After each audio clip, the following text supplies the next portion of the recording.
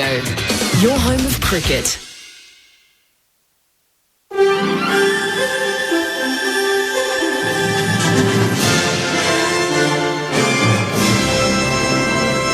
ABC News, good afternoon. I'm Yvette Gray. Fears are growing for 4 air crew missing after an army helicopter crashed in Queensland's Whitsundays. Stephen Gigetz has the latest. The MRH-90 Taipan helicopter ditched in waters near Hamilton Island about 10:30 last night. A Defence spokesperson says the aircraft was participating in a nighttime training activity as part of the Talisman Sabre military exercises with US soldiers. 4 people were on board and remain missing. Military and civilian aircraft are searching the area. The ABC understands the helicopter had just dropped off 2 soldiers from the 2nd Commando Regiment before the crash. While the cause of the accident is unknown, the tragedy will inevitably renew debate about the MRH-90 fleet, which has been plagued by issues. The US Secretary of State Antony Blinken believes the ties between the United States and Australia are stronger than ever. He's in Brisbane alongside Secretary of Defence Lloyd Austin for the AUSMIN meeting with their Australian counterparts Penny Wong and Richard Marles. Mr Blinken says Australia stands with the United States on many issues. We have work to do with AUSMIN. I have to say that our own alliance, our own partnership is stronger than it's ever been. And for that as well, the United States has tremendous gratitude. Civil rights organisations have strongly condemned a flyer released by a neo-Nazi group targeting Victorian MPs. Jack Nyhoff reports. The Anti-Defamation Commission has expressed its disgust at what it describes as an alarming white supremacist flyer. It was recently handed out in Melbourne's inner east by a neo-Nazi group. Using anti-Semitic language, the group thanks Dr. Monique Ryan for ousting Josh Frydenberg in Geelong and Zoe Daniel for ousting Tim Wilson, who's a former Human Rights Commissioner in Goldstein. The document also contains a doctored image depicting the sitting members, a photo of Hitler and the Nazi salute. Both MPs have strongly condemned the flyer, and the matter has been referred to Victoria Police and the Australian Federal Police. Russian missiles have hit a residential complex and a nearby security service building in one of Ukraine's central cities. Chelsea Hetherington reports. Officials in Dnipro say it's the 3rd time the security service building in the city has been targeted. Part of a residential complex has also been reduced to rubble and debris strewn across a large courtyard. Both structures were largely empty, the residential building because it had just been completed and units were being put up for sale. Several people have been injured, but there have been no reported fatalities. Russia's forces have intensified evening and nighttime missile attacks on a variety of targets, but says it does not target civilian sites. More than 175 million Americans are under a heatwave advisory warning as high temperatures continue to spread. The Salvation Army has opened up cooling centres around New York City to give people in the hardest hit neighbourhoods a break from the scorching heat. The organisation's Captain Roberto Chiriocco says the high temperatures can be very dangerous. This year started last week. It's coming very high. It's very dangerous for people. Some people die. So that's why we open for offer people to come to be comfortable. The largest capacity firefighting helicopter to be based in Australia has arrived in Sydney this morning. Courtney Barrett-Peters reports. The RFS Chinook helicopter has landed on Australian soil this morning after being flown in from the United States. It's hoped the advanced water-bombing aircraft will assist crews to fight this year's bushfires. Initially, it'll carry up to 10,000 litres of water and fire retardant during daytime operations, before an internal tank is installed next year for nighttime aerial drops. Once the helicopter is given the green light by engineers, the RFS expects it'll be ready to fly within the next few days. It's the first of its kind to be based out of Australia. To sport, Bailey Smith is set to play his 100th AFL match when the Western Bulldogs face off against GWS in Ballarat. In other games, the Cats will play at home against the Dockers, the Suns battle the Lions, the Swans take on the Bombers, and the Crows play the Power in Adelaide. To the weather now and for the state. Partly cloudy with isolated showers, mainly about the southwest and the central and eastern ranges. Melbourne, mostly sunny today, a top of 18. Tomorrow, showers increasing 18. Monday, partly cloudy 16. Tuesday, partly cloudy 16. Wednesday, sunny 17. It's currently 16 degrees. ABC News. You'll always find top drama on ABC iView. Tell me what you got. Always intriguing with The Messenger and Smother. I don't know who to trust anymore. People think I'm a psycho. Always dramatic with Vandervolk and In Our Blood. She really doesn't like you. The world needs beautiful things right now. And always different with In Limbo, Bay of Fires and so much more. I'm back for an encore. A surprise holiday. You'll always find the best drama. Happy. Streaming for free on ABC iView. ABC Sport. ABC Sport. Grandstand AFL. This is The Lead with Matt Clinch, Adam Ramanaskas and Cameron Ling. 100% pure footy. The Lead. On ABC Radio, ABC Sport Digital. And now streaming every match on the ABC Listen app. The lead items for round 20 of the AFL. The Blues find their best as Charlie leads the way with 6 goals to down the ladder leading Collingwood and light up their chase with 4 to play. Jeremy Howe thrown forward tonight. He's got 2 in a minute. He gives the Pies life. Back to a 23-point lead for the Blues. The kick to the top of the goal square. There's a free for Curnow. Yeah, they grabbed it, Curnow. Oh, they did. There's not heaps in it at the moment. It's 15 out, virtually straight in front. He's got half a dozen. A settler for the Blues. Carlton execute the blueprint. How to beat Collingwood. For just the 3rd time in 2023, the Magpies drop a game. Chris Scott eclipsed the coaching record of club legend Reg Hickey. At Geelong, 13 seasons of sustained success and still in the race for another premiership tilt. When I started, there was a level of expectation around what was still possible at Geelong, and it's felt like that's never ceased. To have longevity in that environment is something that I'm proud of. In the battle of the Stellar Dollars, the West Coast Eagles are chasing a 2nd win for the season. Is Adam Simpson coaching for his future? He doesn't think so. I'm not coaching for my job this week. So, I'm coaching for the future. So I'm coaching to win.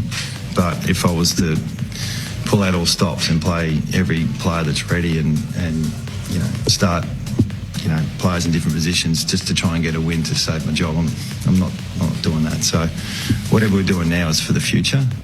Hello and welcome to The Lead. Matt Clinch with you for round 20 of the AFL. A beautiful day down in Geelong. 16 degrees. We're here to see Chris Scott surpass the record. 305 games, the longest serving coach of the Cats. And the full team is assembled today on ABC Sport. Geelong and Fremantle from Cardinia Park. The Dockers have lost their last 4. They did win the last time these two sides faced off at Cardinia Park and beat the Cats back in round 10. We'll keep you across the match from Ballarat, the Western Bulldogs and GWS. In the twilight this afternoon, it's the Q clash between the Gold Coast Suns and Brisbane. And tonight, it's the Bombers and the Sydney Swans from Docklands and showdown number 54 between Adelaide and Port Adelaide. The unofficial Lord Mayor of Geelong is here. He's looking down on his ground. Cameron Ling, part of our Friday night call team last night. Welcome to you, Lee, and thank you for having us. Oh, absolute pleasure, Clinchy. Great to see you. Great to see you, Rama. And good afternoon to everyone out there. You almost sounded surprised when you said beautiful day in Geelong and 16 degrees. This is what we always have here, Clinchy. I don't know what you're talking about. Anything else? It'll be a terrific game. And can I just quickly start off by saying huge congratulations to Chris Scott. I grew up a Cats supporter. I knew the history. I knew the name Reg Hickey, I reckon, almost before I could talk. He was such a legend around here. It used to be the Reg Hickey stand behind the goals at the river end. It's now moved over to the Marlborough Street wing side of this ground. A true legend. And for Chris Scott now to surpass the games coached and break that record, it is a wonderful achievement. In a cutthroat, ruthless, difficult job, he's done remarkably well. Reg Hickey was premiership player, 31, premiership captain coach, 37, premiership coach, 51, 52, team of the century person. So he's a true icon of the Geelong Footy Club, and Chris Scott deservedly sits in that company, given he's now broken that coaching record and had so much success. You did have your own version of Amazing Race this morning, though, to get from the St Mary's under-9s to Cardinia Park. Are you a winner? Oh, Clinchy, we were on I think a 6-game winning streak. We went down today. We lost. It was a really good game of footy, but we went down. So I just quickly ran off from that and pretended I had other things to do. No post-match debrief there. Alongside Lingy, Essendon Premiership player Adam Ramanauskas, manager of the Stars. Welcome to you, Ram. Oh, good afternoon. It is a sunny, beautiful Geelong. I'm happy that Lingy's here. I thought Lingy might have sort of got the headphones on from his little seat that he sits in here at Cardinia Park, but it's nice to have everybody in the one room. It certainly is. The Blues winners by 17 points over Collingwood last night. Adam Sard is going to join us, the running All-Australian defender, with his reflections on what last night meant and what might be possible with a key victory there. And we're also going to chat with Cameron Guthrie, who's been at the Cats for as long as Chris Scott has been there, and he sat alongside him at the press conference during the week. So looking forward to some of his reflections as to how Chris Scott has built this Geelong side over the years and what might be possible for them this year, and him having not featured for Geelong since round 6. But Lingy, you were part of our call team last night. Are the Blues really resurrecting their season? Yeah. It's funny to think that at one stage the questions were coming quick and fast as to where Michael Voss's future sat.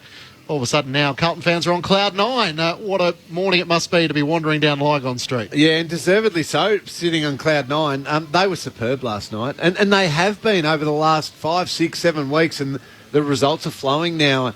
I went into the game still slightly sceptical, thinking you only beat West Coast last week. They did have that terrific win against Port Adelaide, so I don't want to discount the other wins. But I thought, 10 goals, Charlie, great win, all that sort of stuff. But it was West Coast. Whereas Collingwood played a brilliant game of football against Port Adelaide. I thought there's not just one level between those two games. There's about 15 levels. I thought, Carlton will fall short in this one. They're playing against the best. Well, I was wrong. Completely wrong. Carlton, after about the 8-minute mark of the first quarter, had the game on their terms and took it up to them. Their work around the contest, Rammer, was just outstanding. Their clearance work, their contested work, and then they moved the ball quick and got it in there dangerous, got Collingwood out the back a couple of times and scored, and it was a really impressive performance. I haven't changed my mind at all about Collingwood. They were a little off, but it made me think Carlton are even better than what I thought they were. Third biggest home and away crowd in attendance last night, Rammer. It was hard not to be impressed with the Blues, who now find themselves 5th for now, 6 wins on the trot. They'll finish the weekend inside the top 8, depending on what happens where they finish, but it opens up the possibility now that if they could win 2 of their last 4, with St Kilda at Docklands, Melbourne at the MCG, Gold Coast and GWS, they'll be there come September. Look, it was certainly more about Carlton last night, in my opinion, the way they played the game of football. The Port Adelaide win from a couple of weeks earlier was, you sort of had the question mark in your head, or they had a few players out, Port Adelaide. Was it their best performance? But last night was a full-strength Collingwood. Yeah. Collingwood chose to leave out Frampton, chose to leave out Ash Johnson. They went with Mason Cox and Dan McStay as that forward setup. But what impressed me most last night about Carlton was that forward pressure. The ball had been walking out of their forward lines very easily. Collingwood are so good at transitioning the ball from one end of the ground to the other. But you look last night, Nick Dacos, 28 possessions, but he only kicked it at 47%. Josh Dacos, 27 possessions, only kicked it at 67%. Those two boys as brothers kick it at 80% every game. DeGoey, 64%. Maynard, 50%. The pressure was there. And I think if you listen to Michael Voss earlier in the week, he spoke about, let's keep this game very simple. Apply as much pressure as we can, and let's win a contest. They won contest by about 33. Yeah, so huge. It was a big win in those 2 areas. They went to work on 2 areas, and they won those 2 areas. And I agree with you. Jesse Motlop was superb last night. So was Owies and so was Fogarty, but Motlop was just brilliant and deserved those couple of goals. Almost the most impressive thing, too, was Adam Chera was a huge part of what you're talking about. He was cleaning up contested ball. He was cleaning up clearances. He was on fire, almost best on ground to half-time.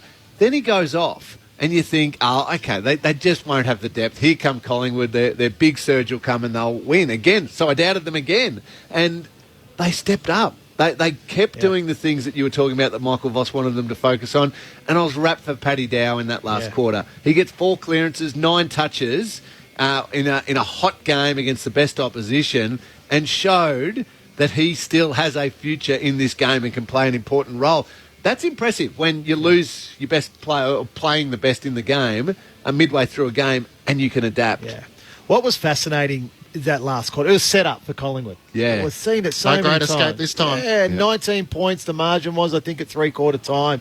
And you thought, here we go. This is what Collingwood do. But to Carlton's credit, they come out and kick the first goal, and they just apply that pressure again. But what I found fascinating that last quarter was the Darcy Moore-Charlie Curnow battle. Yeah.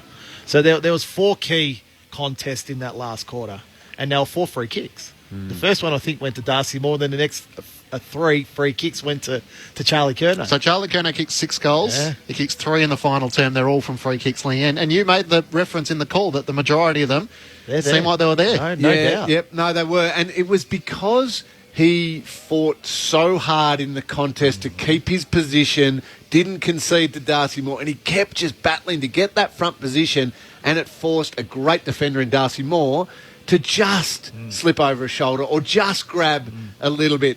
Yep, sure, you can argue Tiggy Touchwood maybe on 1 or 2, but they were there in the end because of the outstanding willingness from Charlie Curnow to stay strong in that marking contest. The other part that was really impressive from Carlton is that they made Darcy Moore defend one-on-one. It didn't allow Nathan Murphy to come over the top, Isaac Quaynor to come over the top, Braden Maynard to come over the top, but be that third man in the contest. And I believe, I'm a firm believer, all good teams have unbelievable defences. Collingwood's defence is unbelievable, but they defend together. Like you go back to your defence, Lingy, with Scarlett and the like. They all defended so well together. We'll come back to the Pies. Matt Clinch, Cameron Ling and Adam Ramanauskas with you for the lead on Grandstand AFL on ABC Radio, ABC Sport, digital and now streaming on the ABC Listen app. But All-Australian defender Adam Saad has been good enough to join us from the Blues. Adam, welcome. Thanks so much for your time. How good was that last night? The winning streak now at 6 and a big win for the Blue Baggers. Yeah, good afternoon. Obviously, thanks for having me. It was a good night last night. Getting the win over Collingwood. Obviously, the benchmark team of the competition. But we just really taking it in and enjoying the moment, which is good. Just on last night's result, how different does it feel when you wake up this morning in terms of being able to execute a game plan, and how different was it in the middle stages of the season when you're going through that challenges? Is it confidence, is it mindset, or is it the game plan, or is it a combination of everything? Yeah, it's always nice the next morning after a win, but I think we learned a fair bit during the season, during those 6 losses as well, and I think we just basically a game of pressure and contest and just selfless footy and getting our jobs done. So it's just been a collective, everyone playing their role, and it's been really exciting and really good to be out there, being a part of it. Adam, well done last night. A terrific game, really great game to watch, and well done to your team for the performance. Can you take us inside the mindset and just how hard it is when you've got a good team like Collingwood, who were, even at times last night, were flying through the middle of the ground. Jack Crisp gets running, Nick Dacos gets running, and you're a half-back, and they're all just coming at you as a wave, and they're super skillful, to not want to think, I just got to retreat. I got to run back. I'll almost try and protect the goals. To still be brave enough, I'm going to come at them, and we're going to try and get a hand in here. We're going to try and take a body. We're going to try and get a turnover. But the risk is they're going to slice right through us. That a different type of bravery to go, yep, don't retreat, come at them. Yeah, obviously we know Collingwood obviously like coming through the corridor and running waves and go at speed, and we just got to keep backing our system in and coming forward and applying the pressure. And I feel like we've done that really well yesterday. It is pretty daunting at times when you got 3-4 players running at you, and like I said, we just back each other in, get out the opposition, take away their space, and just try to win the ball back. We love the fact that you were able to do that. I just talking before you came on about Paddy Dow's performance in the last quarter, the ability to come in and have an impact. What have you seen from him around the club, training and that? Because I'm certain he'd be frustrated at times. He wants to own a spot in that team. But it felt like, and it feels like his mindset is just always, I'm ready to go whenever I'm needed. Oh, he's been awesome, Dowie. His mindset, his form in the VFL has been unbelievable, and he just always steps in and plays his role, and he's just so dynamic. His sidestep and power and speed was on show in that last quarter, and it's awesome to see him, getting a bit of reward when he comes onto the ground. Adam, after the Essendon loss, it felt like it was rock bottom for the club. Things weren't going right. You weren't playing well. Then you come up against a Gold Coast and you have a 10-goal win. Can you just take us in? We've heard people speak about this meeting that the players had. Was it a shift in game plan, or was it simply a way of sitting down with each other and just reinforcing your expectations on the group? Yeah, we just sort of, had some honest conversations and, spoke about sort of what's happened and looking forward. And I think, when you sit down and have those caring and honest conversations, it goes a long way. And, we just sort of tried simplifying everything and it's kind of working at the moment. Hopefully we can just keep on, playing our roles and just getting the job done on the weekend. So when you go back to that meeting or whatever you want to call it, but then when you look at these matches that you've won over the past 6 weeks, is there a little tweak in your game that you've sort of gone, yeah, that's what we needed. We needed a little bit more of that, or we needed a little bit less of this, or we needed this particular player to do this little bit more. Is there something that you can put your finger on? It's sort of hard to say, but maybe one of the key focuses is just the pressure and contest and getting at the opposition. And we feel like, since Fogarty and Jack Martin and Cunningham and, the pressure that they're applying and the roles that they're playing for our team have been enormous. And, everyone's just doing their little bit and getting their jobs done. And, the pressure and contest, we're trying to really simplify it. And like I said, it's working at the moment. And we just want to keep, building our game and just trying to do that consistently over 4 quarters. Carlton defender Adam Sard is with you on the lead following their 17-point win over Collingwood last night. Adam, how's Jacob Wiedering's role changed? Because he seems to have gone from more of a one-on-one matchup to now trying to be an intercept defender and really trying to springboard you alongside yourself across half-back. Yeah, Wieders has been awesome. He's just so strong in the contest, doesn't lose a one-on-one and intercepts really well. And, it's just sort of playing system, and he's getting in spots he reads the ball so well and to intercept. And I feel like a lot of opposition teams put a lot of time into, nullifying his game and trying to take him out of the game. But he's been really awesome this year, which is good to see. And some of the personnel missing last night was as impressive as the win, with all things to consider, with no Sam Walsh, Harry Mackay, Matt Kennedy missing. It feels like Carlton fans ride the highs and lows, maybe a little bit more than other supporter bases. How do you make sure you don't buy into that internally, that the external noise and the pressure, now that the team is flying and heading in the right direction? No, we just keep, trusting and sticking to our system. And obviously we've got St Kilda coming up, so we'll review that once we go into the club, and we'll just keep doing what we've been doing, playing our role, backing each other in, selfless footy, and just bringing the pressure and contest. Charlie Curnow mentioned Caleb Marchbank in his speech on the ground last night when he was awarded the Best on Ground medal. Can you just tell us what Caleb has gone through over the last period of time and simply how good it was to have him back last night? Yeah, March is just so resilient. I think he's had neck surgery and a couple of knee surgeries, and he's missed a fair bit of footy, but he just sort of came in seamlessly and played an important role for us. And he intercepts so well, reads the ball so well, and he's just a big presence for us. So it was great to see him back out there, and he's only going to get better week after week. So it's really good that he's back out there playing. And just George Hewitt last night, that role that he played on Nick Dacos. Nick Dacos is always going to get the ball, but that's how he plays the game. But how did George go about, I guess, blunting his effectiveness in terms of his running power? Yeah, it's obviously an important role. Like Nick Dacos is like so damaging with the footy, but it's not just on George. It's sort of a team defense as well. And, it's the same thing, like just pressuring Nick when he gets the ball and, trying to make him make rush decisions with the footy. So I feel like he's done an awesome job as well, Georgie. And it was his 150th, so it's a credit to him and what he's been able to do since he came to the club. We found out last night about him. He's no social media. He's almost a bit old-fashioned. I hesitate to use that word because I'm probably exactly the same. But take us inside. Is he got no idea about any of that? What is it, Clinchy, TikTok and Snapchat and all that sort of stuff, Adam? Instagram, yeah. He's just a hardworking. He's actually pretty funny as well. He's off his social media.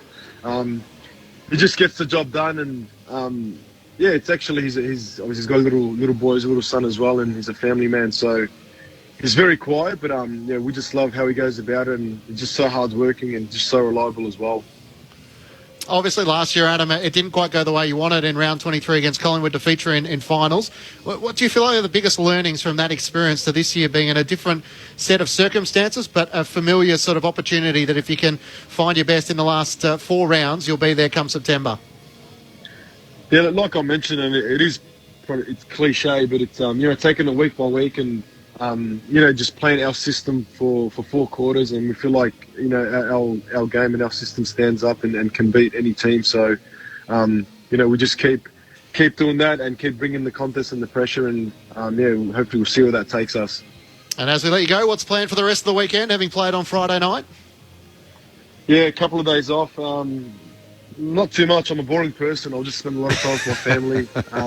Might have a couple of naps and then eat some chocolate. So not much bad. That's not boring, Adam. That's a great weekend. I was going to say you've described Leaguey's perfect day off in a nutshell there. Congratulations on the win last night. Thanks so much for your time, and good luck next week against the Saints. Norris, thank you very much. Take care. Adam Saar joining us from the Blues last night. There is no better feeling than when you play on a Friday night and you have a good win and you've got that weekend to yourself. So good. Some final thoughts on the Blues, but firstly, Michael Voss with his assessment last night. We were looking at a stage there where we didn't know where our next win was going to come from.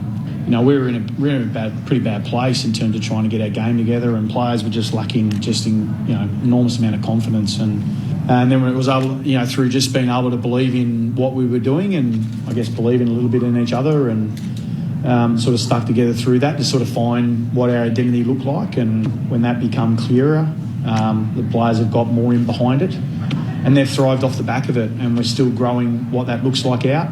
I think I've sat in here before around talking about our consistency to be able to implement our system, and we haven't been quite there yet. And against good opposition, you'll always have moments where that's not exactly where you want it, but when the challenge comes, we rise above, and I thought that was really impressive. Carlton coach Michael Voss, Matt Clinch, Adam Ramanauskas and Cameron Ling with you on the lead. So I referenced back to that Essendon game because I was actually there that night. The Essendon defenders, I think, as a total, had 130-odd possessions that night. Yep. And they had 125 effective possessions. So there was simply no pressure. No. So the biggest thing that I've noticed with Carlton over the past 6 weeks is now it's still clearance and contest, right? But now when that ball goes forward, there's the pressure. Yeah. There's somebody going at the kicker to make the kicker make a decision. And it's that understanding, Rama, too, that all of those things go hand in hand. So if the ball goes inside your forward 50 and the opposition win the ball and they're going to exit, but they're under enormous pressure, correct, and they can't find a nice, easy mark, it gets kicked back to a contest and it spills on the ground, and you go back to work in the environment where you're actually got a strength. Carlton are good in the contest, so they can do it. When it's an easy exit, it's a mark to the opposition, no pressure. It's another kick, mark, no pressure. And therefore, there's no contest as the ball works its way down the ground, and then you're desperately trying to win a contest deep in your defensive 50. So when all of those things are working in unison, as you're saying, Carlton can then play to their strengths, and that's what they've managed to do. And in a funny way too, Rama, they are now asking less of their superstar Paddy Cripps. Yeah. Last night, 20 touches, but he had 7 clearances and he had 10 tackles, so he could still go to work at his strength, but he's not asked to get the ball 35 times and asked too much of. He could just play within his really strong game, and he plays great footy, and they all play great footy. It's a great point you make. On the SMS, 0437 774 774, if you want to join the conversation. Can the Blues play Collingwood pace week in, week out? Well, they didn't. They didn't play Collingwood pace last night because they didn't need to, because of their pressure. They made Collingwood turn the ball over. Yep. And they were able to win the ball back. Collingwood had more possessions on the night. But if you look at the game in its entirety, we didn't see those chain of handballs that we're so used to Collingwood seeing. The cleanness of taking the ball from half back inside there. They had to move Jeremy Howe forward. Jeremy Howe kicks 3 goals in the last quarter, and you sort of go, that's the lever they had to pull. And on Vossi's point there about playing good teams, occasionally Collingwood got going just for a little bit. Crisp would start flying through the bed and they go. That's going to happen. You're never going to have it perfectly when you're playing a good team, but so often they created that turnover and they didn't have to play with that frenetic energy. It's a decent question, though, because can Carlton sustain it week after week after week, hit finals, do it in final? Don't know. But right now, they're certainly showing a type of game that could stand up in September. Charlie Curnow looks more dangerous without Harry Mackay crowding the forward line. That's also on the SMS. No. I'm not a subscriber to that one. I'm not either. Look, Jack Martin played well last night, and I'm a subscriber that Jack Martin plays a critical role in Carlton's forward line. Yep. But Carlton have put more pressure around that forward line. Owies, Motlop, Fogarty, Yep. Those type of players. Now, Matty Cottrell even last night. But just back on that speed, there's a great bit of footage last night on the TV that had it down the ground, and it was Collingwood from half back. Quaynor's given the handball, and then you see Paddy Cripps just stop him in his tracks. Yep. Completely stops him in his tracks. You stop that first one, that's very hard then to go and get the second one again. Catherine, also on the SMS, any chance George Hewitt will receive a Brownlow vote for so effectively shutting down Nick Dacos? I'm not sure the umpire's going to that level of detail. Should I ask that, or should Liggy answer that question for all the jobs that he did over the years? Give him 3 votes. Come on. I think you've got the response. And a very interesting wildcard with Jeremy Howe playing forward. Is that a lever which Craig McRae will look to pull? A bit more on Collingwood. He was the Collingwood coach last night. Yeah, we're in the business of getting better. This is a marathon, and you have to just keep improving. We've had a great season today, but it's not finished. There's still so much work to do. So you're just learning lessons along the way and looking at things that you can improve on. And we have to get better. And tonight's an example of it, but it's not just tonight. I think you can't stand still in this game because teams take things away from you really quickly. So we're going to have to improve. Craig McRae, the Collingwood coach, following Carlton's 17-point win last night. Matt Clinch, Adam Ramanauskas and Cameron Ling with you on the lead. I don't want to take anything away from Carlton. I hope we've been pumping Carlton up enough to this point in time. But I also saw a Collingwood team last night that I've seen at various occasions throughout seasons where they've been up for so long. They have been the hunted team for so long. And they were a little off their best game. Carlton forced them to be a little off their game, so I don't want Carlton fans getting angry at me here, but I also saw a Collingwood team who perhaps just needed to reset a little bit of a few things they did. I reckon there were times where they didn't take that easy option and the most selfless option they needed to take, where earlier on in the season they take that. I reckon there were a couple of shots at goal that those players would love it back again. There were just little moments where they probably drifted away from their very, very best footy. What Craig McRae's talking about there is spot on. So they'll reset that, and they know they've just got to keep getting better and better and back to playing their very best footy as they build into September. That was a team that was 5-10% off their best, and it'll do them some good. It'll just the edits that they do during the week will be really important now to how they launch into September. What did last night Rama say for you about Collingwood? Was it an off night? Are they gettable? They're finally on the wrong side of inaccuracy with 10 goals, 16. And a few of their players like Nick Dacos and Jamie Elliott, who have been so reliable in recent weeks, just looked a little off their pace. I agree with Lee. The selfless part is interesting. I think their whole game has been based off this selfless attitude for one another. You know, if one doesn't do it, the next person will do it. If I'll run over and help my teammate. And I probably thought at stages that was lacking last night. There was options where a couple of times inside forward 50 that Nick Dacos should have passed it, but he decided he wanted to have a shot at goal, and usually he may kick them, but last night he didn't. And that's what, if you don't kick him, it magnifies the situation. If you kick him, it's like, oh yeah, no worries. Just, run the ball back to the centre. But the other part too is, you can start to listen to what others are saying. A lot of people were saying, Collingwood will win the premiership. They're just the best team. And you start to get a little bit comfortable. Yep. And you drop off a couple of percent in this competition, teams will get you, regardless of where they are on the ladder. So it might be just the kick up the backside Collingwood will need to refocus, to re-energise themselves, I think, as well. Come off a 6-day break. Port Adelaide was a bruising game last week in the wet over at Adelaide Oval. So, look, I still think Collingwood are the best team, but are they gettable? Absolutely. And a reminder for any side, if you're not at the top of your level, you are facing the challenge against so many sides competing for the top 8. So, Lee, a bit of ladder planning. This is Lee. He's the predictor. Yes. Carlton can play finals if they win 2 of their next 4 games. St Kilda at Marvel. Win. Carlton. Yeah. Melbourne at the MCG.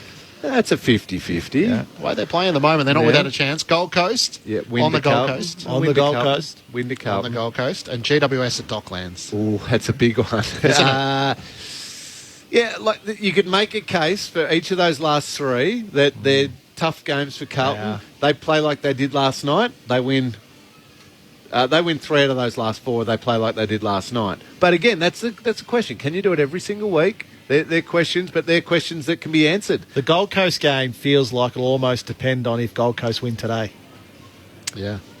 They win today, and they're still in it. Well, Stephen King's one and one from his 2 games as coach of the Gold Coast Suns. Interesting to see what response they get in the key clash. Gold Coast lose today. It's a bridge too far. And the Giants game, I mean, the Giants could be playing for their spot in the finals in that final game of the year. I think we're going to get another nice finish to this season. Yeah. On the SMS, 0437 774 774. Joel says, loved the result last night, but the scoreline was flattered by Collingwood's poor goal kicking. Mark says, isn't what Cripps did to Quaynor illegal and worth a 50-metre penalty? I don't think you can block a player's run once they've disposed of the ball.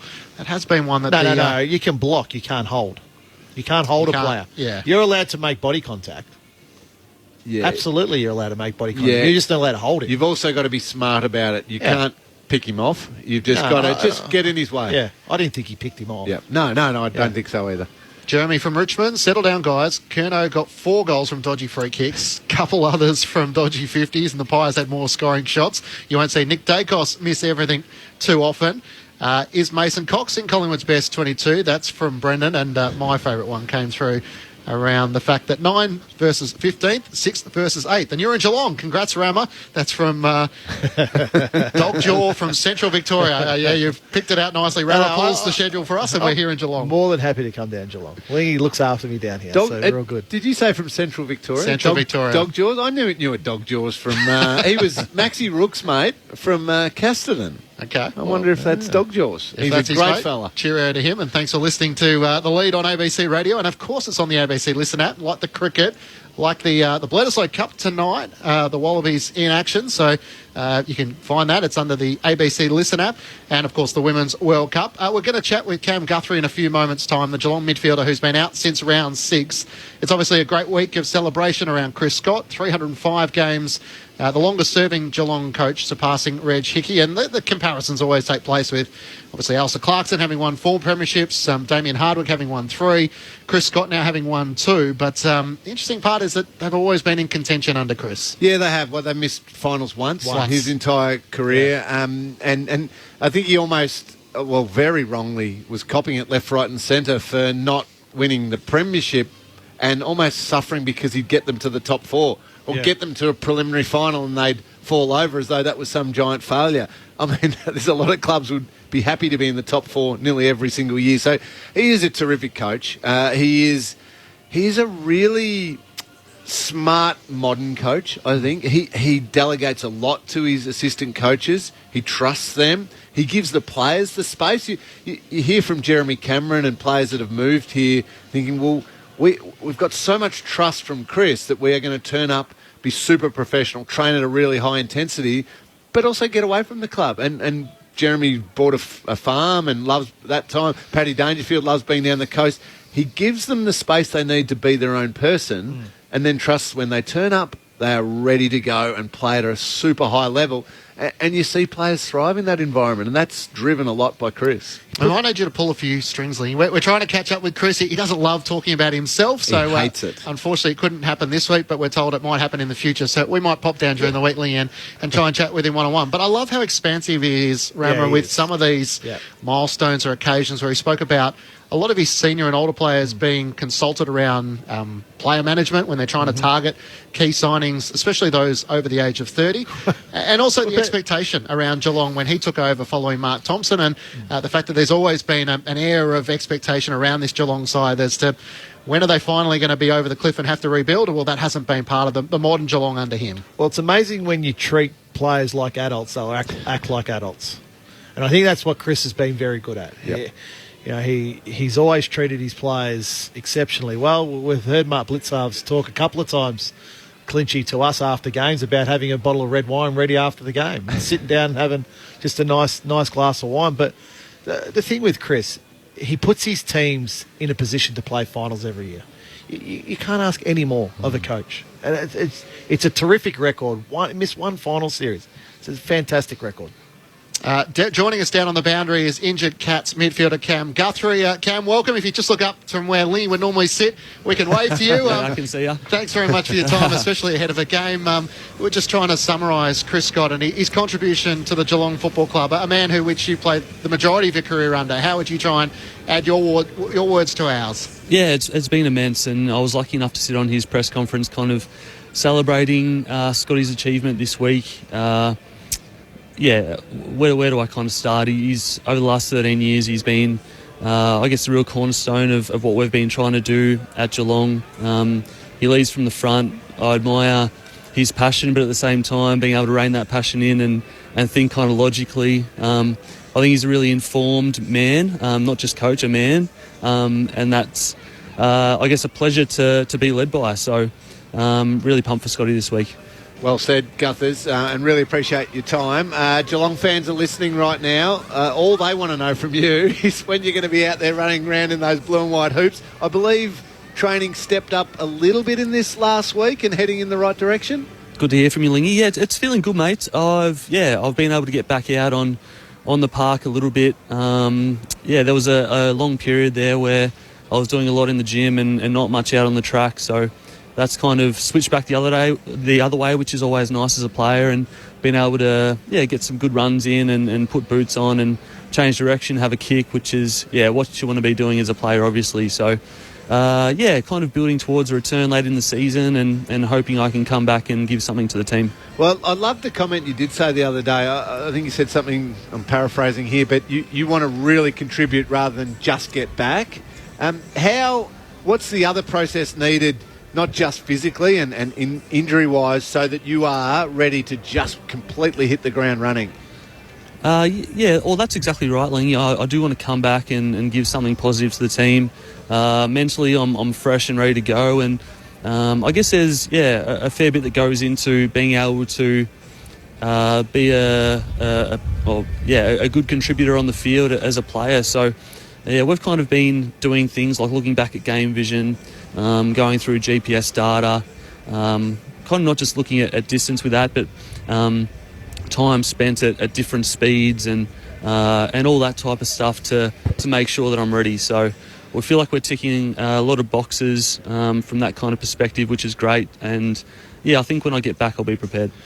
Cam, you've left a big hole in Geelong's midfield, and then with Paddy at stages as well. But I think what's impressed you about the way the Geelong midfield is starting to transition, and with it, that little eye to the future? Yeah, it's been great to watch on. I've obviously would have loved to have been out there for a lot of the year, and I've kind of had a few years now where I've been quite durable and haven't missed too many games. So it's been a little bit different for me. But on the other hand, I've enjoyed sitting back and watching, probably not just the midfield, but the whole team, and I've kind of really admire the boys in the way that they stick to getting out there every week in a long season, often under injury and that type of thing. So often as a player you kind of get caught up in the whole, I guess, footy process and what you're doing and that type of thing, but I guess it's kind of allowed me to have a bit more of an overview of everything that takes place. So a Tanner Bruin comes in, a Jack Bowes comes in, Ollie Henry comes in, Jai Clark comes in as your first round draft pick. Is there one of those particular players that you've taken under your wing a little bit, particularly, I guess, Tanner, Jai or Jack that play predominantly in the midfield? Not one in particular, but I'll mention Tanner because I really like the way that Tanner goes about his business, and he's a midfielder as well, but all those guys have brought their own strengths and their own personalities to the team. A few years before he was, or maybe the year before he was drafted, Tanner spent a bit of time at the club, I think through the AIS kind of footy program, and I was really impressed by what he was doing as a 17-year-old. Just his skill and the way he kind of moved around the ground, his agility. So to have him back and at Geelong and being able to see him up close and I guess even learn from him about the way he kind of throws his sidestep. I think anyone can kind of learn a thing or two from that, even senior players like myself. So, I reckon Tanner's definitely contributing at the moment, but he's got a great future ahead of him as well. Into Geelong midfielder Cam Guthrie is with you on ABC Sport on the lead. We have a spot in the midfield. Could we see Tom Stewart play more midfield minutes? Is that something which you enjoyed watching yesterday? Is it something that Chris Scott had been mentioning? And how do you think it might evolve? Yeah, I really like it. I mean, someone like Stewie has such a great set of attributes, and some of those do transfer really well to the midfield. Just his power and strength, his acceleration, his willingness to kind of hit bodies, kind of all contribute to being a good midfielder, but at the same time he's an outstanding defender, and we'd love to have a couple more of him out there. But I actually don't mind spinning the magnets a little bit. It's probably maybe a little bit of a lost art in coaching nowadays. We tend to, I guess, be pretty consistent with what we put out, but I don't mind the change up every now and then. And last year, obviously, you won from round 10 onwards, 16 games on the trot to eventually win the premiership. You're obviously not out there at the moment, so you get to watch it from the stands like the rest of us. How do you kind of assess where Geelong are at the moment with the notion that you kind of have to keep winning to guarantee your spot in September? Yeah, I think I said it a couple of weeks back in a similar interview, and I'll say it again. It's just a different challenge this year. Every AFL season throws up its challenges, but this year is different to last year, and it'll be different again to what comes about next year. But at the moment, we're just taking it kind of as it comes, and we think each week we're good enough to beat any opposition, and the rest of it will kind of take care of itself. Guthers, when Geelong fans, you talk to some Geelong fans, they scratch their heads a little bit, say, with the last 2 weeks that the team's produced. Absolutely scintillating, brilliant, incredible footy against the Bombers here 2 weeks ago on a Saturday night. And then last week, a real struggle. And at times in that first half, just battling to move the ball and fumbling mistakes. Is that simply a case of what Brisbane threw at the Cats? Or can you put a finger on the difference between the two performances of the last 2 weeks? Yeah, I think Brisbane being in form and being good opposition is definitely one part of it. But to be honest, I think we have been inconsistent this year. So today we're looking at bringing a good four-quarter performance against a team that beat us earlier in the year, maybe in the middle of that kind of inconsistency. So it's a good test for us today to, I guess, kickstart something heading into the last month and a bit of the season. So Cam, as we let you go without wanting to put too much pressure on you, is there a hope you'll play VFL potentially in the next few weeks? Yeah, possibly. It's been discussed, but at the same time... would you have to play VFL? Straight back in. Straight back in. Yeah, it'd be nice. Don't you have to play in the VFL? True. We'll make that decision. At the moment, I'm kind of happy with how my rehab's tracking, and don't want to get too far ahead of myself and have a setback and be disappointed. So literally, just taking it session by session at the moment, and I'll leave the big plans to others a little bit smarter than me. All right, thanks Cam. Thanks so much for your time. Good luck this afternoon against the Fremantle Dockers and your recovery to get back on the park. Thanks for your time, guys. Cheers. Cam Guthrie, injured Geelong midfielder, having not featured since round 6. Great to have his company on the lead. I tend to think, Lingy, if his numbers are strong on the GPS in training, I think he just strolls straight back into the Geelong team. He's too good a player, too important. And I know it's not to... You've got to be cautious to make it seem as though certain players are above playing in the VFL. If it's the best thing for them, they'll do it because they're selfless players. But there are certain players who are so good and are so professional that they will prepare themselves training with their intensity, with those GPS, everything you're talking about, that they can pick up the pace of AFL straight away without having to go back through the VFL. They might not have a choice. That's the reality that's a good of point the season. As well. Yeah. We just need our best players in. And no offence to a younger Geelong midfielder, but if it's a do or die game, you're going, do we put the young Geelong midfielder in there or do we put Cam Guthrie in there? Yeah, and that's a really good point because of the way they've unfortunately set up their season, where they are now scrambling to make the 8 rather than a Collingwood or a Port Adelaide who are set up beautifully. Yeah, you have to make decisions like that, and you might jump 1 week earlier than what you really, really want to. but you get him back in there because of his importance to the team. Tanner Bruin's been excellent. Max Holmes has been very good in there. So they're getting those those other players in there who are the future of that midfield. But when the whips are really cracking, you want Cam Guthrie right in that middle. The voice of Cameron Ling alongside Adam Ramanauskas and Matt Clinch with you on the lead. So I'll ask you, Rama, rather than Lingy. The Dockers this afternoon. Yes. Port Adelaide next week here in Geelong. Yes. Collingwood at the MCG on Friday night. No. St Kilda at Docklands. Yes. Bulldogs at Geelong. Or at Geelong. Oh, jeez, Geelong.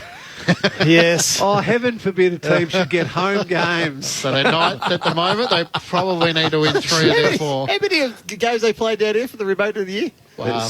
There's today, Port Adelaide and the Dogs to come. What are you meant to have? 11 home games? And we only get 9. Yeah. Played into that nicely. Only get 9 home games. Play a couple of big teams up in Melbourne so you get a little bit more money in the bank. Yeah, no worries. That's okay. I still notice, how long does it take to put chairs in grandstands? No, you mean on the top tier? Anywhere. So those rails over there, they're standing room. We're going old school standing room here, wow, Ramo. okay. I thought they were... The chairs are going in there, but that's nice. You know you want to watch a game of footy from there. Yes, please. Cameron Ling helping with the design, not just the overall view. Some of the other topics and themes for the week. But firstly, Daz from Dunsborough just asked the question, what are your thoughts on the dissent rule last night? I guess pointing at the scoreboard was seen as umpire dissent last night. There was a couple of 50-metre penalties paid. Who was it? Darren? Daz. I get Daz's frustration if he's frustrated because last week I reckon I saw 15 different obvious dissent ones that when there was a crackdown on it would have been paid immediately. And I think we would have all gone, yeah, fair, because it was quite obvious. They weren't paid. And then last night we get a more subtle one in the pointing to the scoreboard and it's paid. So clearly during the week I reckon they've sat down and said, we've let this slip. Let's crack down. Who was the one against in the last quarter? Inside 50. Was that Nathan Murphy, was it? Yeah, Nathan Murphy. I thought that was 50 metres because he kept going. Yeah, okay. Okay, if you say bad decision, have a look, and that's it. But he kept going. It was then the next sentence. Yep. It's like you're just baiting the umpire. Say your piece and then shut up. Yeah, and you're right, Rami, because I think the umpires have got so much better of letting the player have that momentary frustration and outburst, and then as long as they zip it, the umpire's like, yeah, okay, I'll cop that. That was in the heat of the moment. But the next one and the next one and the next one, yeah, good call. Some rapid-fire thoughts before Lingy's last word. The West Coast Eagles and North Melbourne, the final match of round 20. Fascinating game. Interestingly, the narrative around Adam Simpson, the club had to release a statement saying they had a gathering of some of their board members. It was a leadership forum rather than assessment on the coach. Adam Simpson doesn't feel like he's coaching for his future, is he? Well, he's got a contract for the next couple of years, so... Like, you can say what you want about it, but we don't understand also how intense the media pressure is over in WA Perth. It's hot on him at the moment. It's like the media just want him sacked to write a story about it. But West Coast need to work out, is Adam Simpson the right person to take them through this next part of a rebuild? And not just Adam Simpson. Trevor Nisbet, the CEO. There's others. The list management decisions they've made. They won a premiership not that long ago. 2018. Yeah, and they have just butchered everything since. The big contracts they've given, the draft picks they've given up, the ability to get players in, even holding those premiership players to account and the way that they have presented at times. I still think every game you're coaching or you're performing and you're performing your role for your own future, but also the future of your team. Everything he's doing is looking towards the future, but it's also he's got to deliver now on what he's doing. The question would get tiresome for a coach. Yeah. Well, I think that's the hard part. But a coach could simply say, you know what? You ask me the same question, I'm going to give you the same answer every single time. And that would Sure, that's gonna go down well. But how much would that frustrate a reporter? Yeah. So then you go into Adam Simpson's shoes and getting asked the same question, not once in an interview. It's 5 or 6 times in a different manner. Yep. But when you're sitting it's like, what do you want him to say?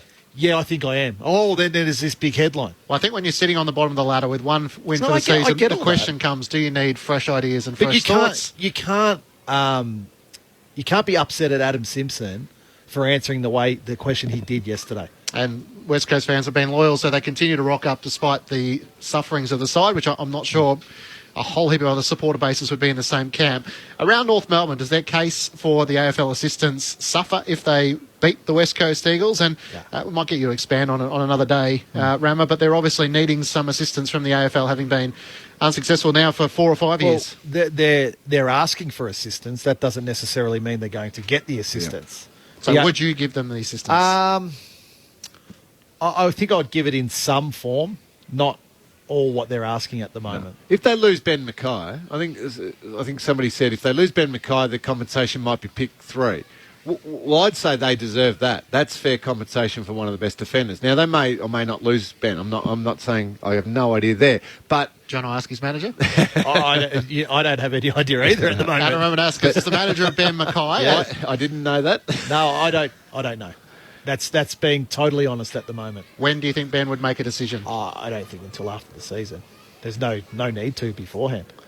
Apologies for bringing you into that one. I had no idea there. But I think if they did lose him, then the compensation of pick 3 is fair because he's star intercept key defenders like him don't grow on trees. But further assistance from the AFL, I'm in the camp of no. No, develop your players you've got, run a great system, run a great club, get your list management right. Don't make awful decisions 5 years ago to bring Jared Pollock from Port Adelaide on $900,000 a year. Those sorts of ones. Bad luck. Your responsibility. Fix it up and get the list right. So I fall more in that camp, except if you lose a high quality free agent, the rules say you should get some good compensation. So there's been no further update to the contract for Ben Mackay. It's just we'll discuss it at the end of the season. There's no further update. He's got a decision to make. When he wants to make it, that's completely up to Ben. And the Western Bulldogs and GWS today from Ballarat. Just a quick thought on the Giants have won 6 on the trot. Yeah. The Bulldogs have a great record in Ballarat. It's going to be an interesting game. Adam Kingsley has turned this side around incredibly well. Yeah. And the Bulldogs, they just need to keep winning. They've got the big question mark, the asterisks around them as to where they sit in the top 8. Yeah, I think the Dogs win, but I'm with Rammer. I've been a little slow on getting on board with the Giants. I thought, they've just pinched a couple of wins against not great team, but they just keep winning, and they're playing great footy. Is terrific. Sam Taylor is just terrific. Superb. Stephen Canelio is having a very underrated year. And Toby Green. Green. They're playing a brand of football now that's easily identifiable. Yep.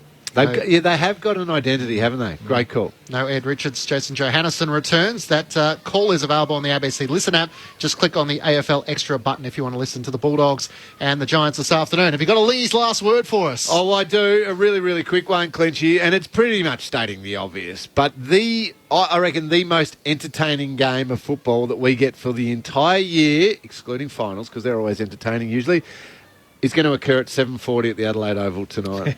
Port Adelaide play a brilliant brand of football. The Adelaide Crows are building something. They may end up falling short and missing the finals this year, but their future is so bright.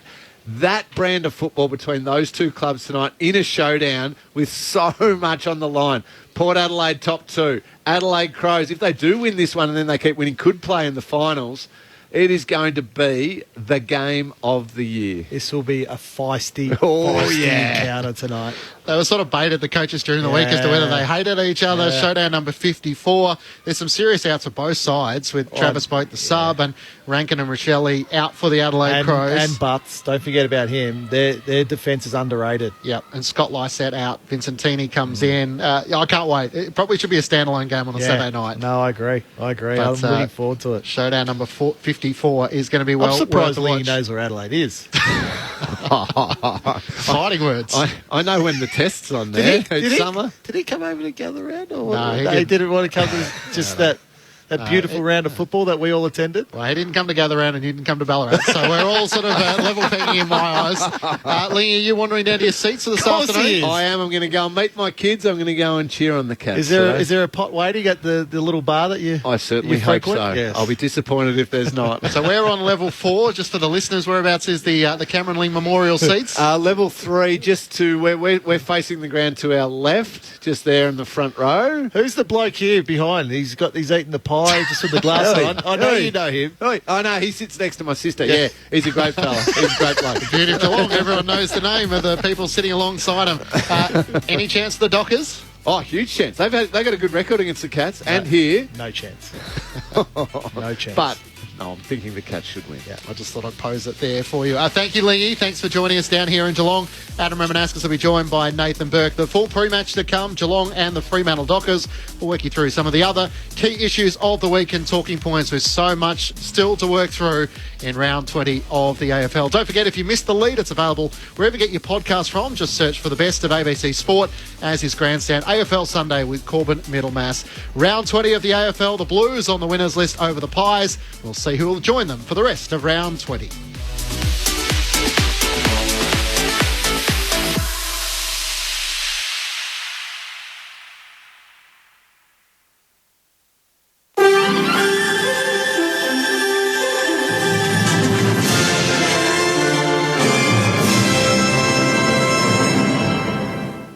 Hello, I'm Helen Frost. 4 Australian military aircrew are missing after their helicopter crashed in waters in Queensland's Whitsundays.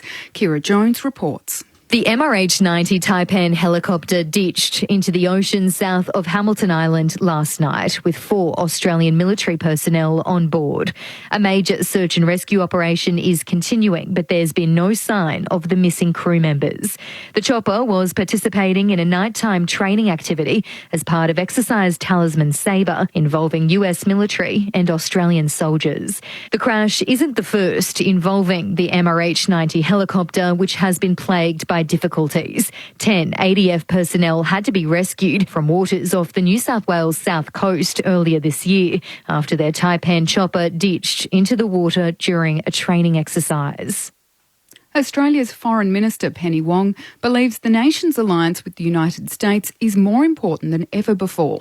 Senator Wong and Defence Minister Richard Marles are sitting down with their US counterparts in Brisbane today for the annual AUSMIN summit. She says the two nations are in lockstep on many issues. And we are working together to ensure that in these times of great challenges, we can do all we can together to ensure the stable, prosperous and peaceful region that both our nations see. African leaders have pressed Russian President Vladimir Putin to move ahead with their plan to end the Ukraine conflict and to renew a deal crucial to Africa. Chelsea Hetherington reports. Russia has wrapped up its 2-day summit with African leaders in St. Petersburg, delivering a free grain deal to 6 nations it has close ties with following the recent collapse of a grain export agreement with Ukraine. Russian President Vladimir Putin is blaming the West for higher food prices and inflation and says the global economic system is going through significant change. The UN says a handful of donations to some countries struggling with food shortages will not have enough of an effect. African leaders attending the summit say the disruptions of energy and grain supplies must end immediately. Missiles have struck 2 buildings in the centre of the eastern Ukrainian city of Dnipro. The top floor of a residential tower block has been almost completely destroyed, while a security service building, which is believed not to have been in use, has also been hit. Several people have been injured, but there have been no reported fatalities. And more than 175 million Americans are under a heat advisory warning as high temperatures continue to spread. Forecasters are predicting possible record-breaking temperatures in the northeast and nearby regions for the coming days. Oppressive heat is hitting New York City with temperatures of up to 40 degrees Celsius, while it could reach 43 degrees in Washington, D.C. Here at home, Tasmania Police will use a specialist cadaver dog to search for the remains of missing Belgian tourist Celine Crumaire. The 31-year-old is believed to have left her car at Philosopher Falls car park near Waratah since at least mid-June and was reported missing on June 26. A large-scale search in the area for Miss Crumaire was called off 19 days ago. Inspector Anthea Maingate says a New South Wales dog brought to the state to help with another missing persons case will now be used in the investigation. We've already done the ground search last weekend with a large number of personnel. This weekend the focus will be the dog, the handler and one of our search and rescue experts who has previously been a search controller involved in this search. The New South Wales Government has purchased a new private property which it will convert into a national park. Comaroo Station is a pastoral property in remote northwest New South Wales and contains a diverse range of habitats and threatened species. State Environment Minister Penny Sharp says it's a $13 million purchase. About a third of the property is covered by this endangered wetland, and it's considered to be one of the most important wetlands in Australia. It's connected to an unregulated river system that's in very good condition. It's one of those very special places that we need to protect into the future. Bailey Smith is set to play in his 100th AFL match when the Western Bulldogs face off against GWS in Ballarat. Both teams find themselves in the hunt for finals, with the Giants having won their past 6 games. The Cats will play at home against the Dockers, the Suns and Lions will battle in the Q Clash, the Swans take on the Bombers, and the Crows play the Power in Adelaide in the Showdown. More news in an hour. This is ABC News. ABC Listen. A lot of us want to know exactly how a major Silicon Valley bank could have failed, how a former comedy star is holding off a nuclear superpower, and how did a country a lot like Australia end up with 100% inflation. I'm Matt Bevan. Join me for a new season of my podcast, If You're Listening, helping you make sense of major news events shaping our world with new episodes weekly. If You're Listening. Hear it now on the ABC Listen app. ABC Sport. We begin this broadcast by acknowledging the traditional custodians of the land on which this match will be played today and pay our respects to their elders past, present and emerging. We extend that respect to Aboriginal and Torres Strait Islander peoples listening. AFL. What a stage. This game is coming to life. The 2023 AFL Premiership season. The Roar will tell you the story. Fans are on their feet. This game is electric. Holds his arms out wide and tells them to get excited. Oh, the home fans like that. What a game. It's got everything. On the run. It's happening again. It's a whole new game. Cause here it comes, here it comes. One bounce at 60, one bounce at 40, one bounce at 20, and he goes. He plays on from 52 out. The package bangs it through. Something big is coming, something big is coming. On the left boot, he's welcome to the big time moment. Something big is coming, something big is coming. Turn steady, go. Something big is The coming. 2023 AFL Premiership season. Durham to win it. Goal. Fill your lungs, are you ready for it? Gets onto it, and away it goes. Tapped it twice with his left hand, gathered in the right forward pocket. That is brilliant. Here they come. That's class. Oh, he's a star. What a game. Brilliant. He goes. This kid is going places. Hand pass to Sarong. Sarong pulls the trigger. Boom. Rioli with some magic. The check side finish. He seizes the moment. Curls it around. What about that? Hand pass to Elliott. Back to Hill. Superb finish. 55 out. He's given this plenty. That's a magnificent strike of the football. He dribbles it along the ground for an incredible goal. Grimes goes long. Bolton. High altitude fly from Showbolt. Snap from 35. And boy, does he love it. Good for Humphrey. Here's Humphrey to put the Suns 8 points clear. To take the lead.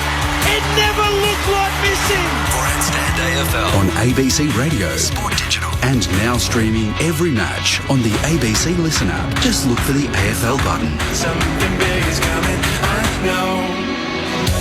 Geelong will look to climb back into the top 8 when they host Fremantle from the Cattery for Saturday afternoon footy on Grandstand AFL. The Cats sit in 9th position, 9 wins, 8 losses and a draw.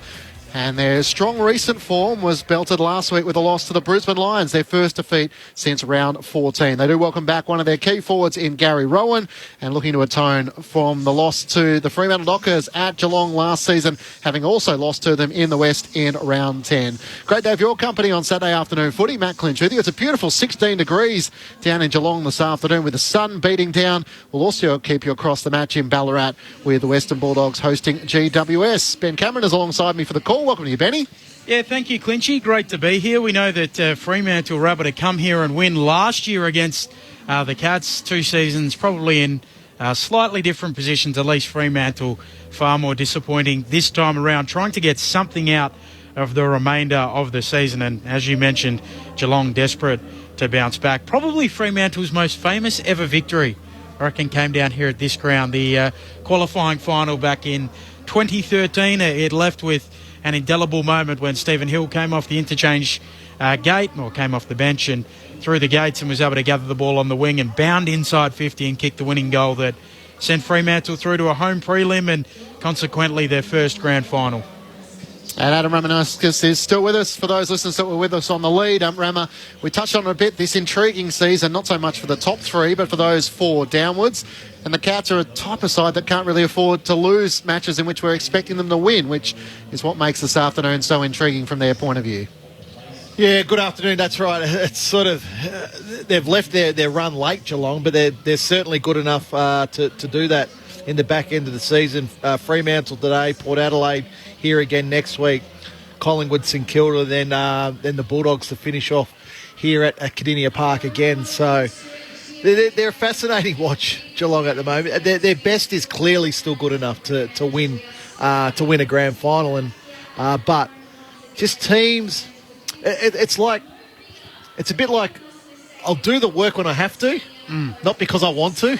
Well, that's kind of the Geelong philosophy, isn't it? I mean, they let them pick and choose a little bit around the training. That might be... Is it relaxed professionalism? Is that how they describe it, or professionalism with the relaxed tone of the No, I don't think it's Bayside? Look, I think there was a massive relief when they won the premiership last year, of all the work that had gone into since 2011, their previous premiership, and the missed opportunities in prelim finals and grand final and the like. So, there was always going to be a bit of a letdown. It was just simply when they could get their game together well enough, and could they simply win enough games at one stage to qualify. Well, they're sitting 9th at the moment, so they've still got a great opportunity. Fremantle's been such an interesting watch this year. People still forget how young this Fremantle team is. They're still certainly developing. This is not a finished product Fremantle team as we see this year. So these young teams at times they do have after a good year they do have a down year, and then it's consistency moving forward after that. And I'm sure that's what Justin Longmuir and his coaching team will be hoping for. The players are there. You look at Jai Miss now, you look at Josh Treacy as forwards. They're certainly going to be great forwards for the future. Strong and Brayshaw need no introduction of the footballers they're certainly going to be. And I think their backline has always been pretty solid. So as disappointing it is for Fremantle fans about this year, I think there's still a lot to look forward to. So the second youngest team for most of the season, the Fremantle Dockers, in a competition that is skewing older. I mean, Geelong, who they're playing against today, were the premiers last year and the oldest ever premiership team. So how do you balance that out? And then you look at particularly the key forwards who you referenced, Josh Treacy and Jai Amos, very, very young. And we know that keys generally take a little bit longer too. So there is, I speak about reasons and excuses, and it feels like that's more a reason than an excuse. I think also, I think an excuse is Andrew Brayshaw hasn't been at his best this year. He's carried a knee sort of quad injury for a lot of the year that certainly hasn't had him at that MVP level that he was last year, but still a very, very good a good player. But it's hard to buy experience in this competition.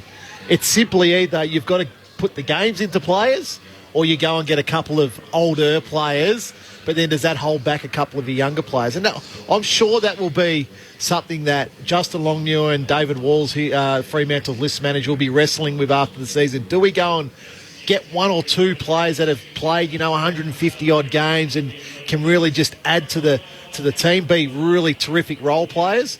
Or do we continue on? Do we continue just pushing games into these young players? Neil Erasmus is one that comes to mind really quickly. Like, yet Luke Jackson last year, he hasn't played much games of football. Like, there's a point in the year this year where Luke Jackson had the best 4-week period of any player in the competition. Yeah, they're really confident, the Dockers, that at some point in his career, Luke Jackson will be the best player in the competition. So, and they don't see him as just a ruck or just a forward ruck. They see him as someone who will play ruck, on ball, on the wing, play forward, will do the whole kit and caboodle. So just to back up your point, Rama, Geelong have 11 players who are 30 years or over. Yep. Fremantle have 2, and the Dockers have 5 players under 21. Geelong has 3 this afternoon. There is no late changes for either side this afternoon, so Mark O'Connor, the sub for the Cats, and Ethan Stanley for the Dockers. There's also no late changes for the Dogs and the Giants, with Riley West, the sub for the Western Bulldogs, and Nick Haynes for the Giants. And then to talk about that the games experience, Fremantle have 1 player over 200 games today. Geelong had 7. And that's part of the biggest challenge, isn't it, for Justin Longmuir, is how do you try and execute a game plan when you have so many players who are in the development phase of their career? The Geelong game plan is rusted onto these Geelong players. They know exactly how to play. We spoke to Cam Guthrie in the lead earlier and spoke about Chris Scott simply doesn't like to rotate players too much through position. We've seen Tom Stewart go into the midfield over the last couple. That's an absolute rarity. It's an absolute rarity. This is whereas Fremantle, with this experience level, these players are still just getting the understanding of what's totally required to play the absolute system that Justin Longmuir and his coaching staff want. And I think that's probably another 10 or 15 games away at the most. What did you make of the criticism during the week for Fremantle that they're a dull football club, in particular the coaching staff don't have many extroverts, that they're a group of introverts, and was this the Caleb Sarong interview? No, this was Caroline Wilson made the point on Footy Classified back on Monday night. I heard Caleb Sarong being interviewed, and that particular person asked that particular question to Caleb Sarong. And what define to me what boring is? Or winning isn't boring? No. So was it a boring style of football last year? I think it's more about whether they're too insular as a group and they don't have a spunk, whether that be in the coaching staff, whether that be in the playing group, whether they have that dynamism of a personality to really get the group going and ignite it when they need it. That was the point. I'm not sure it's fair. I'm not sure whether it's inaccurate. That was, I think, the point that was trying to be made. I would think Sonny Walters still excites the crowd a lot. I think Luke Jackson, when he jumps at the ball, still excites the crowd a lot.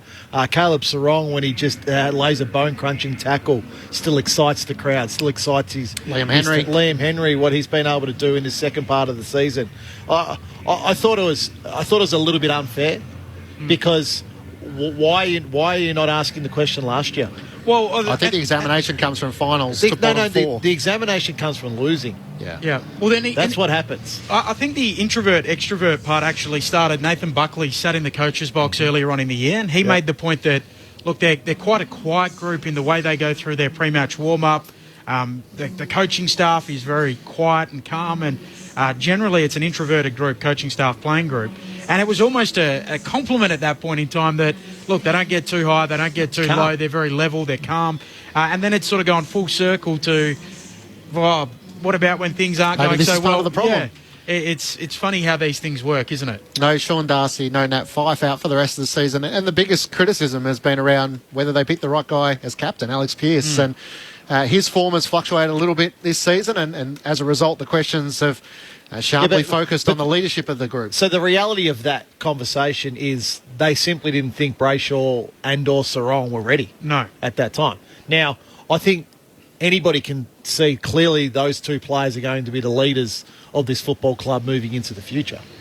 Yeah, and sometimes you need and this will sound disrespectful to Alex, and I don't wish it to be, because it's not even specific to him, but sometimes you need a bridging captain, don't you? You need someone to captain for 2 or 3 years, or maybe it's 2 years, maybe it's 1 year. Scott Byrne was the guy who took over after Nathan Buckley, and then Nick Maxwell came in. Nick Maxwell wasn't the best player at Collingwood by any stretch, but he was their best captain. It's interesting you speak to people around Freo, and Caleb Sarong seems to be the one. They seem to think he is the general, both on-field, off-field, that will more than likely captain the club, even though he's a year younger than Andy Brayshaw and a couple of drafts removed.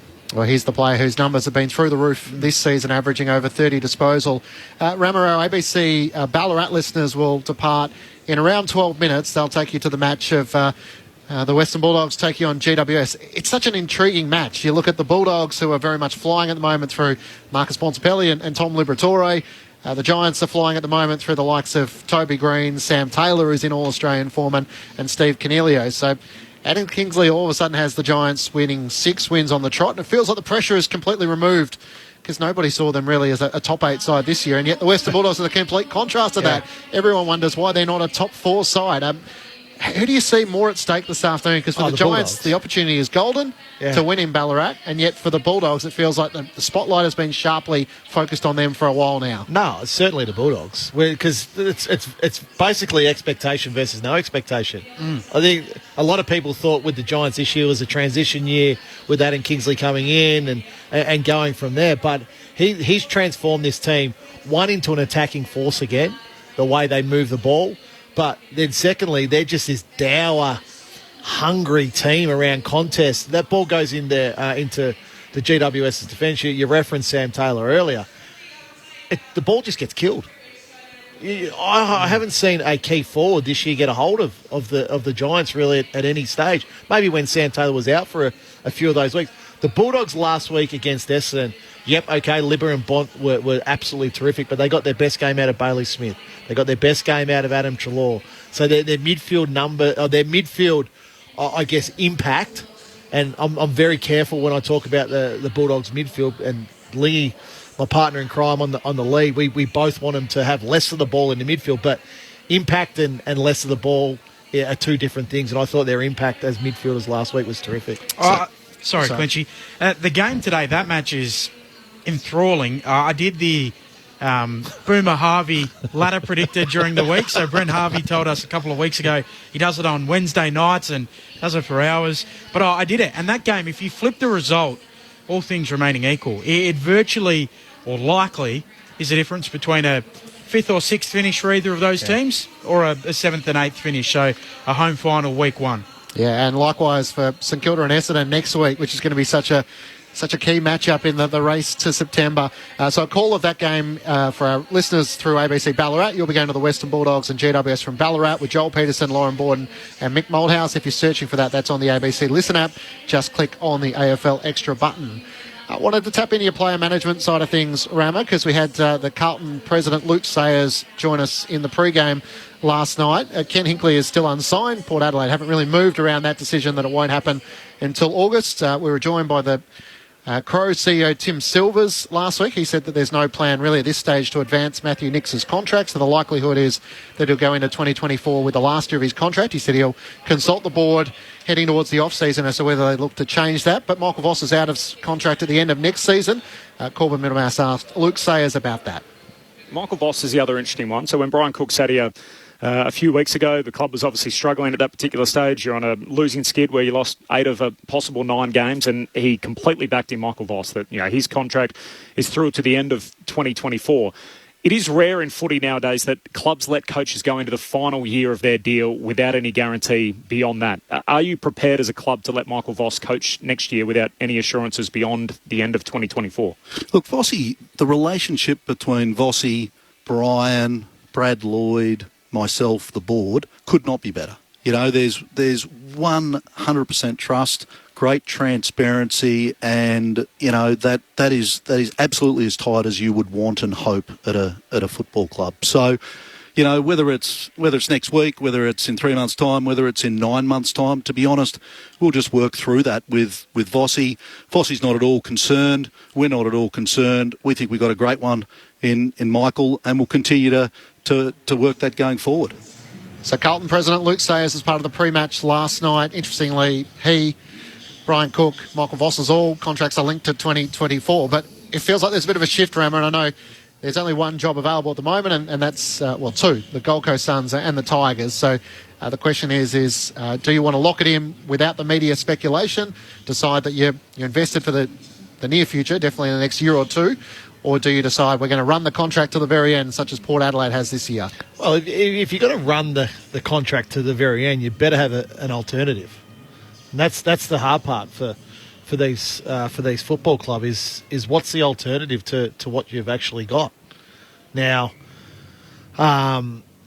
yes, clubs plan for that, but I also think on the other hand too that clubs get themselves in a position where they go, well, let's sack the coach, and then they talk about, well, these exit clauses that particular coaches have.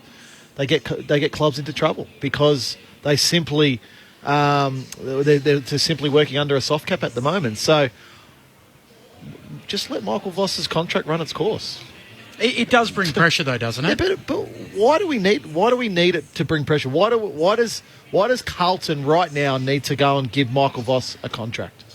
Why does, has it affected Port Adelaide this year with Ken Hinkley? He doesn't have a contract? No, but it clearly would have had they gone poorly. Yeah, but that's a different conversation we're having now.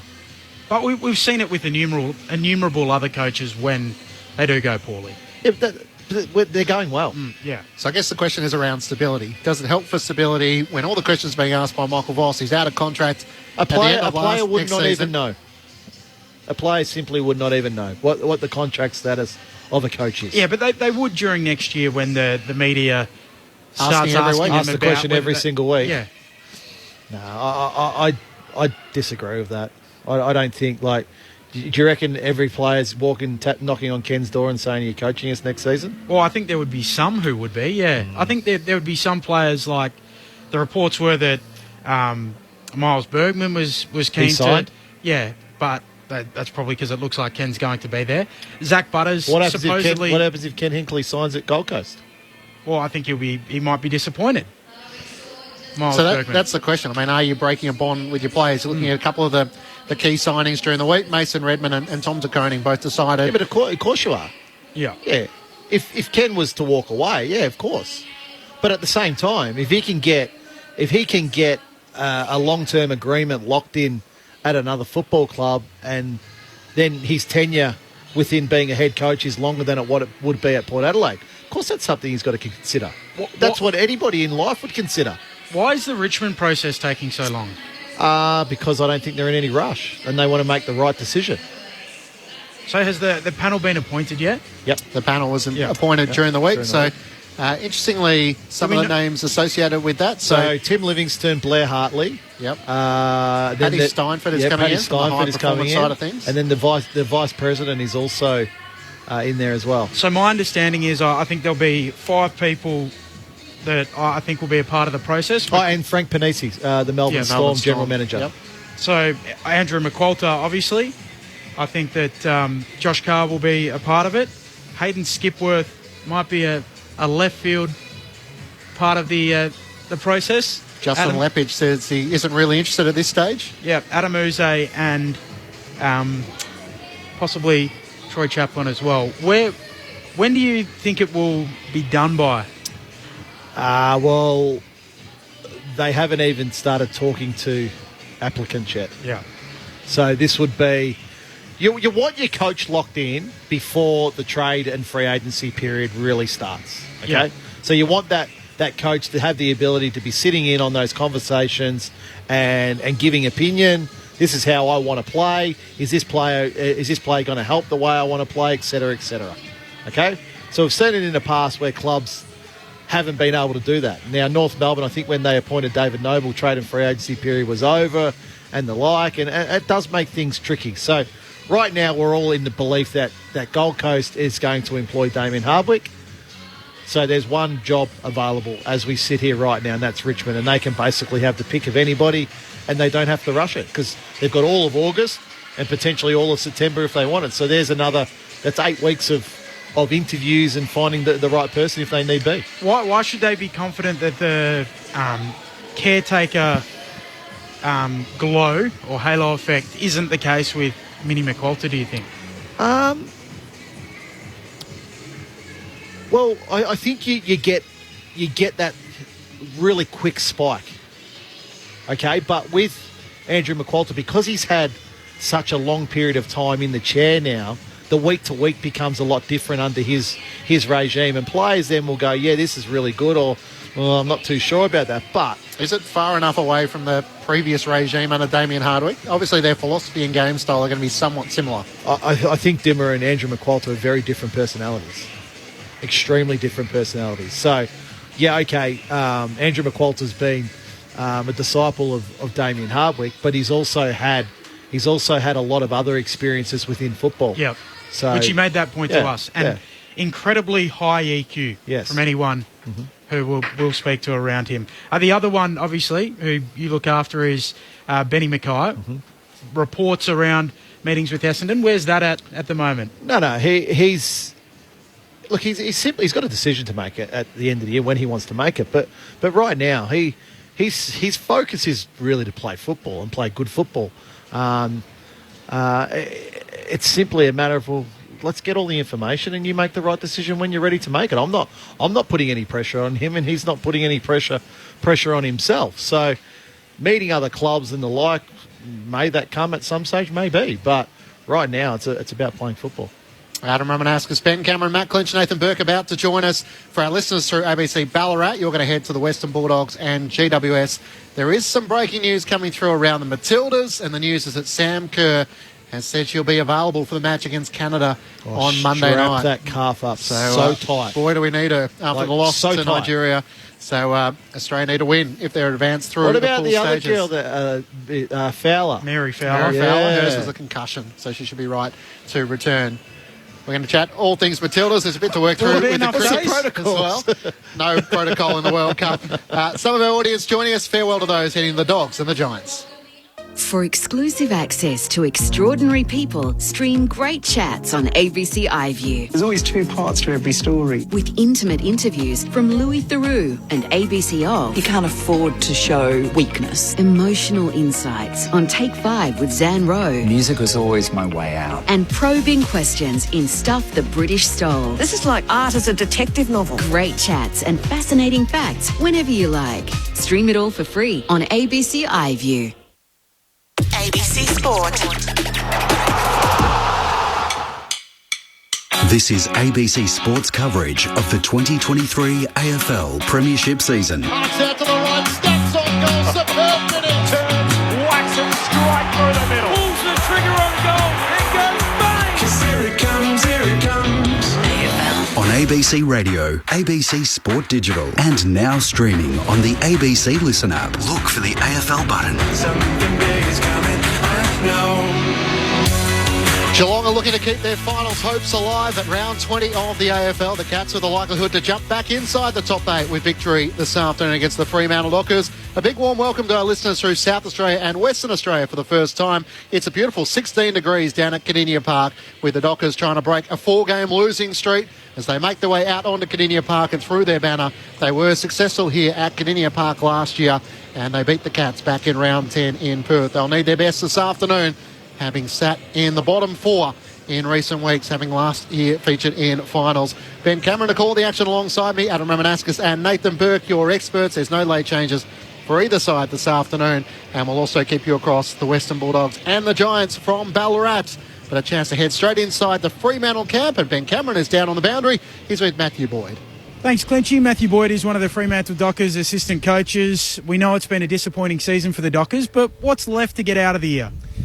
Yeah, clearly we haven't started or haven't had the season that we'd like to have on a number of fronts, but it's really important for us that we play a brand of footy in the last 5 weeks that we're really proud of, that our supporters are proud of as well, and there's still huge opportunity for us to improve over the last 5 weeks, and we're a really young side, so getting opportunities to come to a hostile ground like Geelong against a good team that's looking to cement their spot in the finals, it's a great challenge for our young players. So we still get really good exposure and really good experience for our younger players, but clearly we'd like to tidy up a few of the areas that haven't been up to scratch so far this year. So much gets made about the shape and size of this ground. How do you play it today as the Dockers? Oh, look, it's a little bit narrower on the wings than some of the other grounds that we play on, but it's a footy oval. We feel like we can defend this ground reasonably well, given the shape of the wings. You clearly don't want to get caught out too wide on this ground, so there's obviously an avenue straight to goal that you can exploit and you can go through. So nothing much really changes. Probably just got to get your spacing right in your team defence to make sure you're not on top of each other, and take your reference off your teammates more than anything. But there's opportunities if we defend well, we can bounce back straight to goal. A little bit of criticism during the week that the Fremantle Football Club is a dull football club, and that the coaching group in particular is a group of introverts, not an extrovert amongst the coaching staff. You're a member of that coaching panel. How did you respond to that criticism? Well, it's the first I've heard of it, so I don't really listen or read the media too much. I mean, if the criticism's out there, it's out there, and people are entitled to their opinion, but I'm not sure I've seen too many in the media within the four walls looking at the day-to-day workings of the footy club. So I guess to make comments like that, they're a bit unfounded. And as I said, though, people are entitled to their opinions, but that's all they are. They're just opinions. I think a part of it has been the slow start. So only 2 winning opening terms this year. What have you done as a coaching group to try and rectify that? Yeah, look, we've talked about it a lot, and we the language around our pre-season and our training was to get off to fast starts, and clearly we haven't been able to do that. So it's something that we're going to have to address. But we have talked about it, and we have tried to address it at various stages throughout the year. And there's been times in first quarters where we actually have started well. You know, the first 15 to 20 minutes of quarters has been strong. We have started well, and unfortunately the scoreboard hasn't reflected that at various stages throughout the year. So I suppose there's different measures of how you start. Score is one measure of that, and that hasn't been in our favour for a lot of part of the year. But what we can really focus on is trying to get our contest right and our pressure right in the first parts of games, and hopefully we can cash in on some of those elements. I think that's an interesting point you make about score being one element of how you start. You alluded to pressure and contest, etc. Is that what you mean by the other elements of how you start? Yeah, absolutely. You can only control your first contest and then your next contest, and then your ability to put pressure on the opposition. So we feel like we've jumped into games okay on that front, and even against Sydney, we felt like we jumped into the game okay, but then there was a lapse of 8 or 9 minutes in that first quarter that cost us 4 goals, and that was really the margin and the result. So I guess that's what externally a lot of people see is the scoreboard reflecting your start, but there's different measures of how you want to start and how you can start. We haven't got it right, and I'm not saying that we have, but you know there's different ways you can assess how you're starting a game of footy, and it's not always scoreboard reflective. I think a really interesting part of the game today is going to be the contest, and I know it's important for every single match of Australian rules football, and in particular AFL football at the highest level. But numbers presented during the week that if you beat Geelong in the contest, it goes a long way to winning. The numbers are pretty much 100%. When they lose the contest, they lose. And it's similar for you guys this year. How do you win it in the or at the coalface today? Yeah, well, the contest is, it's not just stoppage we're talking about. There's obviously an element of the contest in and around stoppage pre-clearance, but there's a lot of post-clearance contests as well that are just critical against a team like Geelong who are willing to back their players in. They kick to isolated contests and they win a lot of those. So that's the other part of it. So yeah, we'd love to get it right at the source and win the territory battle from stoppage and get the ball going our way, give our forwards a chance. But there's other elements of the contest that we've got to get right as well, and that's the post clearance stuff that's really important. And like most games and most teams, if you get on top in the contest all over the ground, you generally have a pretty good chance of winning the game. So it's a real focus for us to make sure that all our contests, not just the pre-clearance but the post-clearance ones, are really strong as well. An interesting stat this year is that Fremantle are number 1 for hit-outs, number 1 from 4 hit-outs to advantage, yet you're ranked 10th in clearances. Why is that? Why is it not working in terms of the connection between the rucks and the midfielders? Yeah, it's always an interesting point, and a lot of the times you think that ruck dominance and hit-outs should equate to stoppage dominance, but it's not always the case. Sometimes it's easier for an opposition team to scout a really dominant ruckman, and at times we've had a dominant ruckman in Shawnee Darcy, who is a really good ruck in the competition, and sometimes opposition go to work really heavily on the hit zones of a dominant ruck. So I mean, there's various reasons for why we're not converting that hit-out dominance to first or to clearance dominance, and something that we are working on. But we'll continue to try and tweak our stoppage setup to make sure we get some real advantage out of our rucks. Last one, Alex Pearce is standing not too far away from us at the moment, the Fremantle captain. Received some criticism around his captaincy during the week. What do you see internally from him? Yeah, again, it's interesting that the criticism comes from external sources. I don't think anyone inside the footy club is criticising his leadership and his ability to lead our footy club. What I see internally is a leader who really cares for the footy club as a whole, but the individuals within it as well. He's got an enormous amount of empathy and care for his teammates, and he drives really strong standards. And I think that's a pretty good combination when you're a relationships-based person and you care for your people, but you also expect a lot from them from a standards perspective. I think that bodes pretty well for a strong leader. So, he's leading our club as best as he possibly can. And he's a fantastic character to have around the place. And I think it's a little bit unfair at times to criticise from outside the four walls of the footy club. I'm saying this because he's standing nearby, so I'm hoping he can hear it. But have you been able to pin down what exactly Bob Murphy does at the club yet?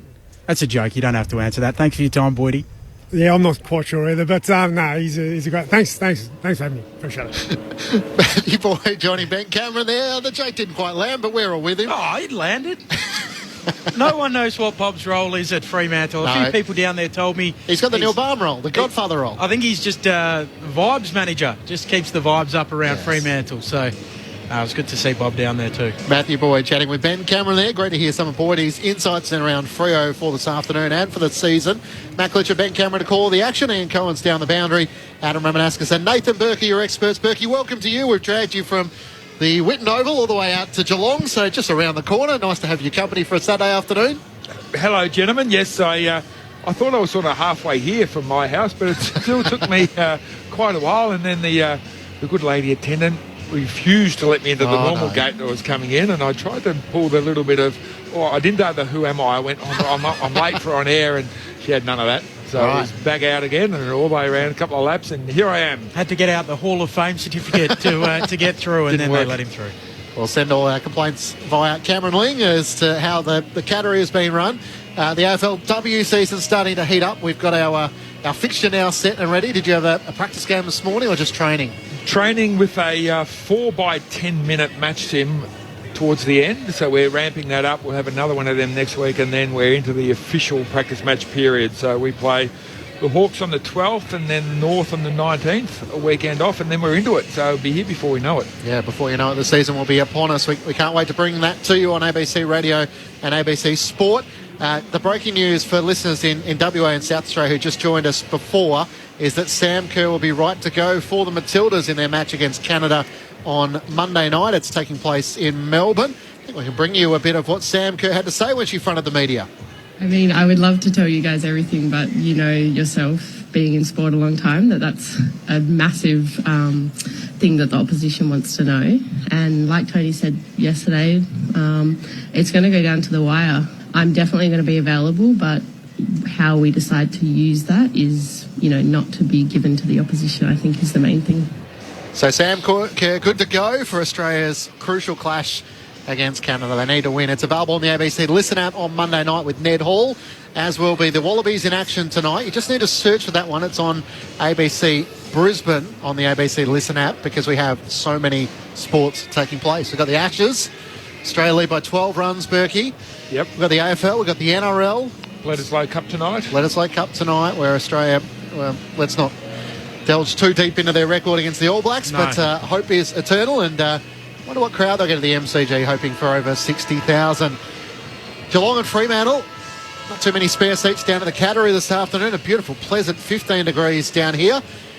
Benny and Berkey were admiring the Cat Attack song, which is the lead up, and Chris Scott was on it as the Cats made their way out on the ground through their banner. 305 games this afternoon at the helm of Geelong. He surpasses Reg Hickey, one of the all-time legends as a former player and coach. So the Cats need to keep winning, Rammer and Berkey. The Dockers will be hoping that a familiar place where they have been successful in the past may bring back a reversal of form in recent weeks. So what are you looking forward to this afternoon? Freo have been criticised a little bit in the last couple of weeks for want of a better word, some boring football. Not really taking the game on, not being really expansive in the way that they play the game. So wonder whether any of that has sort of filtered in and sort of let them go a little bit more. And that's what I want to see from Fremantle today. Take this game on a little bit more against the Cats, because the Cats, we know, play this ground very, very well. And if you're not prepared to take a few risks, they'll block you into a corner, they'll block you onto a wing, and then win the footy back, and whoosh, away they go into their forward line, which can be very, very dangerous, as we know. So I want to see Freo, nothing to lose now, not really going to play finals, take this game on and run, carry, get the ball into their forward line as quickly as they possibly can, Rama.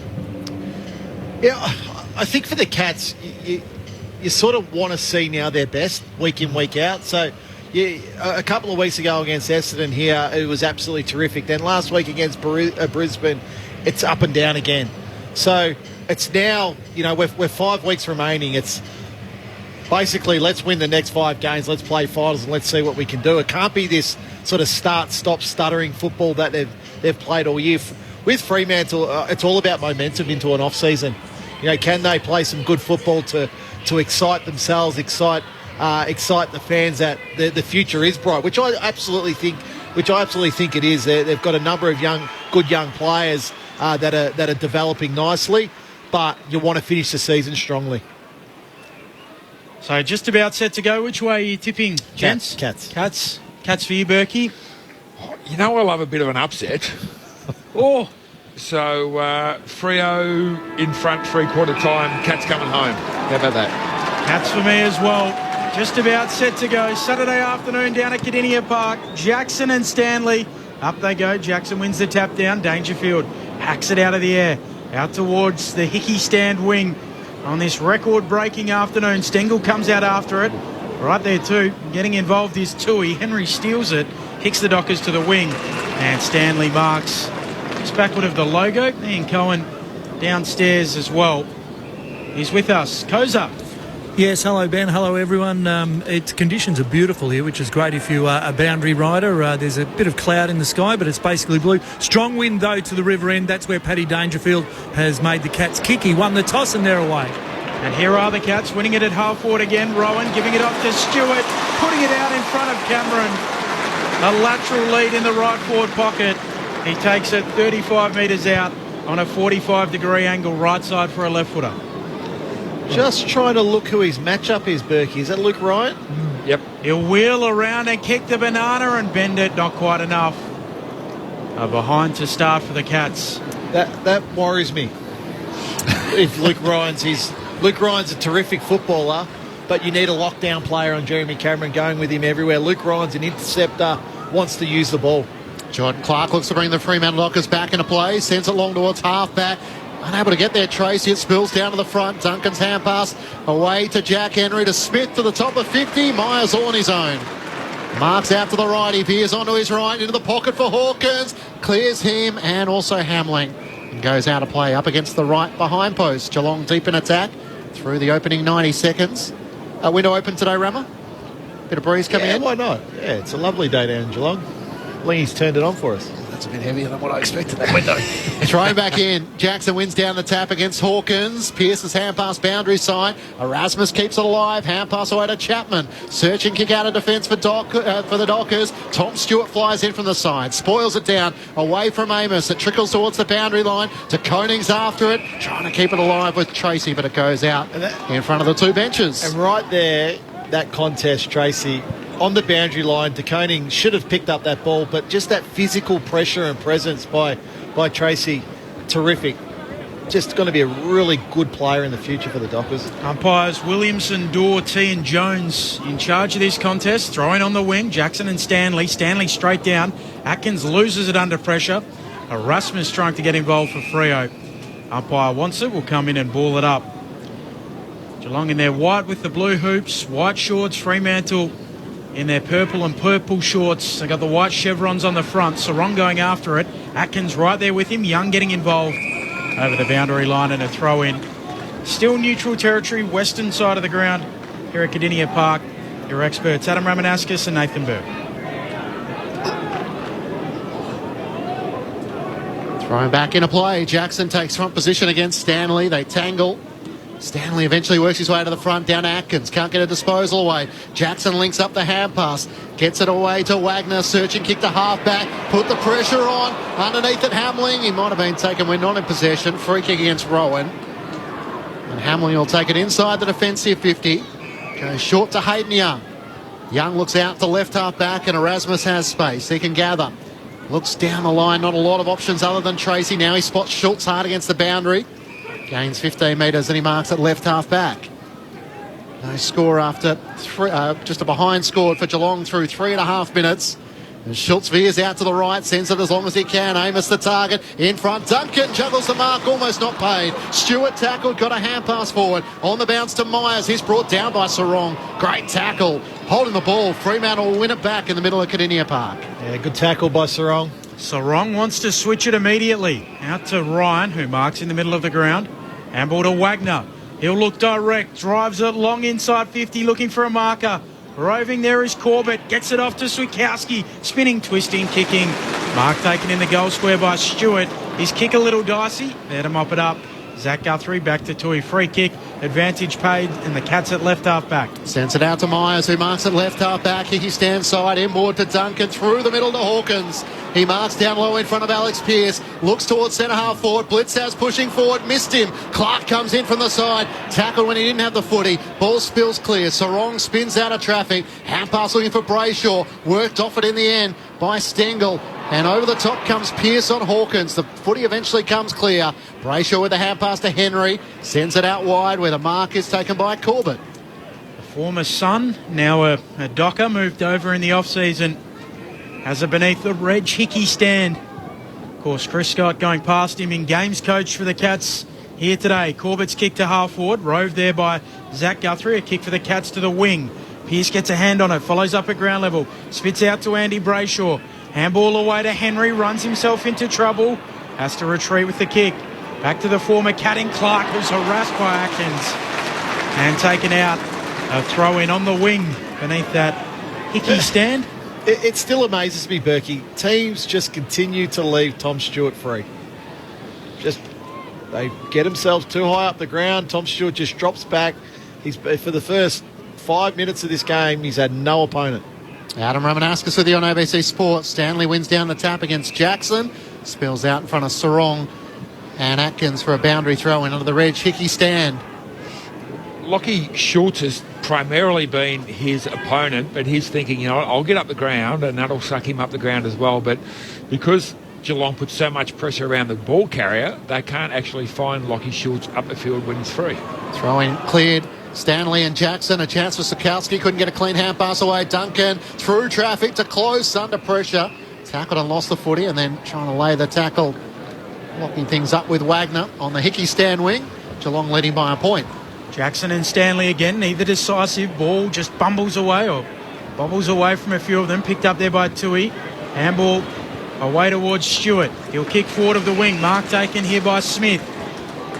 Isaac Smith runs himself into trouble. Feeds a handball over the top. Away to Tanner Bruin, who'll go with the low ball inside 50. And Cameron storming at the footy. Mark strongly overhead. Was clipped in the eye, I think, in the process, but he's got it 35 out, slight angle to the right-hand side. There was enough Freo defenders in the vicinity to be able to stop that ball. It was just a low kick. He was one out against four of them, but it was just Jeremy Cameron reading the ball far better and earlier than anyone else down there. Jezza Cameron, the star in the Cats forward line in the famous number, hits the post.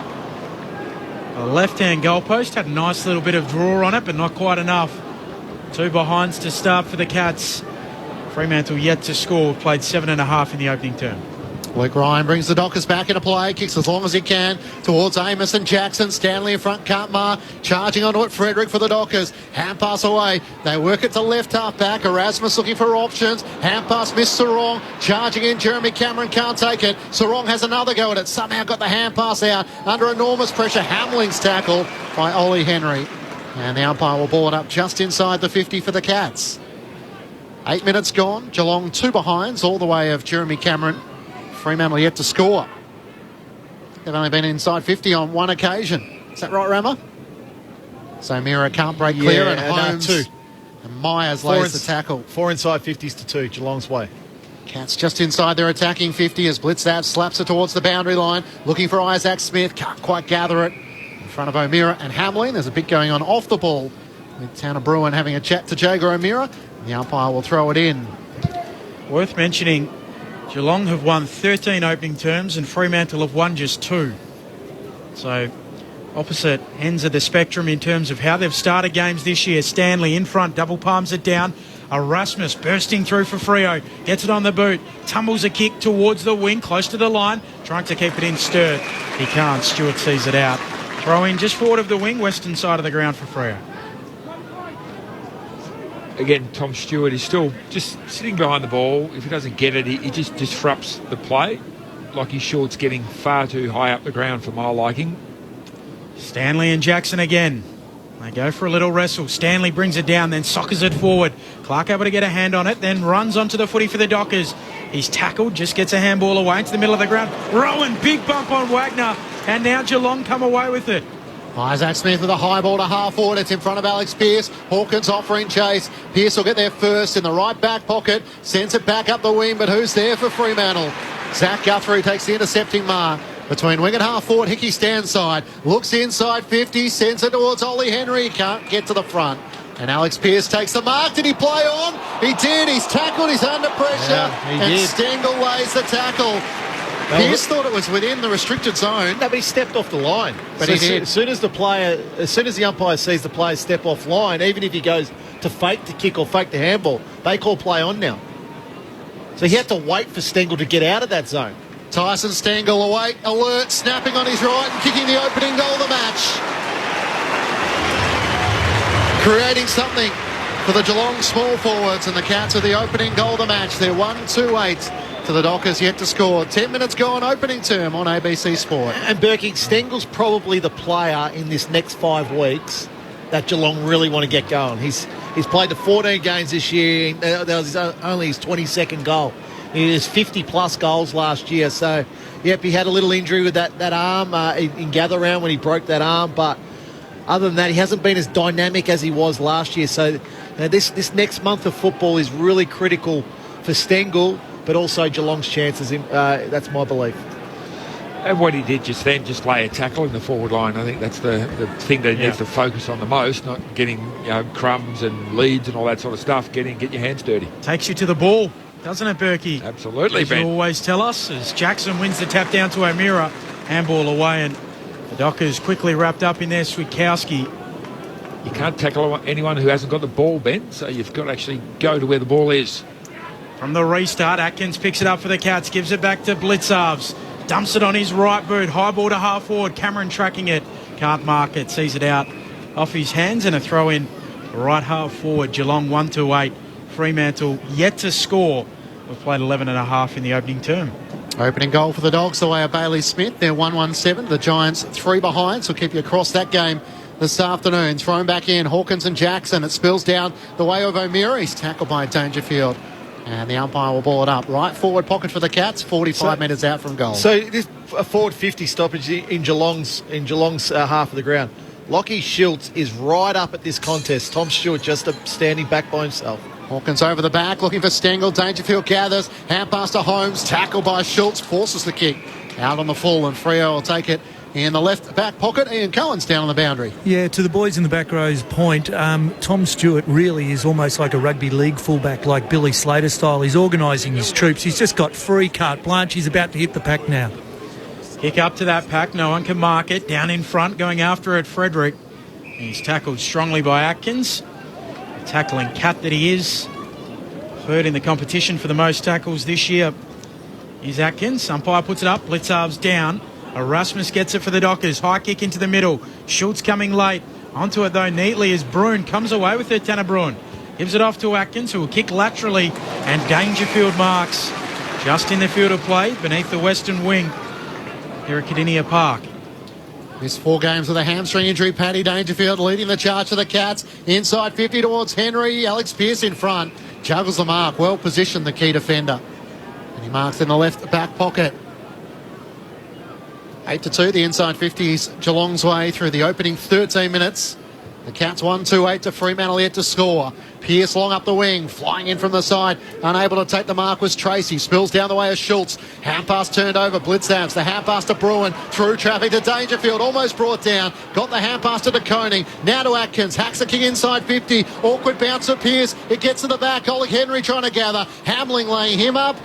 Ball comes clear, stands for close, receives the hand pass, can't link up with Hawkins. O'Meara to Hamling, who lost his footing, tackled, play on's the call. Erasmus gets the hand pass out to Ryan, who kicks end over end towards the boundary line. Holmes keeps it alive in the right flank, kicks the centering ball. Walters has pushed back.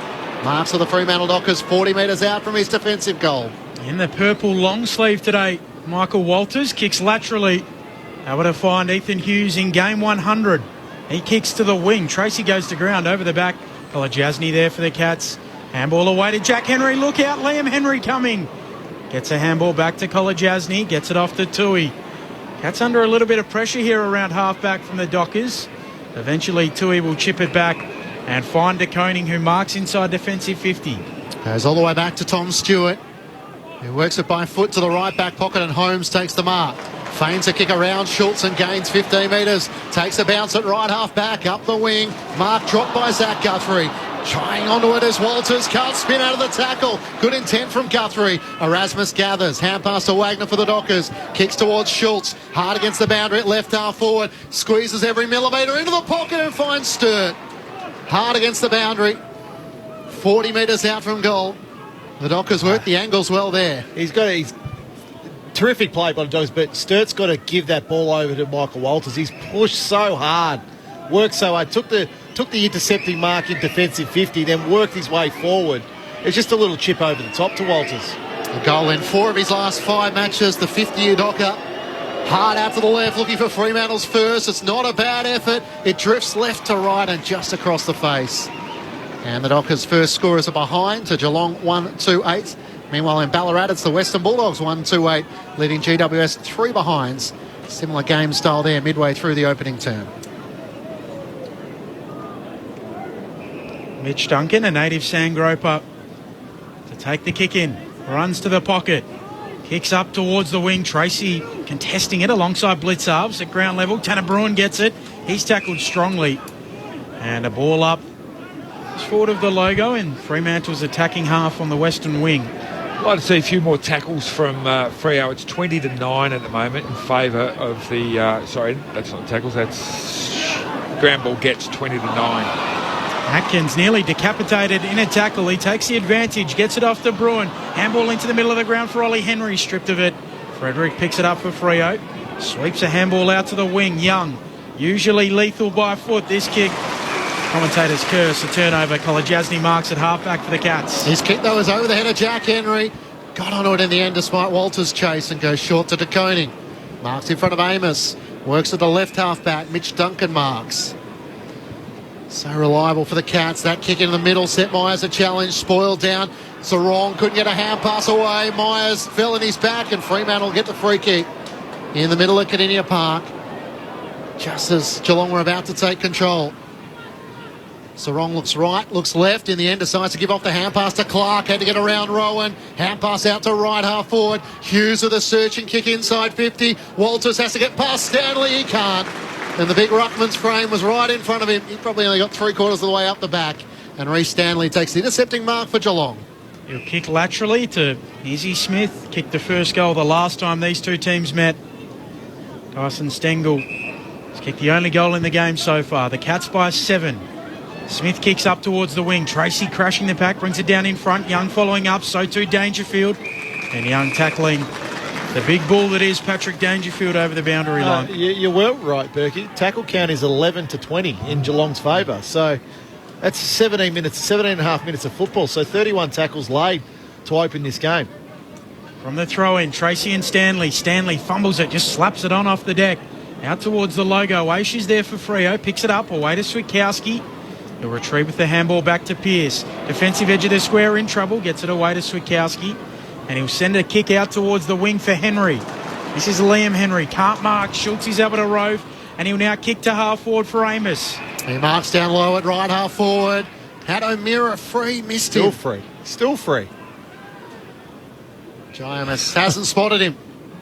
A third lead from Jager. He goes long towards the goal square. Jack Henry wrestling. Frederick gathered at ground level. Gets the hand pass to Brayshaw. Tackled and dispossessed. Spills to Zach Guthrie. His kick is smothered by Schultz. And it goes out of play in the right forward pocket for the Dockers. And the problem with that is Stewart's now gone over to O'Meara. So Stewart's just dropping back. You've got to hit that little target, a little 15-metre kick. Make Tom Stewart more accountable for his direct opponent. Even now at the stoppage, he's all by himself. Thrown back in. Tracy doing the ruck way against Stanley. Stanley straight down to Schultz. Swings onto his right. Has a shot. It's across the face. And Koning takes an impressive mark. Lunging to his right in a body wrestle with Jai Amos. Was able to claim the mark down low to his right. Geelong 1-2-8 to Fremantle 1 behind. To Koning. Elects to kick long in the Jack Henry direction. Good grasp of it. Doesn't quite complete it. Stays in. Surprises the players. Sturt handball away to O'Meara. To Hamling. Dockers chaining up handballs. Young, Corbett. Back to Sturt. Floats a kick towards full forward. And there he is again. Tom Stewart takes the defensive mark at fullback for the Cats, as is his want so often. Cats by 7 points, who played 19 minutes in the opening term. Stewart looks up towards Jack Henry. Flying from behind. Hamling couldn't complete the mark. Spills down the way of Sturt. He's tackled. Lost it through the Blitzab's tackle. Hamling tries to keep it alive. Young has taken over the line for a throw-in. Might sound funny, but we've played 20 minutes and Freo have kicked one behind, and they're probably pretty happy with what's going on at the moment because they've had a fair bit of territory in the last 5 minutes. The other team have only kicked one, and that came from a free kick, a bit of a brain fade from their defender. So they're defending really, really well. Stanley one down the tap, defensive side, but Freo had all the numbers. Hampers comes back to Young on the wing. Turns and kicks towards Jai Amos. To Koning up with a knee. Spoiled it down. Awkward bounce for Isaac Smith, and then dumped in a tackle. Schultz charging through. The tackle laid by Tom Stewart. And that was like a rugby union tackle as he drove him into the turf. Letters low tonight, as we mentioned. Up it goes at half forward. Tracy brings it down. Brayshaw can't get a kick away. Blitzarves can. Out towards the wing, and Ace tracking it back. Marks for Freo. It's forward of the logo. He'll chip it short to Young. Still 2 kicks from home, Hayden Young. Wants to go further out wide. Erasmus Marks. 55 metres from home, left half forward for Freo. Now he looks long. Low ball towards full forward. Looking for Amos. Can't get hands to it. Out the back, Stanley for the Cats.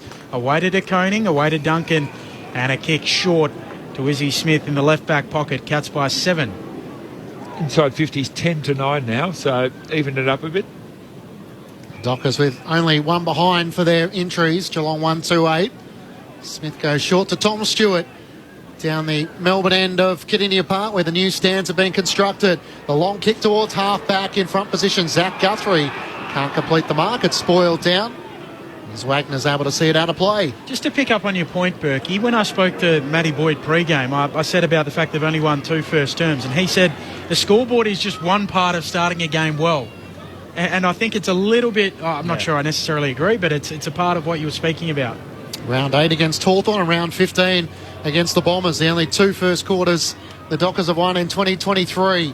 From the stoppage, Brayshaw lays the tackle and Tom Atkins can't break clear. Yeah, and that's simply this at the moment with the pressure that Fremantle are applying.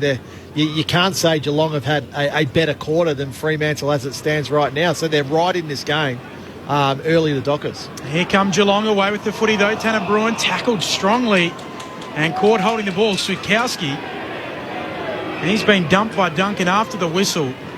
Umpire Williamson comes in and tells them to cut it out. So the free kick will go to Wagner inside the centre square. Goes laterally out towards the eastern boundary line. Luke Ryan kicks around the boundary line and finds Brayshaw. Right half forward for Freo. Brayshaw puts it on the boot into the pocket. Poor kick. Cold turnover. And the Koning marks in the left back pocket for the Cats. They lead by 7 still. To Koning, short to Zach Guthrie, who marks in his defensive goal square. Short to Duncan, who marks in the right back pocket. Looks up the wing, kick searching for Tui, in from the side. Spoiled out of play by Erasmus for a boundary throw-in. Intercept marks 8-4 in Geelong's favour. This quarter, inside 50s 10 apiece. So Fremantle just kicking a little bit to Geelong at the moment. So those intercept marks, Stewart, De Koning, Zach Guthrie, Kolajasny. From the throw in, spills down the way of Age, couldn't take it cleanly. Volleys a kick inside 50, awkward ball for Isaac Smith. Gathers for Geelong, hand pass to Stewart, long searching kick in the middle of the ground. Well done. Young worked his opponent underneath the footy, takes the mark against close, releases it. The kick out towards Henry, who marks on the Hickey stand wing. Kick over the head of Frederick. We'll turn it over for all their good work. And Tom Stewart, who will have more intercept possessions today? Tom Stewart or Sam Taylor for GWS? Well, if they miss their own plays by 6 metres and kick it straight onto his chest, he's probably going to have 15. Stewart goes to the wing. Upstairs goes Hughes to try and spoil at the back the former Cat Clark. Handball to Wagner. Freo handballing it in the middle of the ground. Wagner away to Ryan. A kick across the defensive edge of the square and the mark taken by Erasmus. Now goes for a little run. Chips a kick to Corbett. Right in front of the interchange gates on the western side of Cardinia Park. Brayshaw offers a searching lead and Corbett stabs it onto his chest. Brayshaw chips it over the top. Erasmus wide at left half forward. Erasmus will wheel and kick inside 50. Duncan spoils, smothers it. It spills to Bowes for the Cats. He sends it long towards Jeremy Cameron. He takes the mark in better position than Pearce. Swings onto his left. Vacant goal mouth. Holmes has pushed forward. He should mark. He does. Into the goals. Puts through Geelong second. Just how deadly the Cats can be if they can transition through the middle of the ground like that. And Cameron spotted Holmes at the last moment.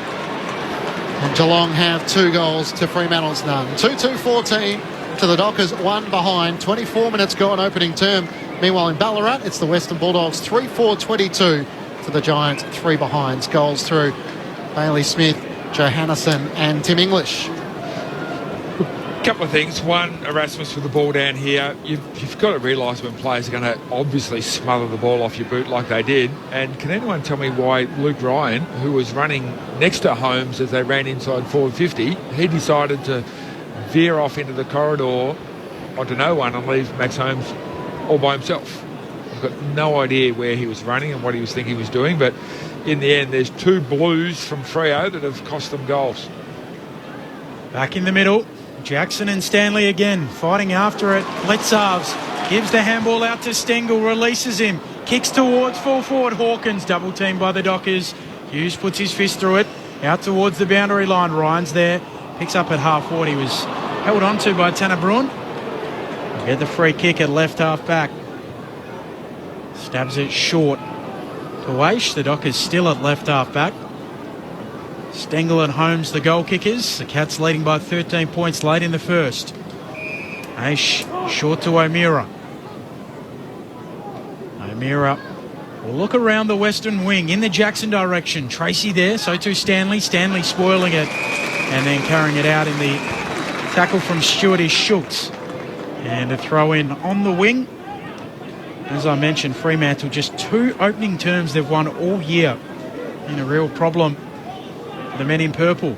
Cats have won 13 opening quarters this season. Thrown back in. Jackson and Stanley. Spoils down the way of Holmes. Tackled by Amira straight away. The umpire will ball it up in front of the 2 benches. Luke Jackson just the 2 handballs, no kicks to this point. With no Sean Darcy doing the majority of the ruck this afternoon. Erasmus gathers for Freo. High kick towards half forward. Tracy wrestling. Awkward landing for Jack Henry. Spills to Brayshaw. Wants to get the hand pass away. Tui corrals him hard against the boundary. Stewart sees out of play, but he gave Switkowski a push right in the middle of the back. Right in front of the umpire. Stewart throws his head back once he realises he's conceded the free kick. Switkowski at left half forward. 55 out from home. He'll put it towards the teeth of goal. Where are the Flyers? In from the side. Stanley spoils it down. Schultz going to get booed to it. Volleys it towards goal. Misses to the left-hand side. The second behind for the Fremantle Dockers. Geelong 2-2-14. 27 minutes gone opening term. I think that's going to be one of their best bets, to get a really good, strong contest top of the goal square and let their little fellas go to work. Izzy Smith goes long out towards the wing, punching it down Ryan. Rovers there for Freo. O'Meara away to Sarong. Look out. Jackson run down. Gary Rowan gets him. And now the Cats bounce off halfback. Holmes picks it up. Handball away to Zach Guthrie. Handball to Duncan. Kicks inside 50. Should track it back. Pearce. Cameron gets in there. Clark gets back. Wins it on the last line for the Dockers. The kick is dicey. It misses Ryan and goes out. And a throw in 45 around from the attacking goal for the Cats. It was nearly worse for Fremantle though. 2-2-14 Geelong. Fremantle 2 behinds, 28 played in this opening term. Jeez, that's speed by Gary Rowan. Like Jackson saw him as well, but just couldn't get the ball down quick enough to his foot. Can the Dockers pinch one here late? Or the Cats in attack. It spills down from Jackson. Sarong's kick is smothered, and that'll do us the opening quarter in the books. So the Dockers having only won 2 opening quarters in season 2023. The Cats by 12 points at the first break. 2-2-14 to Fremantle, 2 behinds. And the inside 50s in that opening term, 13 to Geelong, 12 to the Dockers. So Freo getting the opportunities inside 50, but unable to capitalise so far. The goal kickers for the Cats, Stengel and Holmes. Meanwhile, in Ballarat, it's the Western Bulldogs 3-5-23, leading GWS 1-3-9. There is an ABC Call of that game available. Just download the ABC Listen app and look for the AFL Extra button if you want to join Joel Peterson, Lauren Borden and Mick Moldhouse. Otherwise, we'll keep you across the scores for the rest of the afternoon. Great to have your company on Saturday afternoon footy on Grandstand AFL on ABC Radio, ABC Sport Digital, and now streaming on the ABC Listen app. For exclusive access to extraordinary people, stream great chats on ABC iView. I wanted to meet you for so long. Yeah, me too. With intimate interviews from Louis Theroux and ABC Of. Have you said anything that you've regretted? Emotional insights on Take 5 with Zan Rowe. How old were you when your father died? And probing questions in Stuff the British Stole. How on earth did you find this? Great chats and fascinating facts whenever you like. Stream it all for free on ABC iView. Grandstand AFL. Now streaming every match on the ABC Listen app. Look for the AFL button. Tyson Stengel awake, alert, snapping on his right and kicking the opening goal of the match. Might sound funny, but we've played 20 minutes and 3 hours kicked one behind, and they're probably pretty happy with what's going on at the moment. They're defending really, really well. He sends it long towards Jeremy Cameron. He takes the mark in better position than Pearce. Swings onto his left. Vacant goal mouth. Holmes has pushed forward. He should mark. He does. Into the goals. Puts through Geelong second. The 2023 AFL season. On radio, ABC Sport Digital. and now streaming on the ABC Listen app. Just the 2 goals scored in the opening term. They were both Geelong's way. The Cats leading by 12 points at quarter time. 2-2-14 to the Dockers, 2 behinds. Matt Clinch and Ben Cameron calling the action. Ian Cohen's down on the boundary. The thoughts of Nathan Burke and Adam Ramanauskas on ABC Sport. Well, I think, Berkey, if you look at the way the game opened, and there was a lot of dominance by Geelong. I mentioned the Cameron versus Luke Ryan matchup. Cameron could have easily had 3 goals in that first quarter, missed 2, and then that one at the end where Mitch Duncan just simply missed him. But I think that's going to be a worry as the game progresses. Cameron works extremely hard, but Luke Ryan is very much like a Tom Stewart. The way he plays the game, likes to drop off, likes to find space in his defence to intercept, to spoil, to get possession. Fremantle allowing Tom Stewart to be free for this entire game, particularly here at Kardinia Park. That is just fraught with danger. He plays this ground obviously so well in the way he positions himself. He becomes a real nuisance to the other Fremantle forwards because he comes in third man in contest, whether to spoil, whether to take a mark. But then his kicking ability, if he is free, that the other Geelong defenders are able to find him. He's a beautiful kicker of the football. So Berkey mentioned a number of times that Lachie Shields just getting far too high up the ground. Geelong had a stoppage inside their forward 50, and Schultz is right at the front of that contest. Stewart's sitting back, clogging that space. Ball's going inside Fremantle's forward 50, and Stewart's got the matchup of O'Meara. O'Meara leads 3 or 4 times and into a nice little space, but Fremantle choose not to kick O'Meara the ball. You've got to make Tom Stewart accountable. You've got to suck him out to get a matchup. Where Fremantle did well that quarter was the pressure. Contested possession, 41-25. Ground ball gets 31-21. But the problem with that is they're kicking it back to Geelong. Intercept marks is 9-5 in Geelong's favour. So, yep, fantastic. Ground balls, contested football, winning that. But you've got to take a little bit more care now with the ball going forward. Give your forwards a chance, Berkey. Yep, spot on. If I'm the Freo coach, that's the things that I'm harping on. They're working really hard away from the ball and around the contest. As you mentioned, contested possessions, ground ball gets. They're winning the clearances 10-7. So all the hard stuff, they're doing really well. It's just that polish.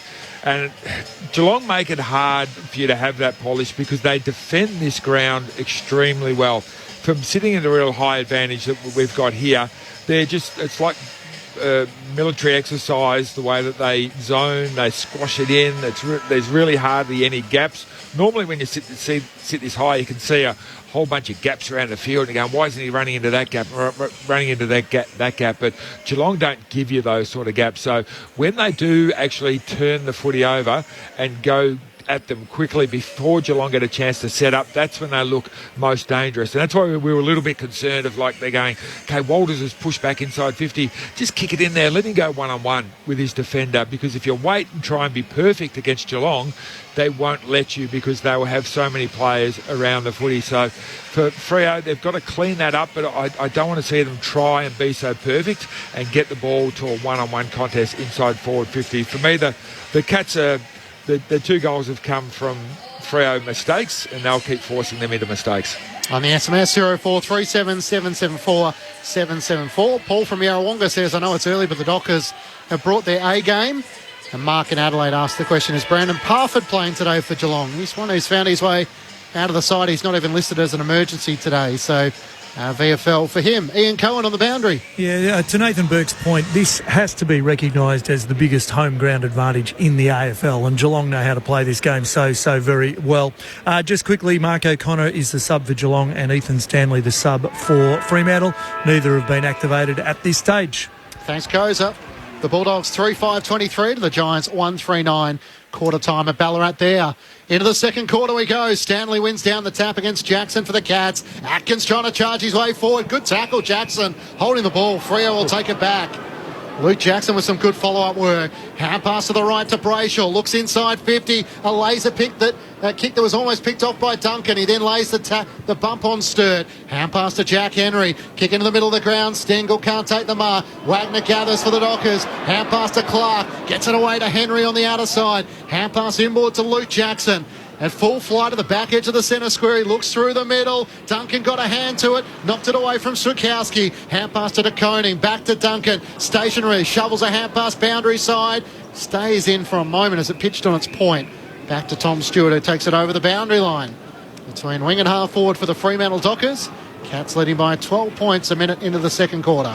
It's great defensive pressure by Mitch Duncan then. He really ran, recognised when the leading player was coming out and filled the hole. Third goalless opening term this year for Fremantle, and a 17th time that they've trailed at the opening term. Dangerfield receives the handball at halfback, kicks the Cats to the wing. Going up, Hamling takes the leaping chest mark on the logo for the Dockers. Back in the side for the last couple after a horror run with injury. Kicks to half forward. Caught behind Jack Henry, punches it towards the boundary. The players stop. In the end, it bounces back to Blitzarves. He's tackled. And a ball up. A right half forward for the Dockers in the shadows of the Western stand, or the Charles Brownlow stand here at Cardinia Park.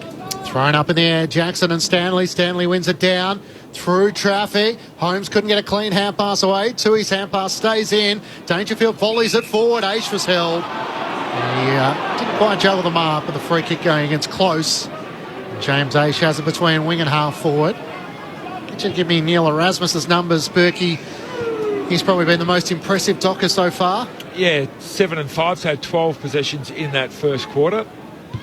Clark looks to send the Fremantle Dockers into attack. Jackson at the back. Can't get there. Henry. That's Jack. Spoils it down. Sukowski away to Walters across his body for the Dockers first. Michael Walters in the right place at the right time. And the Dockers have their first goal at the 2-minute mark of the second term. They're 1-2-8 to Geelong 2-2-14 on Grandstand AFL. You with Adam Ramanauskas and Nathan Burke.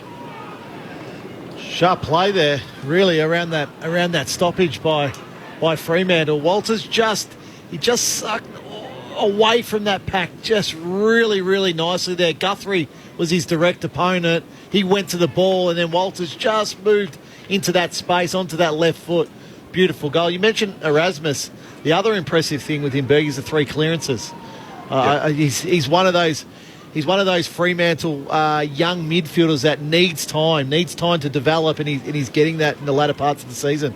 Ian Cohen downstairs. Yeah, Josh Corbett from the Fremantle Dockers is just getting worked on the right adductor, it looks like. So he spent 3 or 4 minutes with the physios. Stanley hooking it down in the middle. Unable to gather at Sarong. Jackson can. Brayshaw gives it back to Jackson. Back to Sarong. Bursting through the attacking edge of the square. Fredericks out the back. Marks. Wheels into an open goal. 2 in quick succession for the Dockers. And they've come storming back into the contest. 2-2-14 apiece at the 3.5-minute mark of this second term. I'm not sure what it is about the Dockers in 2023, but I think the match starts after quarter time. I'm not sure exactly how that goal happened, Rami. You might need to keep an eye on the video, because they came out of the middle. Well done, Luke Jackson. He's really picked up his effort in this second quarter. And streaming out of the middle, Sarong gets the footy, looks up, and he's got his teammate pretty much with a 15-metre radius of nobody around him at the top of the goal square. So complete and utter meltdown from the Geelong back six. It's supposed to be 6 on 6. It might have been 6 on 5 there. I think Mitch Duncan just let him go there. He took the attacking position and Frederick drifted away and Duncan didn't go with him. Tockers on top. Jackson wins down the tap to Sarong. Long kick inside 50. Tracy spoils it down. Walters tackled. Ball spills to Swakowski outside of the boot. It's coming back. Got it! Another one. Freo with 3 goals in 4 minutes. Where has this Dockers been? What a start to the second quarter. And Freo are in front. 3-2-20 to Geelong, 2-2-14. I wasn't sure about the idea, Remmer, but the execution was superb in the end. A great finish from Sam Swakowski. Wow, it was a beautiful finish by Sam Swakowski, but it's off the back of 3 centre clearances here to the Dockers. So their previous two goals had just been Sarong out of the centre bounce. Jackson, beautiful tap to Sarong, and then inside forward 50 against Swakowski. Could have given it off to Frederick for his second goal in a matter of minutes, but took the responsibility, and it's worked. Disposals at 19-9, and the Cats are going at 33% kicking efficiency. They've only had 3 kicks for the quarter. Jackson trying to reach around Stanley and tap it down. Holmes bursts onto the footy though for the Cats. Kicks inside 50. Free kick. Whistle on the play. It's going to Clark. Stengel, the infringing party. And the bright sunshine down at Cardinia Park. And a bright start to this second term for the Dockers. Clark kicks up towards the wing. Jasny floating in from the side. Takes a nice contested mark just forward of the logo beneath the Hickey stand. Looks to send Geelong towards half forward. No one flies in the end. It clears. Hamley gets to the back. Hawkins could gather. Ryan can for the Dockers. Up towards Sturt. Has to use his body to try and gather at left half back. Tackled by Jasny. Got the hand pass to Henry. Couldn't link up with his teammate. Had to go back in and try and win it. Sturt's hand pass straight to Stengel for Geelong. High kick looking for Hawkins. Pearce over the side. Spoils it down. A chance for Ryan. He's locked up by Cameron. Right forward pocket for Geelong. Fremantle all of a sudden have the lead. 3-2-20 to Geelong 2-2-14. Hawkins does the ruck work against Jackson. Knocks it down towards Cameron. Stengel tries to keep it alive. Gives up territory. Onto it Henry for the Dockers. Kicks a long ball up the Hickey stand wing. Guthrie spoils it down towards the boundary line. It rolls out in front of Jack Henry. And Liam Henry for a boundary throw in.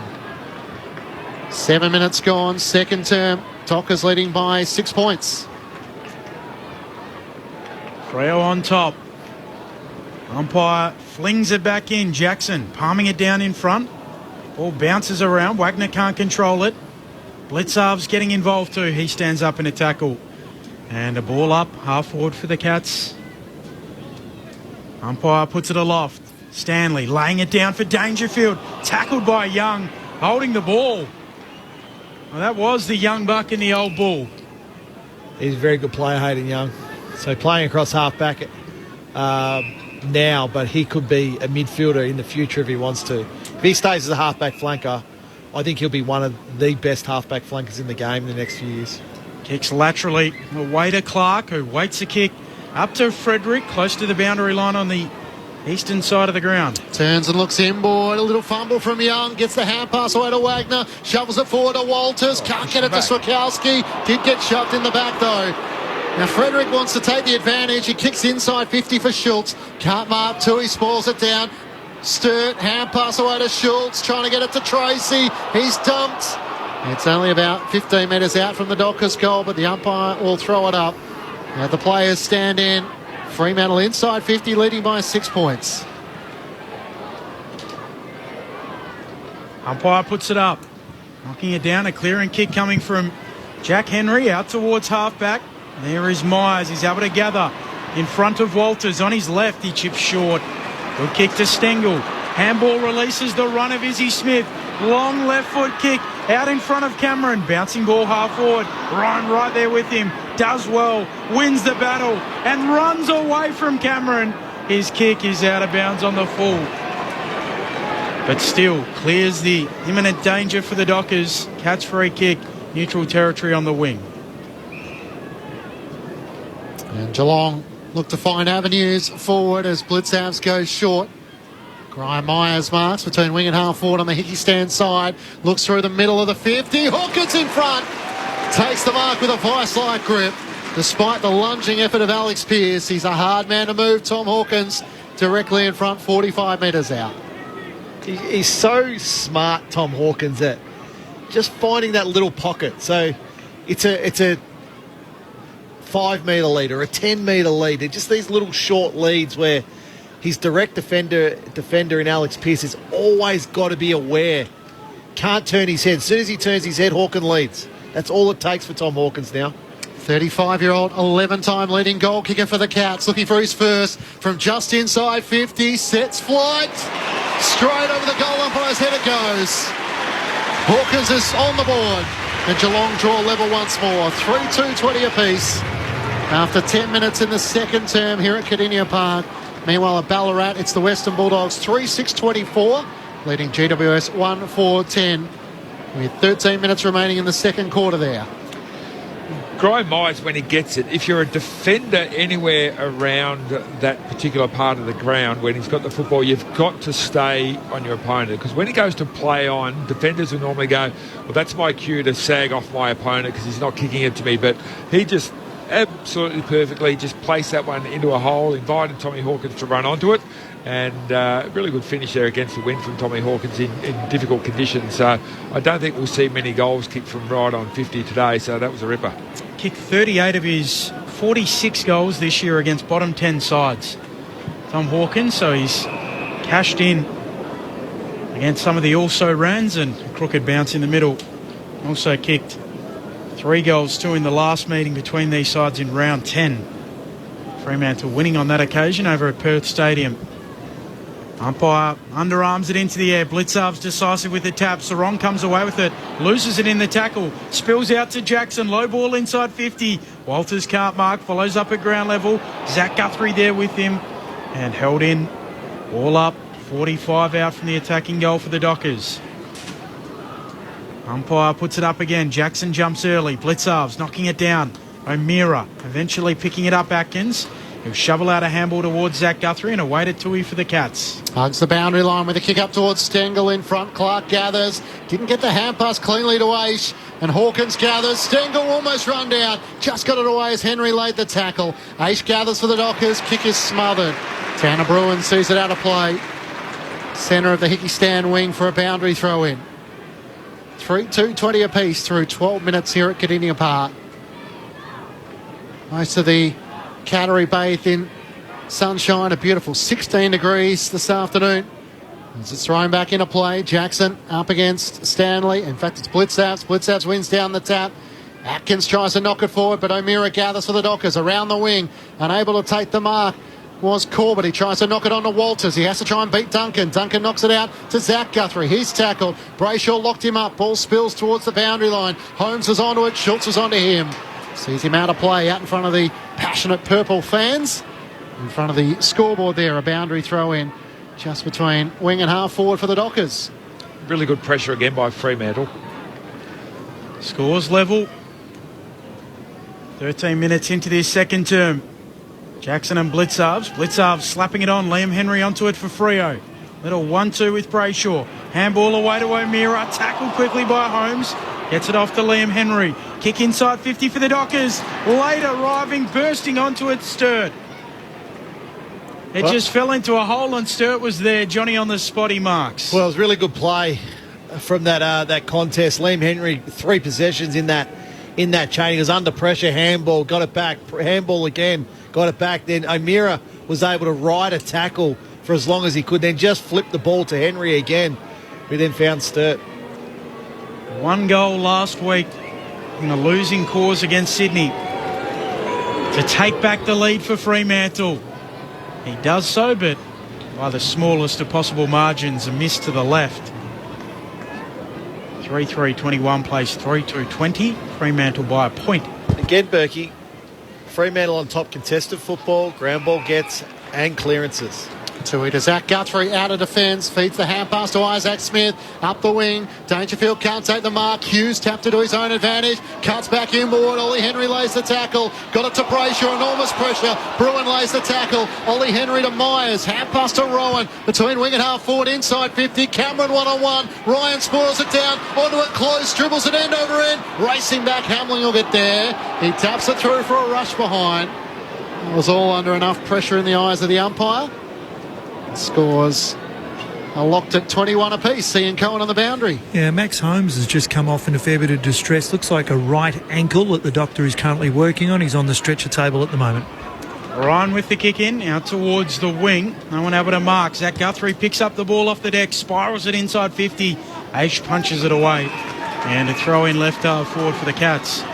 Did note Andy Brayshaw not happy with some of the treatment from Tanner Bruin as well, and went after him after the ball had disappeared the area. Izzy Smith had to come in and play mediator and settle the young boys down, explain to them that wrestling takes up too much energy.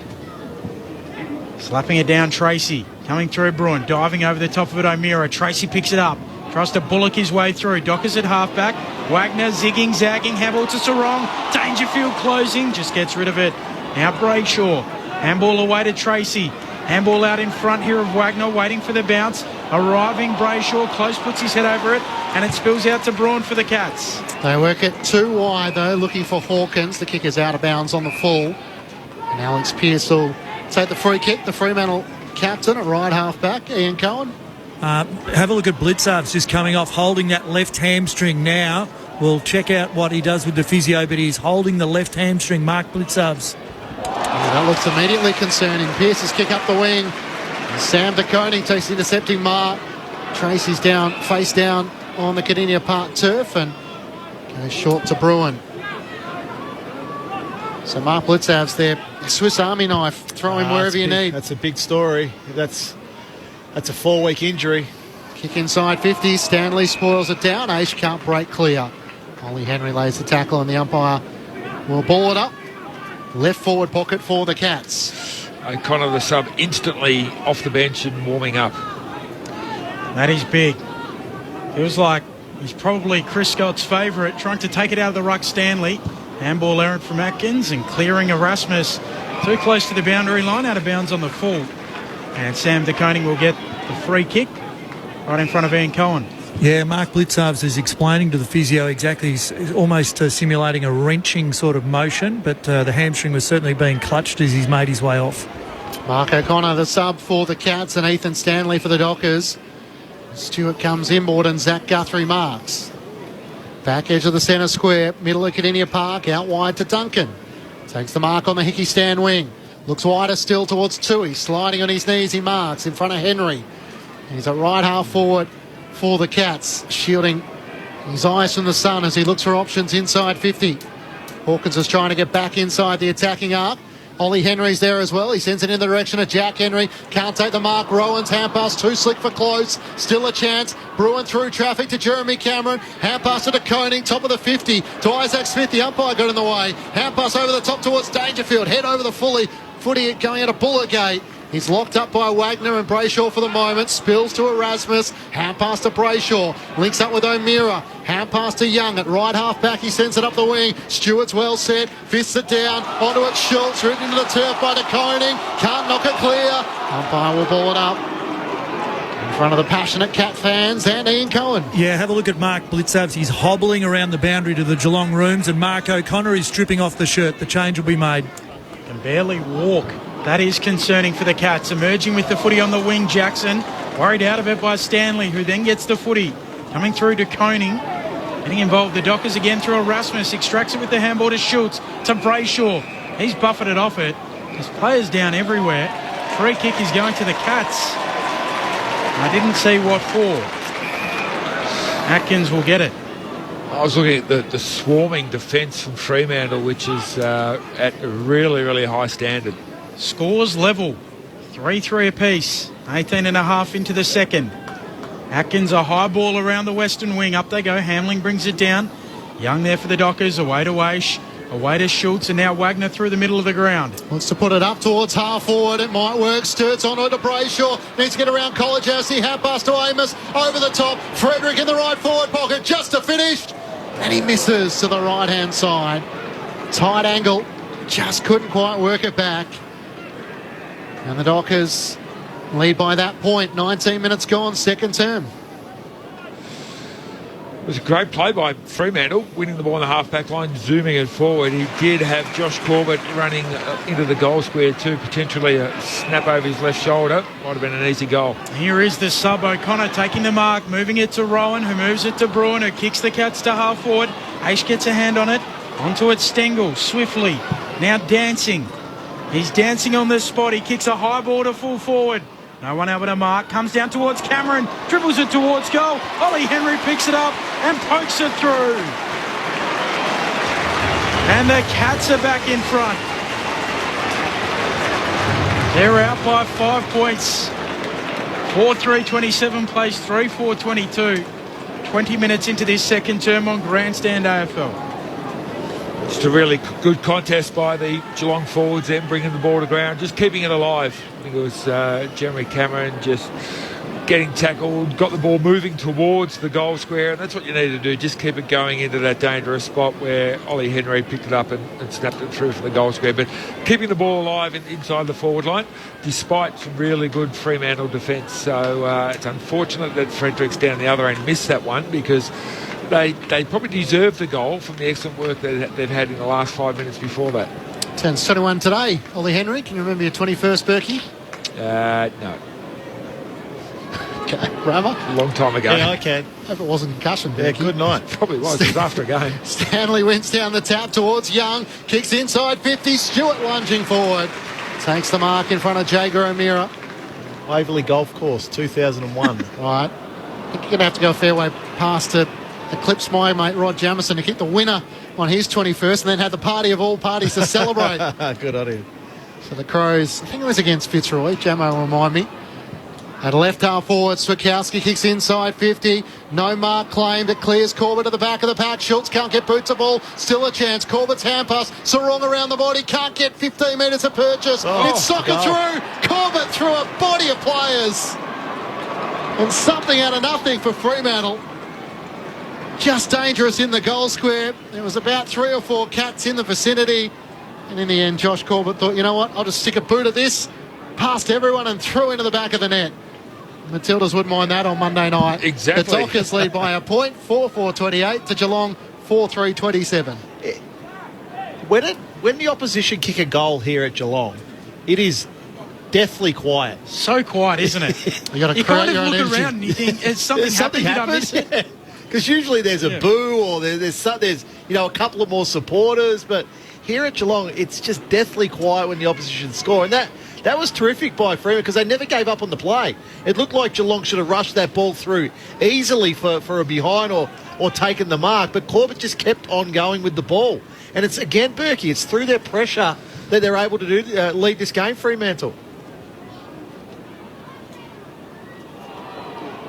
In the middle, Jackson comes away with it. Handball out towards the wing. Frederick puts on the afterburners, runs away from them, kicks into the pocket. Bouncing ball for Stewart. He'll track it back, gather the footy close to the line and squeeze a kick towards halfback. Swikowski for the Dockers. Gathers the footy, snaps around the corner looking for a marker. In front, Corbett. Stewart punches it away. Now close to the line again, O'Meara. Handball away to Frederick. It was out. And a throw-in. 47 around from the attacking goal for the Dockers. They lead by a point. 4-2 in this second term after the Cats kicked 2-0 in the opening term. Thrown back in, Jackson and Stanley. Clears both of them. Jackson tries to fist it inside 50. Clears Duncan. Stewart off the deck. Gains 15 metres to half-back. Still a chance for Fremantle. Good work from Skirt. Pushed off Isaac Smith. Centering kick inside 50. Can he find the target? He can. Lunging forward. Corbett takes the mark. That was terrific by Sturt. Loose ball. A running race between Isaac Smith and Sturt. Sturt then makes body contact. Pushes Isaac Smith off the line and the ball wheels around on his left foot and then hits Corbett with a beautiful pass inside forward 50. There's always been a lot to like about Josh Corbett, the 27-year-old former Gold Coast Suns player, but just wasn't able to get a run at it with his body. Out to the left, shooting for his second goal in recent minutes. He comes in to extend Fremantle's lead. It's offline to the right. Through for a minor score.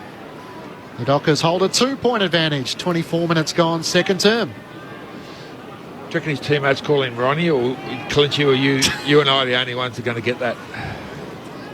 Probably. I know Ronnie Corbett, but I can't remember where from. What does he do? Who is he? 2 Ronnies. 2 Ronnies. My dad will be flat. He likes the 2 Ronnies, I reckon. Kick from Isaac Smith out towards the wing and a good mark from Ethan Hughes. Ian Cohen. And it's good night from me and it's good night from him. It was around, 1970s, 80s? Yep. Hughes on the wing, goes long inside 50. No mark taken. Spills down in front. Trying to pick it up. Atkins can, he can clear for the Cats. Left foot snap to the wing. Bouncing ball. Hamling there, coming through for the Cats. Cameron. Rowan somehow spins away with the footy. Sends it up towards Myers at left half forward. Good clean pick up from the Geelong small forward centre and kick for Stengel. In between 2 Dockers. Clark spoils it down. Ryan gathers, turns it straight over. Kicks to Zach Tui, who couldn't believe it lands right in his lap. That's just no left foot. Yep. From Luke Ryan there. Just had to clear 15 metres, which was Zach Tui, and he couldn't. Well, he's better off kicking the ball out on the full. But he's tried to check side for whatever reason and made really poor contact. And Zach Tui thought, geez, it's Christmas here. Looking at those big flags on the far side over there. It's a bit of wind, yeah. It seems to be blowing across the ground, whereas in the first quarter probably favouring Geelong, but now sort of heading straight across. The most games of AFL footy played by an Irishman now in the hands of Zach Tui. He's normally pretty good. He misses out to the right from right on 50. Set shot, a minor score. And the Dockers lead by a point. Ian Cohen on the boundary. Yeah, look, there's speculation about Josh Tracy, who has been off the ground for a while, headed down to the room. There's talk that he was heavily maybe impacted by a marking contest, so we're just waiting to confirm that at the moment. But his physicality's been really important for the Dockers. The kick out towards the wing. Picked up there by Bruin for the Cats. Handball away to close to Stewart. Kicking inside 50. H there for Freo. Handball away to Sarong. A kick laterally towards Liam Henry. He marks and will run away from his opponent, Izzy Smith. He'll get the handball back from Schultz. Liam Henry streaming down the wing. Now looks inside 50. Puts it out in front of a teammate. Bouncing in there for Corbett. Tapping it straight to the boundary line, Kolajasny. Umpire says spin it in. I've seen lesser ones paid. It's probably a good result for Freo there because 3 Geelong defenders had pushed hard back against, I think it was Corbett. So just getting it out of bounds, locking it in there. Freo by a point. Throwing back in. Down to the front. We're trying to run onto it is Hayden Young. Seen out of play. He might be getting your wish, Rammer. He might be getting a bit more midfield opportunity here. It's alongside Paddy Dangerfield. Yeah. Sort of got similar attributes to a Mason Redmond. Maybe could get an opportunity here late in the season in the midfield for the Dockers. That being said, there's Brayshaw, Sarong and Fife, so it's a hard spot to get a seat at. As Myers for the Cats wins the footy, hand pass to Bruin, links up with Dangerfield, almost run down by Liam Henry, kicks towards Cameron, back with a flight, great mark. Hamlin coming the other direction, Cameron with eyes only on the footy was able to take the mark just inside 50, hard out to the left. Unbelievable courage from Jeremy. A terrific kick by Dangerfield into that space, but Cameron, with the concussion that he had a few weeks back, to continue to do that with no regard for his safety whatsoever. Just kept his eyes on the ball at all times. The 5 disposals so far this afternoon, looking for his first goal. Jeremy Cameron hard out to the left, gives it his best efforts, and through it goes. Finger outstretched as he points at the Geelong fans. Nothing but class from Jezza as he finishes from the left forward pocket to give Geelong back the lead. 5-4-34 to the Dockers, 4-5-29. Chris Scott spoke during the week about needing something from his superstar players, Cameron, Hawkins and Dangerfield, and 2 of the 3 involved there. Yeah, it's just an amazing finish there by Jeremy Cameron after a really courageous mark, running back with the flight of it. Ian Cohen on the boundary. Yeah, word out of the Geelong rooms confirming a hamstring for Mark Blitzovs. Confirming hamstring, Mark Blitzovs. And there's hamstrings and there's hamstrings, and that one looked like a pretty severe hamstring by the way that he was hobbling to get down into the room. So grabbing one right up the very top of the left-hand side. Which hopefully it's not the dreaded tendon, because that would be longer than 3-4 weeks, whatever it is. Not good. Need to bounce back here, Freo. Don't want to go in 2 goals down after all their good first half. So either hang on to this scoreline and then they'll be happy, or get one back and they'll be ecstatic.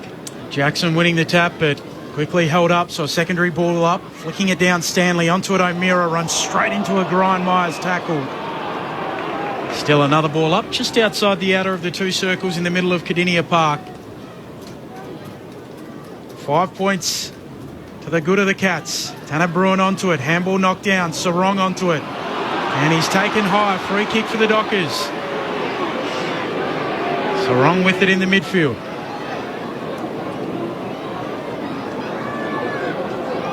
Late in this second term, Geelong by 5. Sarong wheels out to the right, kicks long. Amos trying to take the chest mark, bounces off his chest. Tanner Bruin there for the Cats. Away to Watkins, away to Cameron. Now the Dockers fight back after it, might win it back. Brayshaw, quick kick inside 50, and all on his own. The mark is taken by Hughes. So, what's interesting about this quarter is they're actually making Tom Stewart. They're making Tom Stewart accountable. So the matchup of that centre bounce was Corbett and Tom Stewart. So Tom Stewart then tries to line himself back up with the contest, but Corbett gets into a dangerous spot. It's literally 5 metres away from Tom Stewart. So he gets Tom Stewart second guessing. He should convert this goal now. Third set shot for the quarter. Looking to put the Dockers back in front. Corbett comes in. Good kick. Through it goes. Fremantle answer back. They're up for the fight this afternoon. That's a 5th goal in this second quarter to Geelong's 3. And any expectations Geelong had that this might be an easing encounter, all of a sudden are evaporating. Dockers leading by a point once more. 5-5-35 to Geelong 5-4-34. And Bergie, just to follow on that point, is that first quarter, it was Stewart, it was De Koning, it was Kolajasny, it was Zach Guthrie. 1 or 2 of them was constantly free. This quarter, with the 5 goals that Fremantle have kicked, they've engaged their direct defender on all occasions. Yep. Centre bounce clearance is 6-1 this quarter in favour of Fremantle.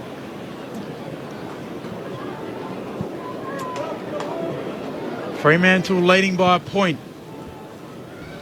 Jackson able to swat it down to Sarong, to Brayshaw, chaining the handballs and freeing up Sarong. Kicks on the left to half forward, bouncing ball, going after it. Walters, so to O'Connor and Cohen. Yeah, good news for Fremantle and Fremantle fans. Josh Tracy's come back up out of the rooms and resumed his position on the front seat of the Pine, so he hasn't gone to the back seat at this stage. The sub not activated. Umpire brings it in at half forward for the Dockers. Stanley, front position, knocks it down straight to Brayshaw. And the siren sounds for half-time, and Fremantle will take a 1-point lead into the main break at Cardinia Park. Able to kick 5 goals to 3 in that second term after being held goalless in the opening term for a 3rd time this year. So the goal kicker is Corbett, the prime mover for the Dockers in that second term. He kicked a couple, the only multiple goal kicker in the game, and then singles to Frederick, Switkowski and also Walters. While for Geelong, 5 individual goal kickers, Cameron Holmes, Stengel, Hawkins and Ollie Henry to take us through to half-time. Fremantle leading by a point at halftime in Geelong. The Western Bulldogs 5-10-40 leading the Giants. Another goal to the Western Bulldogs through Adam Treloar. So made that 6-10-46 to the Giants. 2-5-17 approaching halftime there as well. The thoughts of Adam Romanascus and Nathan Burke on ABC Sport. Well, Rabbo, I think it was Fremantle's outstanding pressure around the ground that, one, kept them in the game, and two, allowed them to actually get in front going into half-time. It was really, really impressive. Not only just their contested ball work, but their clearance work. As I said, centre bounce clearances was 7-3 in the end for in favour of Fremantle, and overall clearances 25-14. So they're smashing Geelong around the contest, getting the ball moving their way, and making it really difficult for Geelong to transition the ball from one end of the ground to the other. It was a couple of bits of individual brilliance from a long kick by Hawkins and a long kick from Cameron that actually kept Geelong in this game. So Freo have provided themselves with a blueprint of how to win this game. The question is, can they keep that immense pressure and swarming play around that loose ball up for the whole second half, because they're going to need to against Geelong. Blitzarves going out is a big loss for the Cats, because so many of their set players and how they want to play actually revolve around him. And just one that I've been watching in that first half is that Blitzarve starts as just a normal midfielder.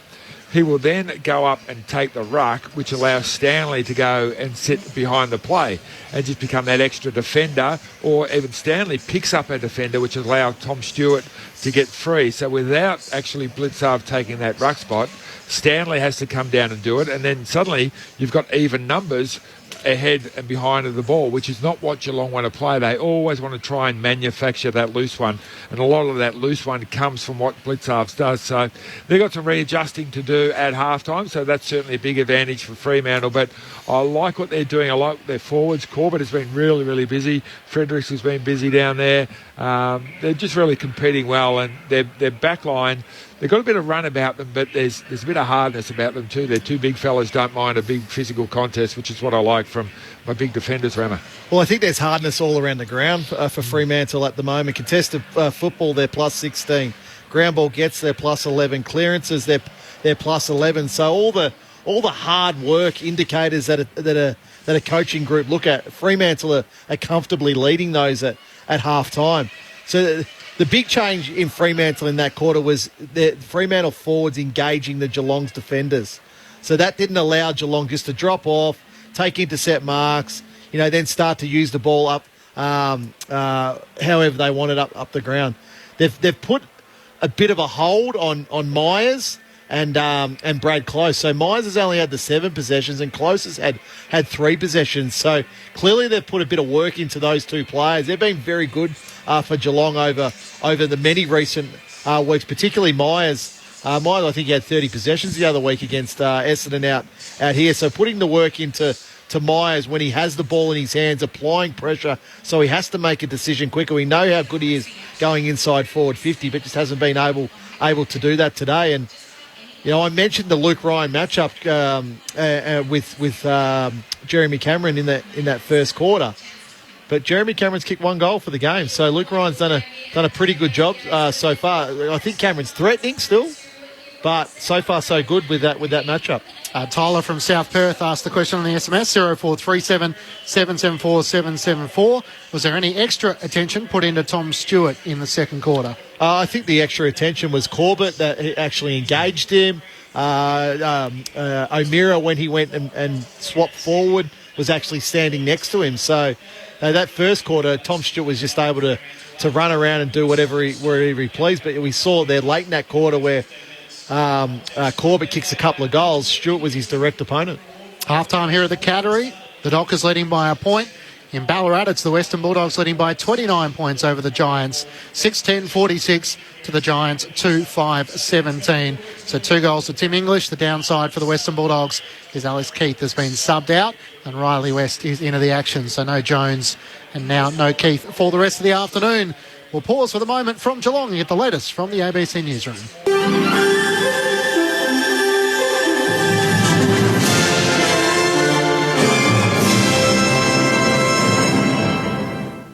Hello, I'm Helen Frost. Fears are growing for 4 aircrew missing after an Army helicopter crashed in Queensland's Whitsundays. Stephen Jedgetts reports. The MH90 Taipan helicopter ditched in waters near Hamilton Island about 10:30 last night. A defence spokesperson says the aircraft was participating in a nighttime training activity as part of the Talisman Sabre military exercises with US soldiers. 4 people were on board and remain missing. Military and civilian aircraft are searching the area. The ABC understands the helicopter had just dropped off 2 soldiers from the 2nd Commando Regiment before the crash. While the cause of the accident is unknown, the tragedy will inevitably renew debate about the MH90 fleet, which has been plagued by issues. The US Secretary of State, Antony Blinken, believes the ties between the United States and Australia are stronger than ever. He's in Brisbane alongside Secretary of Defence Lloyd Austin for the AUSMIN meeting with their Australian counterparts, Penny Wong and Richard Marles. Mr Blinken says Australia stands with the United States on many issues. We have work to do with AUSMIN. I have to say that our own alliance, our own partnership is stronger than it's ever been, and for that as well, the United States has tremendous gratitude. The WA Labor candidate for the seat of Rockingham in Perth South says she expects the election to be a close result. Polls have opened in the Rockingham by-election as voters decide who will replace former Premier Mark McGowan, following his sudden resignation in May. Magenta Marshall says while she's confident she has run a strong campaign, she's not expecting the same support Mr McGowan had. Yeah, I'm expecting a close result. I think, there's a lot of support for Labor still, but I don't expect to have the same level of support that Mark McGowan did after being our champion for nearly 30 years. An Australian man has been hospitalised in Croatia. 20-year-old Nicholas Jakovsevic is from Sydney. The Department of Foreign Affairs and Trade says it is providing consular assistance in the matter. And a teenage boy has died after an alleged hit and run in the New South Wales Hunter region. Helena Burke has more. Police were called to Macquarie Road at Warners Bay in Lake Macquarie around midnight after reports of a crash earlier in the evening. When they arrived, they found a teenage boy unresponsive down an embankment with an electric scooter nearby. He died at the scene. A 21-year-old man was arrested in Newcastle about an hour later. He was charged with multiple offences, including dangerous driving occasioning death and failure to stop after hitting someone with a vehicle. The man was granted conditional bail and will face court in September. Russian missiles have hit a residential complex and a nearby security service building in one of Ukraine's central cities. Chelsea Hetherington has more. Officials in Dnipro say it's the 3rd time the security service building in the city has been targeted. Part of a residential complex has also been reduced to rubble and debris strewn across a large courtyard. Both structures were largely empty, the residential building because it had just been completed and units were being put up for sale. Several people have been injured, but there have been no reported fatalities.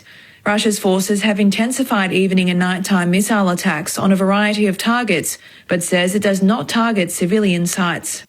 More than 175 million people in the United States are under excessive heat warnings and advisories this weekend. Larry Buttrose reports. A heat wave that's affected the southern US for weeks has expanded into parts of the Great Plains, Midwest and Northeast of the country. Oppressive heat is hitting New York City with temperatures of up to 40 degrees Celsius. The city has opened cooling centres and also issued a warning about a threat of severe thunderstorms. In Washington, D.C., temperatures could reach 43 degrees, while some parts of Minnesota in the Midwest could hit 40. US officials are urging people to stay out of the hot weather as it has the potential to cause heat-related illnesses. Matilda's captain Sam Kerr says she'll be available for the Women's World Cup clash between Australia and Canada on Monday night. She says rehab has been gruelling mentally and physically, but she's done everything to get herself right. Kerr missed the first 2 games with a calf injury, Australia's group win against Ireland, and lost to Nigeria. And in women's cricket, Phoebe Litchfield and Annabelle Sutherland have struck maiden one-day international centuries to guide Australia to a 10-wicket victory over Ireland in Dublin. ABC Listen. The story of stuff the British stole started with artefacts in museums and galleries, but now it's spread From high above the Andes Mountains global smuggling empire to the imagination of children. Pocahontas has always been, in a way, a skeleton in my closet. It's the stuff of empires and legends. I'm Mark Fennell. Join me for the new season of Stuff the British Stole. You can find it now on the ABC Listen app. Grandstand AFL. Now streaming every match on the ABC Listen app. Look for the AFL button. Clark looks to send the Fremantle Dockers into attack. Jackson in the back. Can't get there, Henry. That's Jack, spoils it down. Sukowski away to Walters across his body for the Dockers first. Brayshaw gives it back to Jackson, back to Sarong. Bursting through the attacking edge of the square. Fredericks out the back. Marks wheels into an open goal. Two in quick succession for the Dockers. And they've come storming back into the contest. To Sarong, long kick inside 50. Tracy spoils it down. Walters tackled. Ball spills to Sukowski outside of the boot. It's coming back. Got it. Another one. Freo with 3 goals in 4 minutes. And Freo in front. Onto it, Stengel, swiftly. Now dancing. Kicks a high ball to full forward. No one able to mark. Comes down towards Cameron. Dribbles it towards goal. Ollie Henry picks it up and pokes it through. Schultz can't get boots a ball. Still a chance. Corbett's hand pass. Sarong around the body. Can't get 15 metres of purchase. It's soccer through. Corbett through a body of players. And something out of nothing for Fremantle. Looking for his first goal. Jeremy Cameron hard out to the left. Gives it his best efforts. And through it goes. Nothing but class from Jezza. As he finishes from the left forward pocket to give Geelong back the lead. Third set shot for the quarter. Looking to put the Dockers back in front. Corbett comes in. Good kick. Through it goes. Fremantle answer back. The 2023 AFL season. On radio, ABC Sport Digital. and now streaming on the ABC Listen app. Half-time at Kardinia Park, a bumper round 20 of the AFL on this Saturday afternoon. The Dockers leading by a point over the Cats. 5-5-35 to Geelong, 5-4-34. Fremantle with 5 goals to 3 in that second quarter, including the opening 3 goals in the first 4 minutes. And 4 lead changes throughout the match, but the Dockers have the lead at the main break. Meanwhile, in the match in Ballarat, it's the Western Bulldogs who hold a comfortable lead for the moment over the Giants by 26 points. The Bulldogs 6-10-46 to the Giants 2-5-17. And a couple of goals to Tim English for the Western Bulldogs. Alex Keith has been subbed out of the match and Riley West into it for the Dogs. In the twilight this afternoon, it's the Q clash between the Gold Coast Suns and the Brisbane Lions. And then tonight it's the showdown between Adelaide and Port Adelaide, showdown number 54, or Essendon and Sydney, depending on where you're listening to us. And the alternative match is available on the ABC Listen app. Just search for the AFL Extra button. There's so much taking place at the moment. The Wallabies are in action tonight for the Bledisloe Cup. That's available on the ABC Brisbane button. Just look for that on the ABC Listen app with Quentin Hull and the team. So that's there on the ABC Brisbane channel, because there's the Women's Football World Cup. There's the cricket, of course. Australia fighting back on day 2. Well, really England fighting back with some wickets, and the Australian tail able to fight on. So Australia lead by 12 runs, all out for 295. So we're going to have a second innings shootout to see who will prevail. Australia batted for 103 overs for their 295, compared with England's 55 overs to 283. And the big talking point was the botched run out where Johnny Bairstow dislodged the bails before he had the ball, and Stephen Smith was given not out. So a reprieve for Australia's most dangerous batter. He finished on 71, and a handy little cameo between Todd Murphy and Pat Cummins meant that the English bowlers, Broad, Anderson, Wood and Wokes, all had to bowl over 20 overs. It looked a bit tired towards the end of the day. Not out. Johnny's just a one-man band trying to help everyone understand the laws of cricket better this series, such as you can't leave your ground before the umpire's called over. And if you do, maybe just touch your bat and stay in your ground, Johnny. And you can't break the stumps with your gloves before you've clenched the ball. There's nowhere really to hide, is there, when everyone's looking at you? And unfortunately, the English celebration then became despair when the TV umpire came to that conclusion. And Smith, in the end, it might be a valuable little partnership towards the end, given how close these test matches have been. So coverage on the ABC Listen app tonight with the voice of summer, Jim Maxwell, alongside Jonathan Agnew and the crew. What will you be watching tonight, Benny? Will you watch cricket, footy, Bledisloe? I'll probably have the showdown on my TV screen. Mm-hmm. I have the ABC commentary through my phone of the other game in Melbourne tonight, and I'll have the cricket on my laptop. Yeah, that's sort of roughly how I divide and conquer. Multiple screens. What about you, Ram? No, actually, I was thinking what I'm doing. I'm actually going to the football tonight. Oh, there you go. There you go. So I don't have that issue tonight. I'm taking the kids tonight, so I'm going to dash back up the highway. Yep. At the legal speed limit, of course. And, Behind the glass tonight, so that'll be nice. No. Just with the people. With the people. I'm a man of the people. You know that, Benny. Unlike you'll be where the buffet is. Little drive-by there. Ken Judge used to joke that I might need to get checked for a tapeworm that I ate so much food at half-time. I think he could be on the money. In the NRL this afternoon, the Newcastle Knights playing the Canberra Raiders. It's round 22 of the National Rugby League. The Knights lead 4-0 this afternoon. St George Illawarra and the Manly Seagulls in Penrith and Cronulla tonight. So that's also available on the ABC Listen app. Just click on the NRL button. And don't forget, of course, the lead with Adam Ramanauskas and Cameron Ling. Earlier today, we heard from Cam Guthrie and Adam Sard from the Blues. So wherever you get your podcast from, just search the best of ABC Sport. You can find Grandstand AFL Sunday, Corbin and Ben, Inzane Rugby League. It's all there under the best of ABC Sport. And just on that Cam Guthrie conversation, we spoke about when he was going to be back, when he was going to be available. Did he need to go through the reserves to get some match fitness? Blitzarves now, that may force Geelong's hand to say, no, you're coming straight back into the teams. That's just, Blitzarves is simply more experience out of that midfield. They're lacking numbers in there already without Cam Guthrie, and now losing Blitzarves for what looks like an extended period of time with that hamstring. As soon as Cam Guthrie is available, you just have to play him now. Yep. The other big news just before our footy coverage started is that Sam Kerr fronted the media to say she's in. She'll be there for the Matildas as they take on Canada on Monday night. So what a blockbuster match that's going to be after the loss to Nigeria. It's all on the line on Monday night, and you can hear it on the ABC Listen app with Ned Hall. Just how much is she in? Do you play her at the start to try and get a goal and then hang on and then take her off? Or do you say, you know what, I'm going to sit you on the bench and you're only coming on like in case of emergency, we need a goal to win, thinking that if we do get one to win, you might not be able to play the next one, you break down. It's interesting to see how they use her. Yeah. It was interesting. Tony Gustafsson said the criticism was probably fair. I probably got my substitutions wrong last Thursday night. So it will be interesting to see, you're right, Berkey, whether she starts or comes off the bench.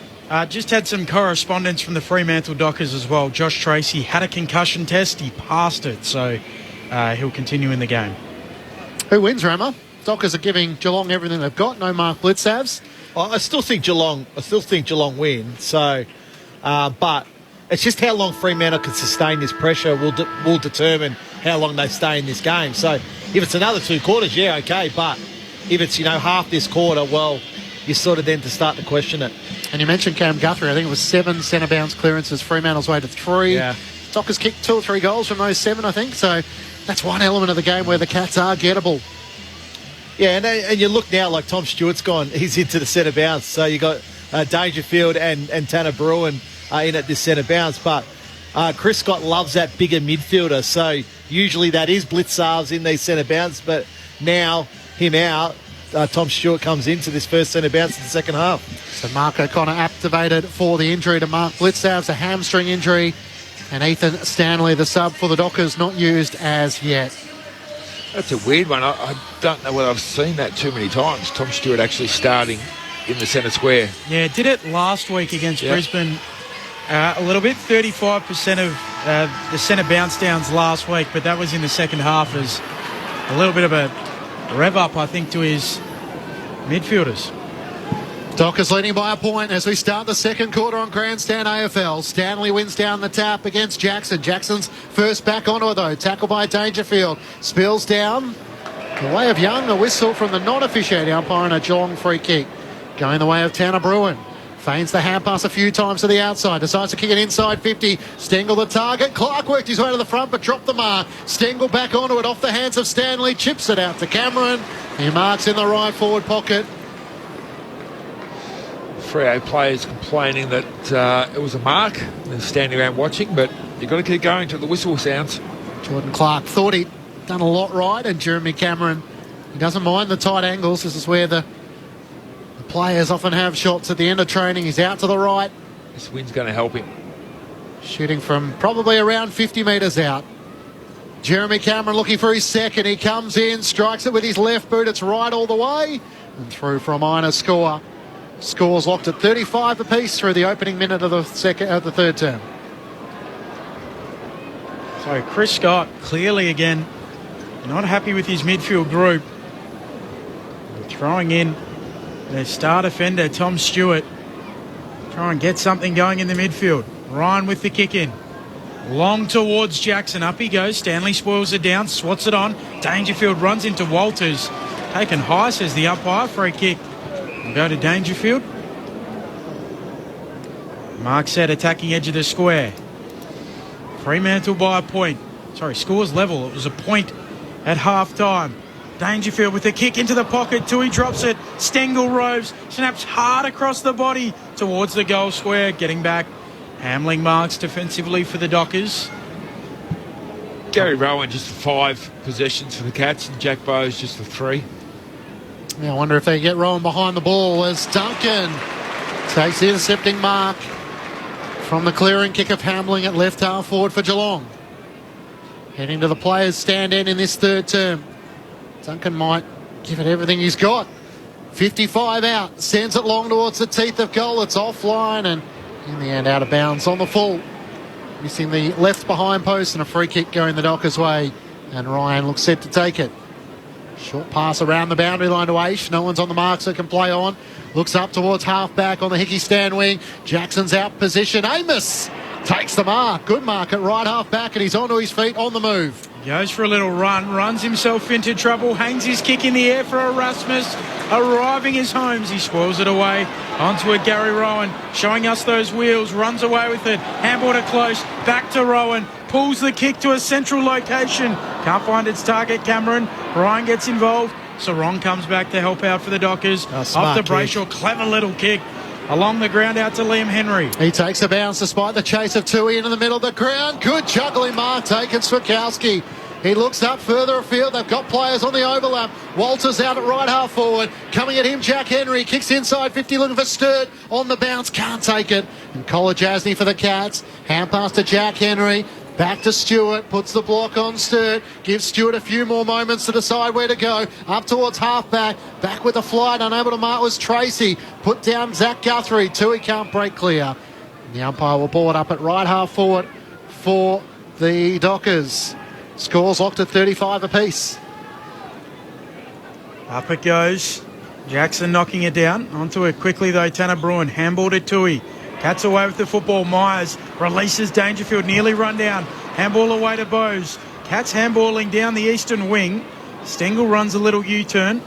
He'll kick into the middle of the ground and Swikowski able to spoil it down for the Dockers. Pearce picks it up at half-back and will kick to the logo. Mark taken there by Aish. Gives it off to Brayshaw. Sends his kick inside 50. Spoiling it away to Koning. He sees it out of play. And a throw in, 55 around at right half forward. Here for the Dockers, scores level 5-5, 35 apiece. The Dockers led by a point at halftime. Matt from Melbourne asked on the SMS, who's the backup ruck for Stanley now that Blitzavs has gone down injured? It'll be probably De Koning if they really need to. The reality is Stanley will have to do as much of the work as he can. He beats Jackson here, tries to get it down to Dangerfield. Long searching kick around the Hickey stand wing. Hamling's underneath it, going back with the flight. He marks 5 or 6 metres of space on Gary Rowan. Interesting case. Joel Hamling, in just his 3rd game of the season, sends it long around the wing. Jackson can't take the mark, and off hands it goes out of play. It's a great story of persistence and resilience. You know, a lot of players, when they get into that vicious cycle of injury after injury, year after year, just wears them down too much. But to see Joel Hamling back out there is a terrific story. Just played the one game in 2022 and one game in 2021 after a premiership with the Bulldogs in 2016. Clearing kick from Young, inside 50 for the Dockers. Amos is beaten Jack Henry takes the mark, 25 metres out from his defensive goal for Geelong. He goes short to De Koning, who marks in the right back pocket. Kicks wide for Bruin, who is able to mark close to the boundary line, just inside his defensive 50. Anna Bruin closing in on 50 games in the AFL. He'll kick up to the wing. Pearce and Hawkins. Hawkins brings it down. Pearce follows up better. He's tackled quickly by Close. Manages to get rid of it. Bowes, his kick smothered. Pearce goes in again. Now he's tackled by Bowes. Sarong trying to pick it up. All of this in the middle of Cardinia Park. Fighting after it, Brayshaw. Duncan coming through. Squeezes out a kick. It fortuitously gets through to Hawkins, who waits his kick to Cameron. Good luck. Oh, well done by the Cats. Cameron marks 30 metres out, directly in front. Well, not sure how Fremantle just allow Tom Hawkins to sit out the back by themselves. Yes, they want to squash up the ground, but they had enough players to actually get back on Tom, and the ball bumbled its way through, and fantastic pick up by Hawkins, just put it to the advantage of Cameron. Had to turn, do a U-turn, and uncontested mark inside 50, but poor defence. So Jezza Cameron, as good as directly in front, stabs it into the post. That's 1 goal 4 now, Benny. A let off. Does give the Cats the lead. They lead by that point. Ryan brings the Dockers back into play. Wagner's long searching kick. Can't take in the mark. Tracy spills down Walter's way. Hand pass looking for Liam Henry. In the middle of that, the tackle is locked up. Zach Tui's unable to break clear. Ian Cohen on the boundary. Yeah, looks like Tom Stewart has slotted back into that back line again. Jack Henry was doing that full-back custodian role, but now Stewart back there as well. Thanks, Goza. Little topo from Tui towards the boundary line, looking for Atkins, but it runs out of space. Have a look over there, Ramo. I'll give you the binoculars. The Dockers fans are there in front of the away race. I reckon, how many do you think are there, Benny? 12. 50? 50? I'll go on 12. I reckon that's all the seats the Geelong faithful are giving them. Well done to them, making the trek to Cardinia Park. Swikowski tries to get the hand pass away to Sarong, kicks end over end, up towards Walters, can't take it, knocks it on to Tracy, tries to put his frame in the way against Atkins, gathered by Stewart, hand pass to Close, tackled and dispossessed. Atkins works it forward to Tui, just got his kick away inside 50, Pearce in front. Playing in front of Tom Hawkins, takes the intercepting mark. I think the Docker supporters will be the Docker Victorian parents. Probably. Yes. Yeah, probably. There might be one or two who might have travelled. I know there's some travelling fans Is here. it? Yeah. Call in if you're a travelling fan. Can you fly direct to Avalon? You can, yep. Yeah. You can. Short kick from Clark to Wagner, who will kick to Sarong. He can't take the mark, stretching. Now has to go after it at ground level at half-back for the Dockers. Getting involved, Hawkins. Coming through, Sarong picks it up. Handball to Hamling. Handball to Ryan. Ryan, a long kick out towards the wing. Jasny able to take the mark. One-handed on the wing for the Cats.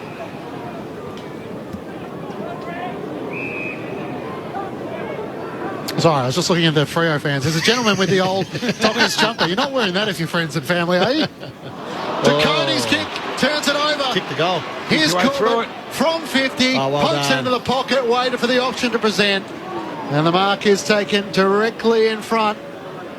And a chance for Sam Sturt to put through his first goal of the match. Wow, it's just that's simply a clanger from Sam De Koning there. Kicks it directly to Josh Corbett.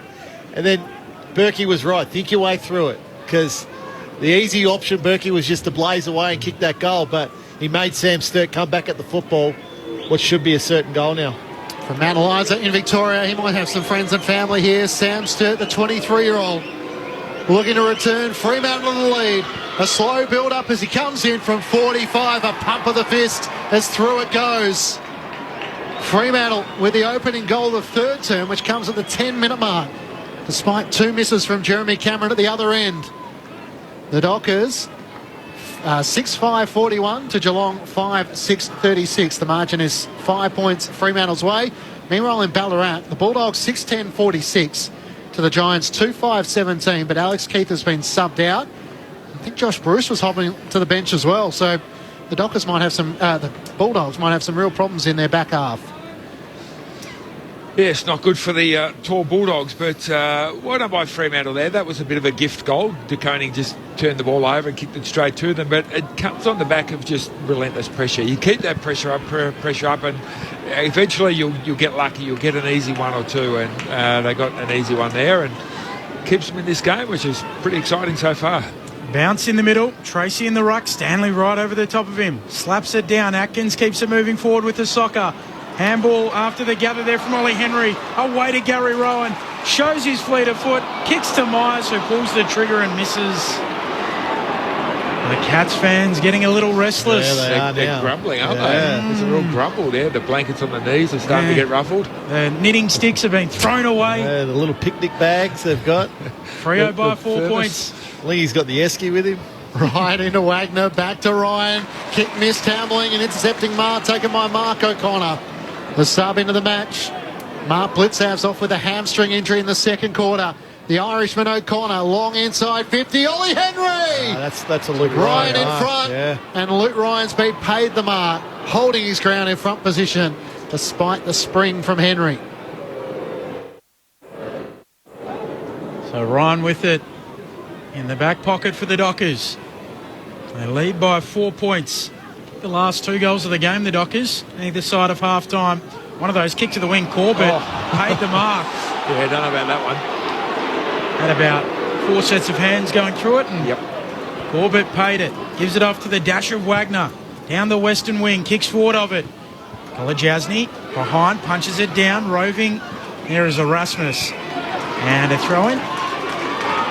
Just forward of the wing, and again the Geelong fans getting a little restless. I like that from Erasmus. Tom Stewart went at him hard. Erasmus stood his ground.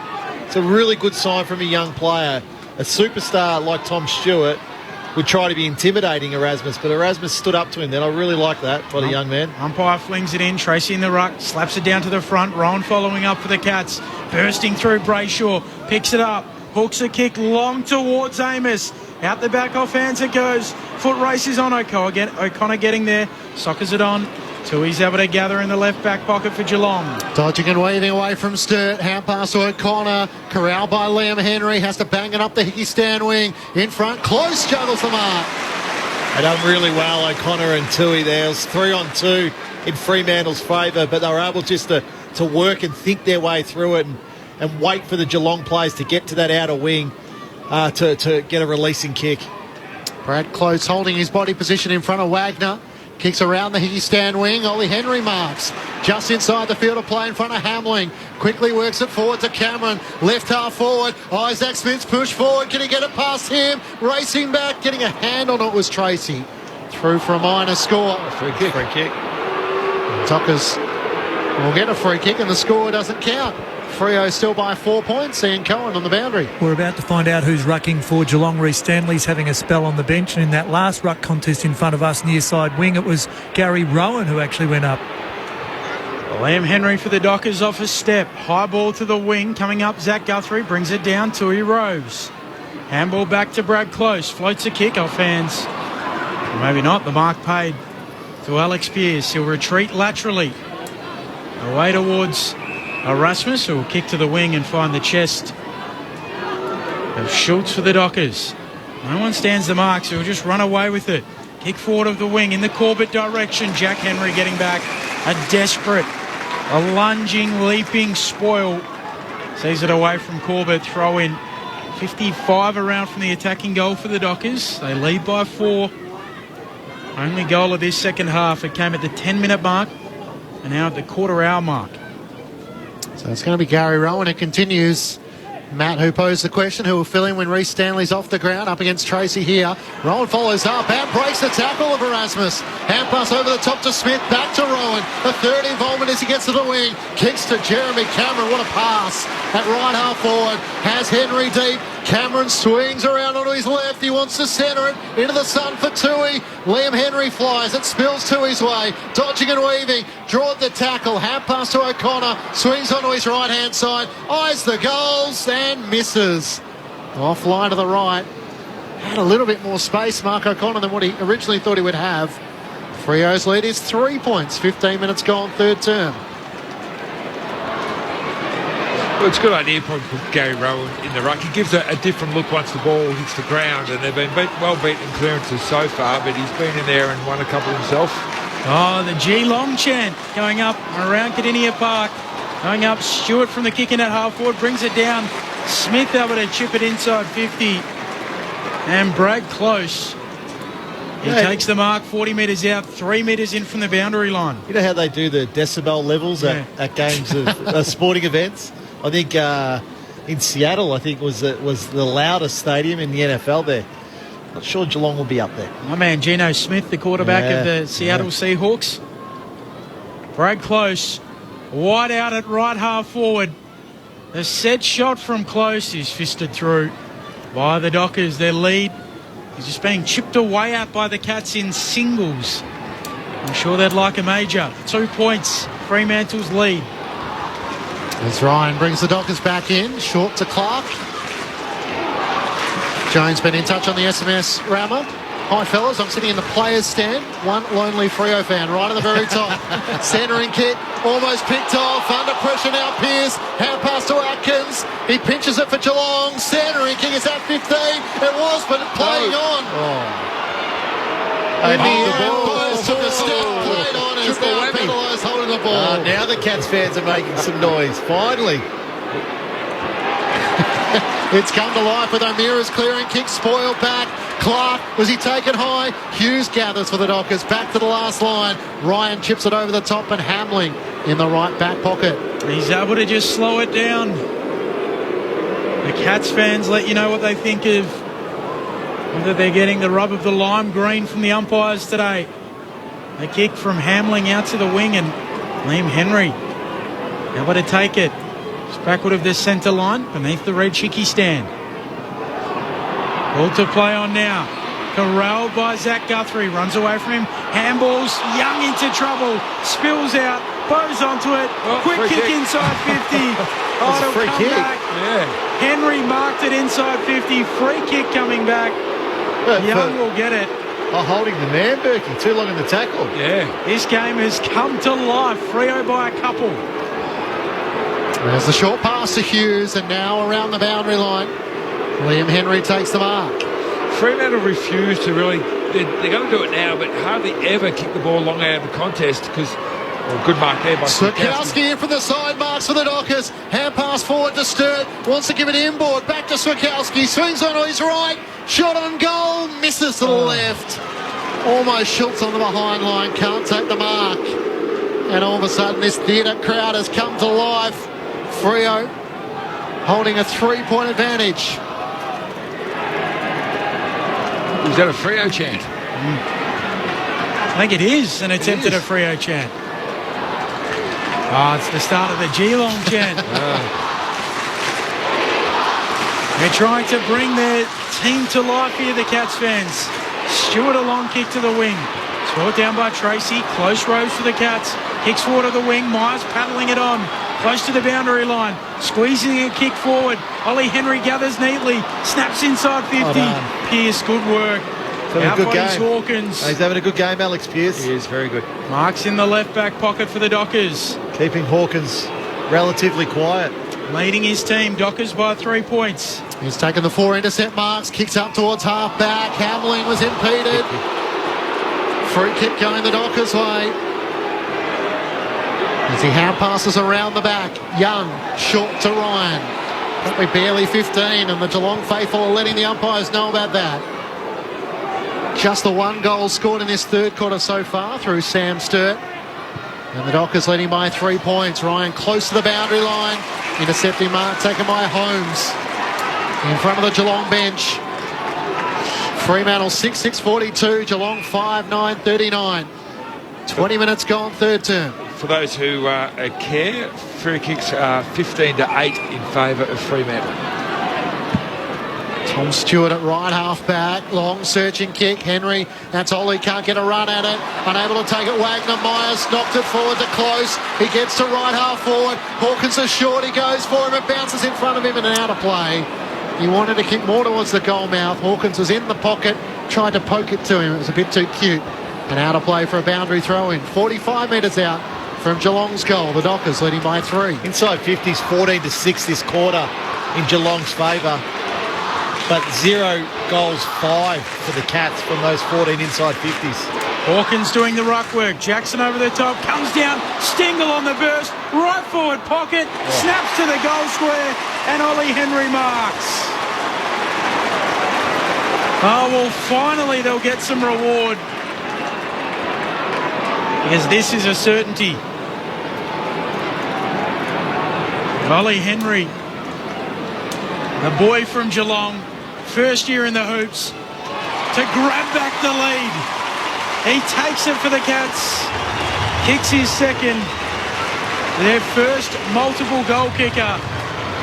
Finally, they find the major opening in this third term, and they lead 6-9-45, play 6-6-42, 21 minutes and change into the third. That's a terrific burst out of that contest by Stengel.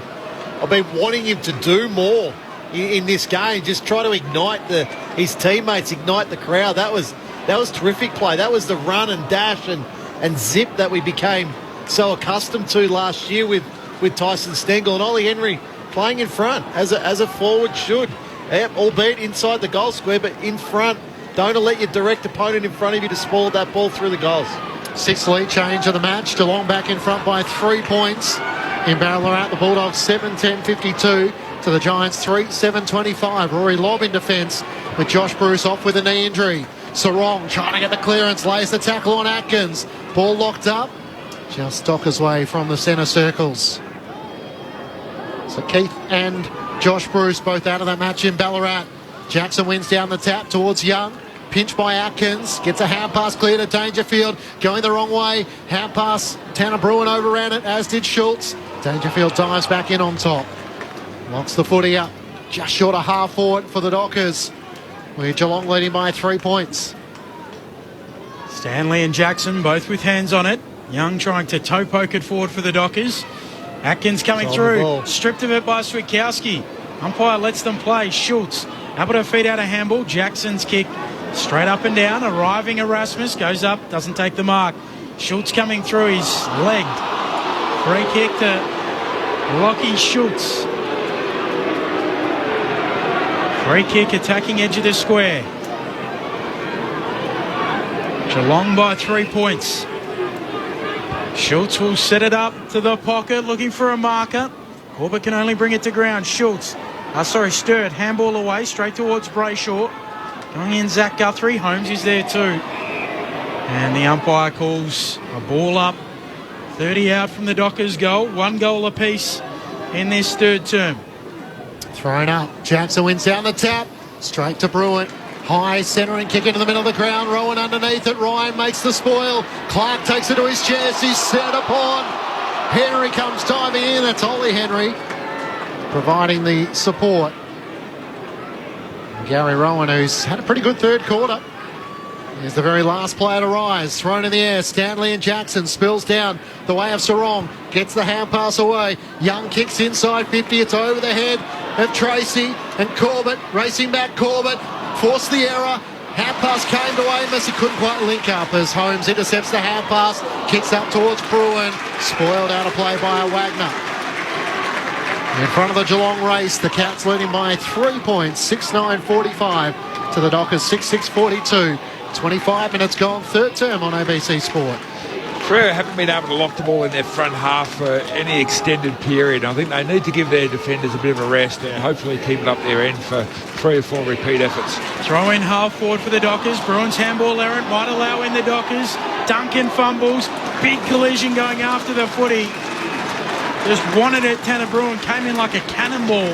Oh, he made a mistake with the handball. So make amends? Yeah, make amends. Went in really hard and low just to force another stoppage. Ball up inside 50 here for the Dockers. Stanley trying to flick it down. Atkins tackled, shovels out a handball. Wagner onto it for Freo. 51 out. Long kick to full forward. Amos rids himself of Sam de Koning. Says, get off me. And takes the mark. 12 metres out, slide angle. And this young forward shows a lot of promise.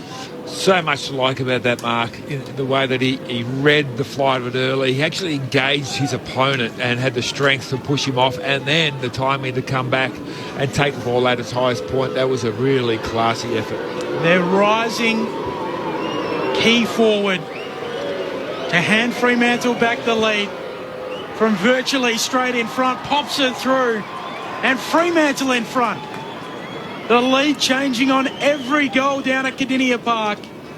Fremantle 7-6-48, leading Geelong 6-9-45, 25 minutes into the third term. And, Berkey, that's the way you get Sam De Koning as a defender. We saw so often last year in his real breakout year, him just standing off his direct opponent, then coming in and spoiling. But Amos there engaged him, engaged in that wrestle, in that show of strength, but was smart enough to push off at that last moment and not allow the long arms of De Koning to get in there to spoil. So terrific forward craft there by the young Fremantle key forward. Hasn't been able to get in the gym yet either in either of his pre-seasons. They are very bullish about what he might become when he can. The Dockers have won just one of their last 7 matches. That was against the Bombers back in round 15. Not the best bounce, which is recalled. Thrown in the air. Stanley up against Jackson. Stanley wins down the tap. Jackson does the roving. Hand pass to Brayshaw. Kicks inside 50. Amos down low. Gathers on the bounce. Swings onto his left. Eyes the goals. What a finish. Just touched. Jack Henry got the last fingertip to it. That's special. That is outstanding. If Will Ashcroft doesn't have the Rising Star nominee title in the bag, there's a couple that are coming with a bullet. Kick in from Duncan, out towards the wing. De Koning going up, can't take the mark. Jackson able to gather, handballs back into play, straight to De Koning. Now the Cats work it out through hands. Holmes trying to run away from O'Meara. Loops a handball over the top. Myers, chase from Brayshaw. Kick from Myers, goes beautifully to Cameron. And Mark's running back with the flight, 48 out, wide out at right half forward. The runner should be coming out now because there's 10 seconds remaining in this quarter, so the siren should sound whilst Jeremy Cameron is getting ready to kick this. So we'll not be able to arc around Jezza. Boot will have to go to ball from about 51 out, I reckon, at least. Distance, unlikely to be a problem. We know he's the star of the competition. Great players make great plays. Cameron can't hear. 1 goal, 5. This is right. So 3 points will be Fremantle's advantage as we turn for home on Grandstand AFL. 7-7-49 plays 6-10-46. Try Amos at one end. Jeremy Cameron a miss at the other. The goal kickers, Corbett with a couple, singles to Sturt, Walters, Amos, Frederick, Switkowski, Henry with a couple, Hawkins, Stengel, Holmes and Cameron for the Cats. So in that quarter, Fremantle booted 2-2 to Geelong's 1 goal 6. And with so much on the line for the Cats this afternoon, Chris Scott surpassing the record of Reg Hickey, game 305 at the helm of Geelong. And the Cats a chance to jump inside the top 8 once more. We're all set for a thrilling final term in Ballarat. It's the Western Bulldogs 8-10-58, leading the Giants by 20 points, 5-8-38. Still with 5 minutes to go in the third term there, but Josh Bruce off with a knee injury. Alex Keith subbed out of the match for the Western Bulldogs. So the Dogs are dominant early. The Giants trying to get on a roll late with another goal to Toby Green. So look out, the Orange Tsunami could be finishing with a flurry there at Ballarat. Saturday afternoon footy on Grandstand AFL on ABC Radio, ABC Sport Digital, and now streaming on the ABC Listen app. ABC Listen. A Russian chef marches on Moscow. The Thai military attempts to hold on to power and prop up an oddball king. And an American ex-president stores classified documents in a toilet and a ballroom. Those plans all backfired, didn't they? I'm Matt Bevan. Join me for a new season of the podcast, If You're Listening, helping you make sense of major news events shaping our world with new episodes weekly. Hear it right now on the ABC Listen app. Grandstand AFL. Now streaming every match on the ABC Listen app. Look for the AFL button. Coney's kick turns it over. Kick the goal. Here's Corbett from 50. Pokes into the pocket, waited for the option to present. And the mark is taken directly in front. And a chance for Sam Sturt looking to return Fremantle to the lead. A slow build-up as he comes in from 45. A pump of the fist as through it goes. Hawkins doing the ruck work. Jackson over the top, comes down. Stengel on the burst, right forward pocket, snaps to the goal square, and Ollie Henry marks. Oh, well, finally they'll get some reward. Ollie Henry, the boy from Geelong, first year in the hoops, to grab back the lead. He takes it for the Cats, kicks his second. Stanley trying to flick it down. Atkins tackled, shovels out a handball. Wagner onto it for Freo. 51 out. Long kick to full forward. Amos rids himself of Sam de Koning and takes the mark to hand Fremantle back the lead. From virtually straight in front, pops it through. And Fremantle in front. The lead changing on every goal down at Cardinia Park. The 2023 AFL season. On radio, ABC Sport Digital. and now streaming on the ABC Listen app.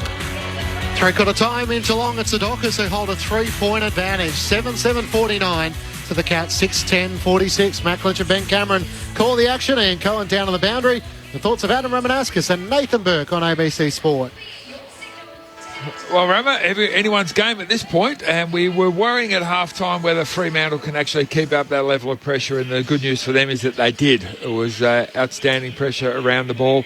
A pretty low possession count, only 79 possessions each that quarter, but Geelong only going at 58% efficiency, and that's pretty low for them, who are one of the more skillful teams going around, and Freo at 67%. So for me, it's a simple game plan for Fremantle. They've got to actually keep kicking goals. They've got to keep that pressure up and making sure that if they do turn the ball over, they've got really good structures behind the footy, because the only way Geelong really look dangerous is if there is that turnover and they go straight back really, really quickly at those Fremantle defenders. So making sure they keep their players back, they keep their players close to those Geelong forwards, and they might just come away with a win here for Geelong. I think they need to up their pressure game. They need to start turning the ball over through the middle of the ground and getting some really good repeat entries to an open forward line, because that's where they look dangerous. But at the moment, in the sort of the defensive pressure battle, Fremantle are winning that, and that's why they are winning on the scoreboard. I want to see more urgency from Geelong. I want to see a bit more risk-taking, a bit more dash, a bit more dare. Like Stengel, really in that third quarter was the only player that did it. He comes through a stoppage and kicks the ball. It hits Ollie Henry on the chest, and he kicks the goal. Other than that, it's this perfect ball movement that Geelong sometimes get so occupied with, and the way that they want to play the game that they forget. It's just sometimes it's burst the ball forward, push it forward, kick it off the ground, get it into your forwards. What's Jeremy Cameron? 1 goal 5 for Jeremy Cameron in this game today. So he's left and some. his one goal was a ripper. Yeah, he's absolutely left some out there. So what he does in the last quarter, it becomes really critical. Can he kick some goals? I liked Gary Rowan going up onto the ball as Ian Cohen spoke about him going into the ruck. It just added a bit more dash into that middle of the ground. They look so one-paced at the moment. So right now we're seeing. To start this fourth quarter, Tyson Stengel going into the centre bounce along with Tanner Bruin and Atkins. So Paddy Dangerfield is starting at centre half forward for this quarter. Tom Stewart goes back to that customary half-back position. But if Fremantle keep this pressure up, I got a funny feeling Berkey's upset call to start this game might be right. The kind of hedged his bets though. He was all over last week. Hawthorn and Richmond. Final term underway. Bounce is going to be recalled. This will be 3 in a row, by the way.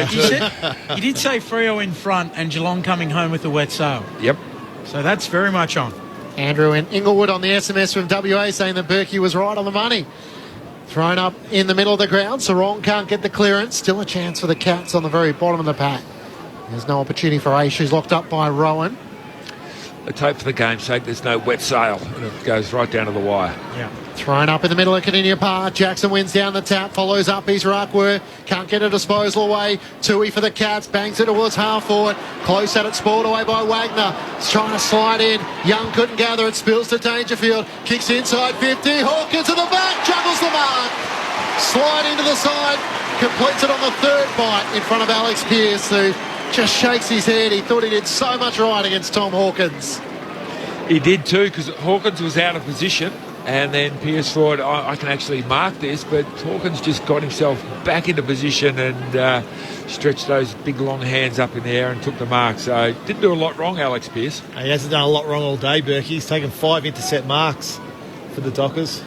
Tom Hawkins kicked a goal in the second quarter. Slightly left of centre, 25 metres out to put Geelong back in the lead. Hawkins comes in and seals it. Puts through his second. And the Cats answer first in the opening 90 seconds of the final term. Geelong 7-10-52 to the Dockers 7-7-49. The Cats booted 1 goal, 6 in the third quarter to Fremantle's 2-2.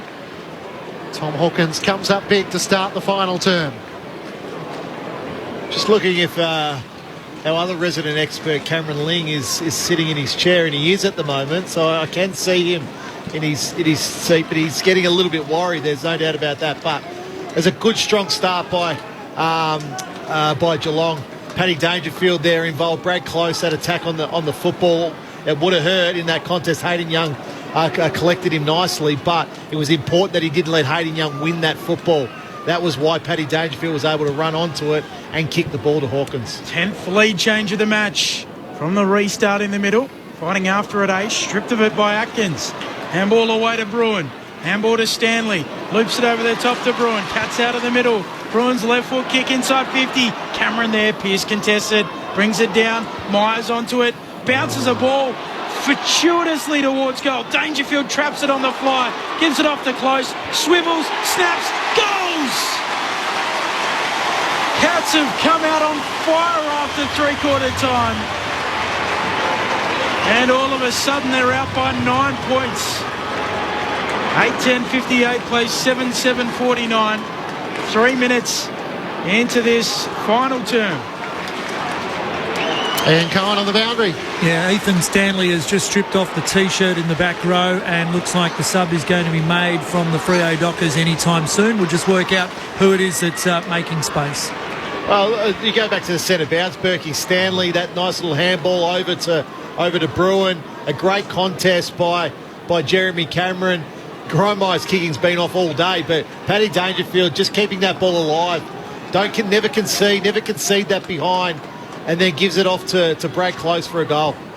2 goals in the opening 3.5 minutes for Geelong. Freo haven't touched the footy. Back in the middle, a chance for Sarong. Can't get a disposal away. Ace dives over the top and Tanner Bruin on the bottom. Slightly Freo's away from the centre circles. Sorry, Clinchy. Thrown up. Stanley wins down the tap. Into the path of Atkins. Can't break Sarong. Footy stuck to his chest. Umpire circles and will ball it up. Atkins, Stengel and Bruin. Oh, free kick. So Freo finally get a disposal to start the final term. What was it for, Becky, you see? I think it was a bit of dissent almost, the way he threw the ball back to the umpire. The umpire wasn't happy with it. Jackson long, straight down the middle towards Tracy. Can't take the mark. Brayshaw through the hands back, wanting a free kick for a hole. No whistle. Has another go, Brayshaw. This time wins the footy. Hand pass to Sarong. Picked off by Stengel. His hand pass turns it over. Sarong's hand pass. Wagner's kick is smothered. Holmes ran into a dead end. Jackson lays the tackle. And the umpire will ball it up at centre half forward for the Dockers. Atkins, Bruin and Stengel, they're just playing really tight defensively in the bounces, and it's working for them. Clearance from Holmes for the Cats, tumbling it forward of halfway. Rowan there. So too Hamling and Pearce. Pearce bursts onto it. Handball forward for Clark. Kicks the Dockers inside 50. Looking for a marker. 2 of them go to ground. It will bounce and tumble through. Free kick. Paid the free kick. So the Tracy just bumped Jack Henry square in the back. 10 metres out from goal. The ball dribbles through for a goal, so disappointing for the Dockers. Would have been a long-range goal from Jordan Clark, but not to be. Jack Henry long towards half-back. Jackson flies in the back over the top of Stanley. Spills to Zach Guthrie. Hand pass to Stanley. Pinched by Jackson. Looks up inside 50. Tracy the target. Can't take the mark. Spills down the way of Stewart. Dispossessed. Schultz couldn't get a clean kick away and then smothers the kick at Bowes. Still a chance for the Dockers. Brayshaw tries to get a kick forward. Ricochets off Jack Henry. Tracy lays the tackle. The ball is locked up 40 metres out from Fremantle's goal. Game here earlier on in the season. Remember, it was an arm wrestle, Melbourne and Geelong, before Geelong kicked 5 unanswered in the final term to just run away with the game. Bruin wins it off the deck and handball to Duncan and another ball up. 9 points, Geelong's lead. Slapping it down, Stanley going after it. Sarong gets onto it, spins, kicks towards goal. Amos knocks it down, soccers it on goal and hits the post. Back to 8 points. 6.5 minutes into the final term on Grandstand AFL. They're not deterred by those 2 early goals by the Cats. They're still pushing hard. Bowes short to Duncan. Kicks to Tui, who marks at left half back. Geelong holding an 8-point advantage with the opening 2 goals of the final term up to the wing. Pearce spoils it down from Henry. That's Ollie Henry. Gathering at Tanner Bruin, one of the hand pass to College as he missed him. Schultz just hacks a kick forward, shoved in the middle of the back. As he got the kick away, hard against the boundary. Ball will come back to him between wing and half forward. I love it when crowds get felt hard done by and every single decision is booed or cheered. Terrell Tiger making the mention on the SMS. It's turned into the boo factory at Geelong. Schultz's long kick, Amos underneath, can't take the mark. The mark is taken by Koning. Left back pocket for the Cats. Geelong by 8 points. He spoiled it. Came down straight to him, took the mark. Kicks to the defensive goal square. Mark taken by Stewart. Wants to kick up the middle. Poor kick, a turnover. And Wagner marks 49.5 metres out. So Wagner with it directly in front, maybe just beyond him. Clark peels around the back. He ignores that. As he looked to dish it off, he just sets it up towards full forward. Tracy coming, Schultz in front. Schultz on the burst. He marks on his chest, 15 out, plumb in front. And should bring the Dockers back to within 2 points. 50, it's got to be. Yeah, Geelong player was just moseying along in line with the mark. The umpire come running over and said, get out of the way. Well, mate, you've had long enough to get out of the way. It's 50. So Lockie Schultz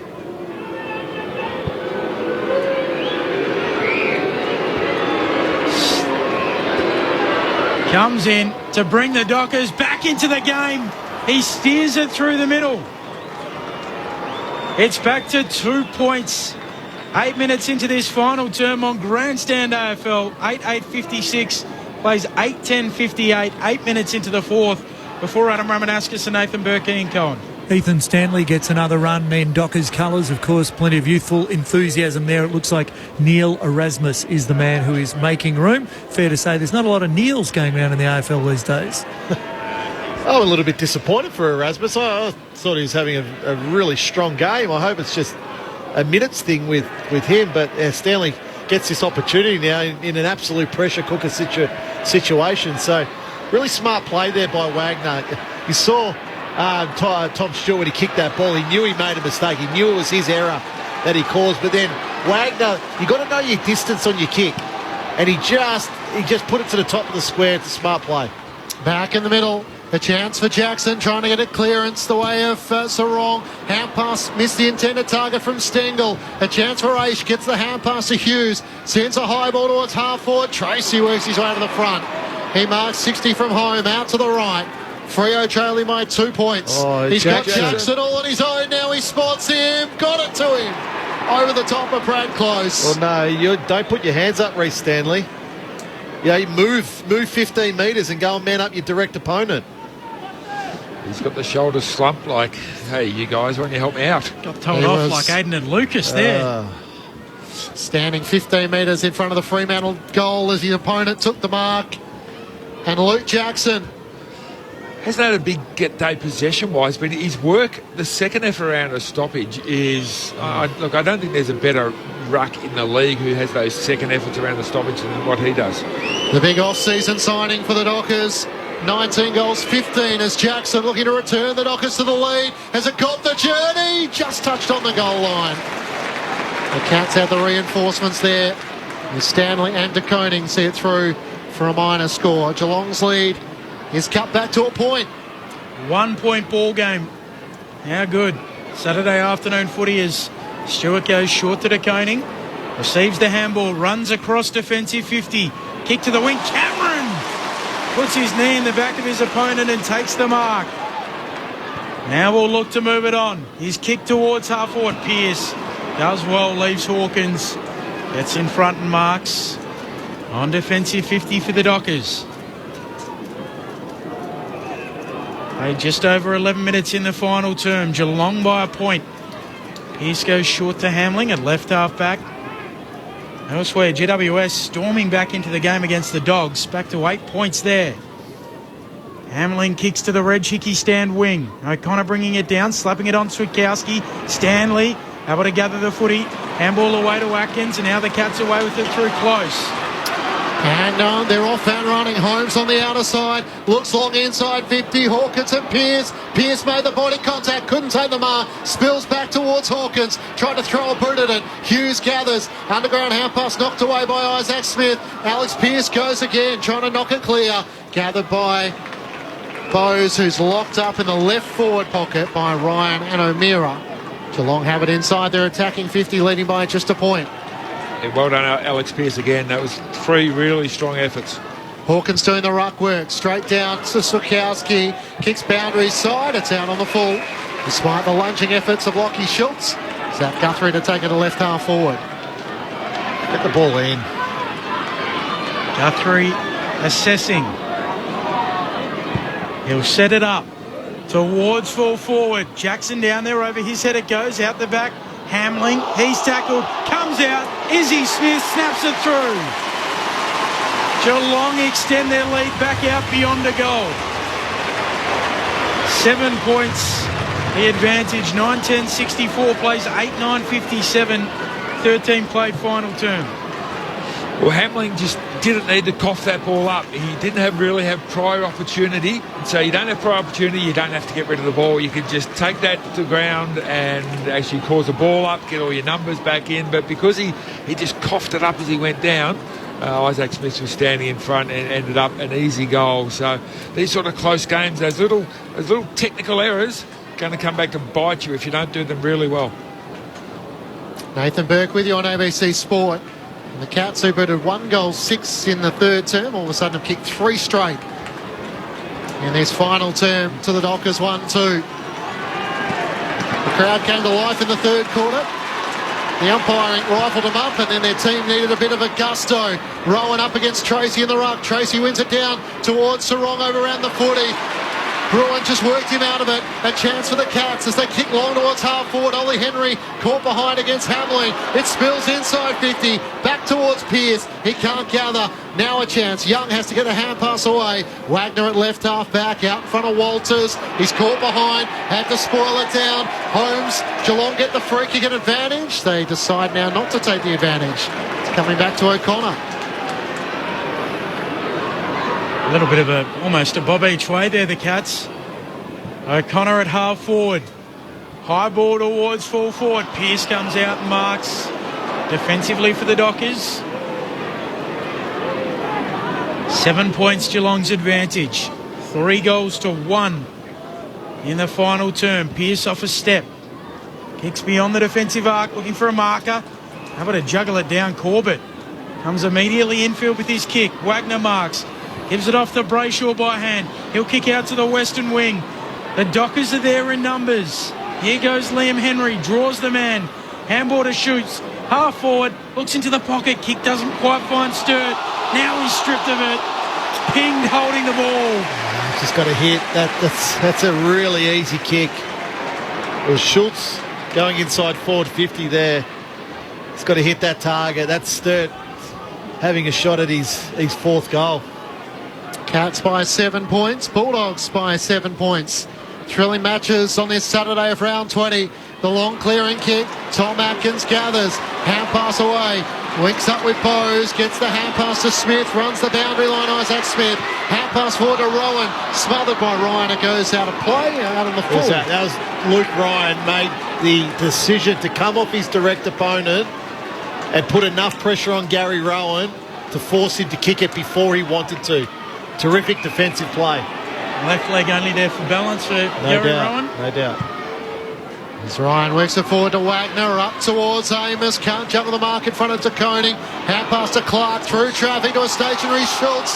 Tackled, got the hand pass away against Myers. Clark to Frederick, it's over his head, races after it, Stewart after him. Fast Freddy onto the footy, right forward, pocket, impossible angle. We've got a goal of the year contender.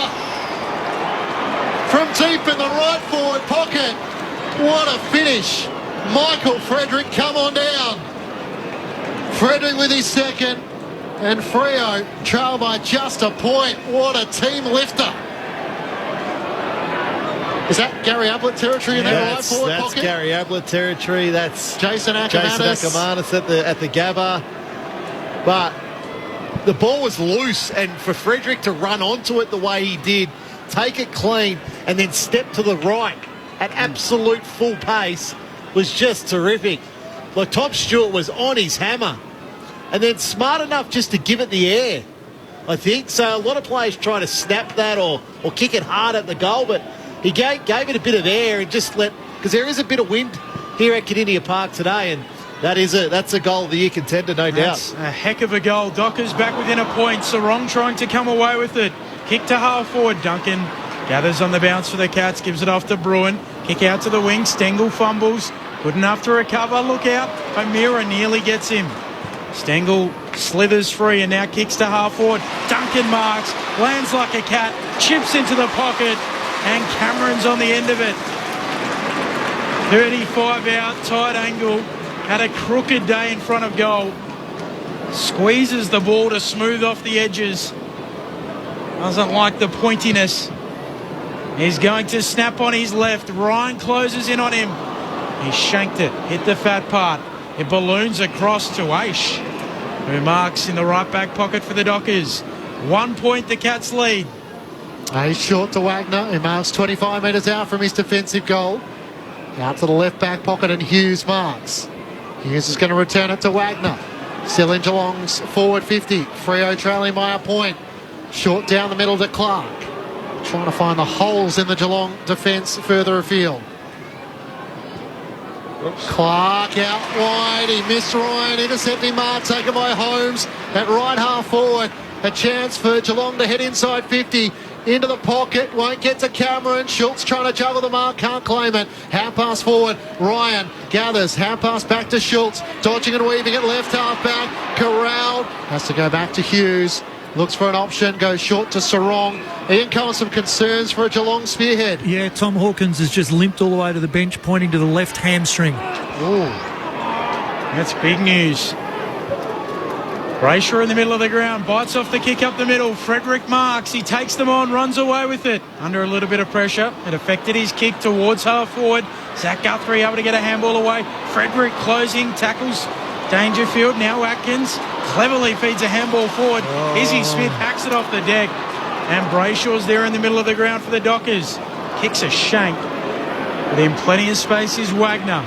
Room to gather on the wing. He'll look inside 50. Frederick goes up, can't mark. Knocks it to the back though, stirred onto it. Tries to keep the handball moving forward. Spills out. Snap from Schultz. Sends the Dockers to the front. Freo back in the lead, 2 for Schultz, and they're out by 5 points. 10-9-69 plays 9-10-64. 19 and a half minutes into this final term, 2 final quarter goals for Schultz. Oh, well done by Fremantle. That wasn't pretty. There was a passage of play there, probably the last 2 minutes, where neither side could really hit a target, but it was the Fremantle pressure, the come-forward pressure, that made Isaac Smith just panic and kick the ball off the ground, which enabled the Freo to win the footy back, go around the fat side of the ground and get it to a relatively open forward line. But to me, that was just a pure case of the Fremantle pressure. I don't want to pick this ball up because I'm going to get nailed. So well done, Freo. Capitalised on their great pressure then. Freo have won one game in their last 7. Mark Blitzav's off with a hamstring injury. We'll go down in a few moments to Ian Cohen to work out whether Tom Hawkins is also out for the match. Back in the middle. Dockers back in front by 5. Jackson and Stanley spills down the way of Atkins. He emerges out of the middle. He kicks along towards Jeremy Cameron. Worked underneath by Alex Pearce. That's his 8th intercept mark of the game.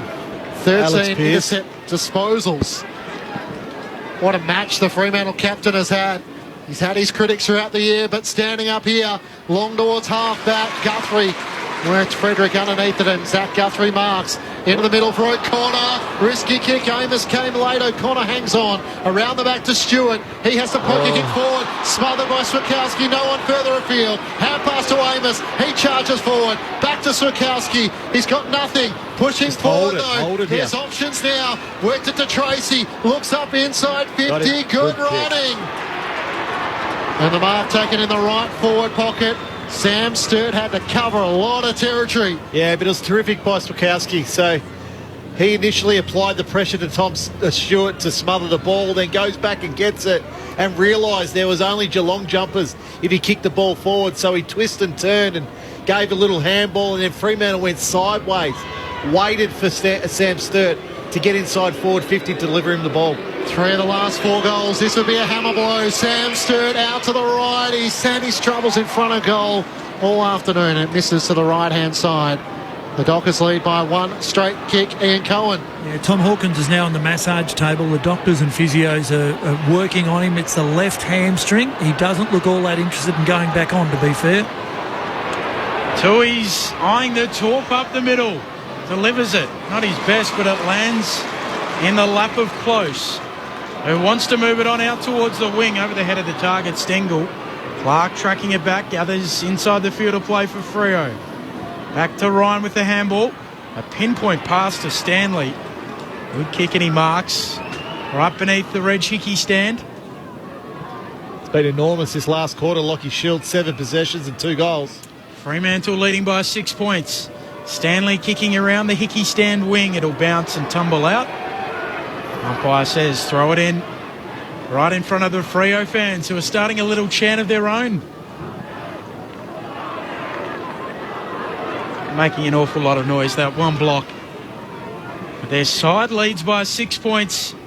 23 minutes into the final term down at Cardinia Park. Thrown back in. Stanley wins down the tap. Close, can't break clear. He's locked up. With a sub into the action. Ethan Stanley, and the umpire will throw it up. Just short of left half forward for the Dockers. Jackson and Stanley spills down the way of O'Meara. Close lays the tackle. Sarong kicks inside 50. Charging out Sturt. Shoved underneath it. Stewart takes the mark. Plays on. Kicked it straight into his opponent. Ball spills clear. Sturt can't gather. It spills out the way of Hughes. 55 out from home. Hand pass to Tracy. Away to Brayshaw. Feeds the hand pass away. Stanley the sub. Cuts. Dodges. Back onto his right. Fires on goal and misses out to the right-hand side. An important point, as they say. Freo by 7 points. With just over 4 minutes to go. 24 minutes gone. Final turn. Did everything right there, young fella Stanley. Zigzagged and got himself free, but just panicked a little bit on the kick. And the kick in from Guthrie. Zach Guthrie, Cam Guthrie not back yet from that injury. Winning it though, Walters for the Dockers at half forward, chips it short. Mark taken by Swikowski. 2 goals in 4 minutes, Geelong need. He was 55 metres out. Swikowski when he marked. What does he like?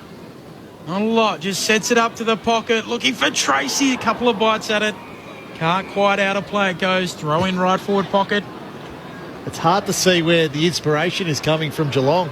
They look a bit flat, don't they? Yeah.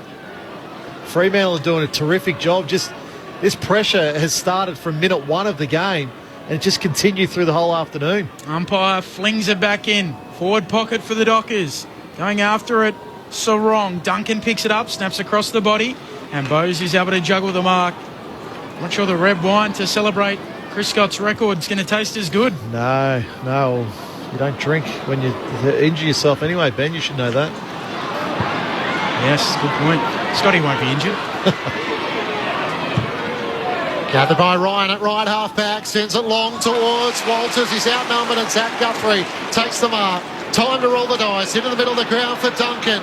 He looks out to the far side. Jack Henry will mark. He's got Tui running hard on the Hickey stand wing. Pokes it out in front of him. He's now got Holmes on the overlap. Can chip it further afield. Keep going. They've worked it to right half forward. Now the important kick inside 50. Cameron's deep. Closest deep. Rowan as well.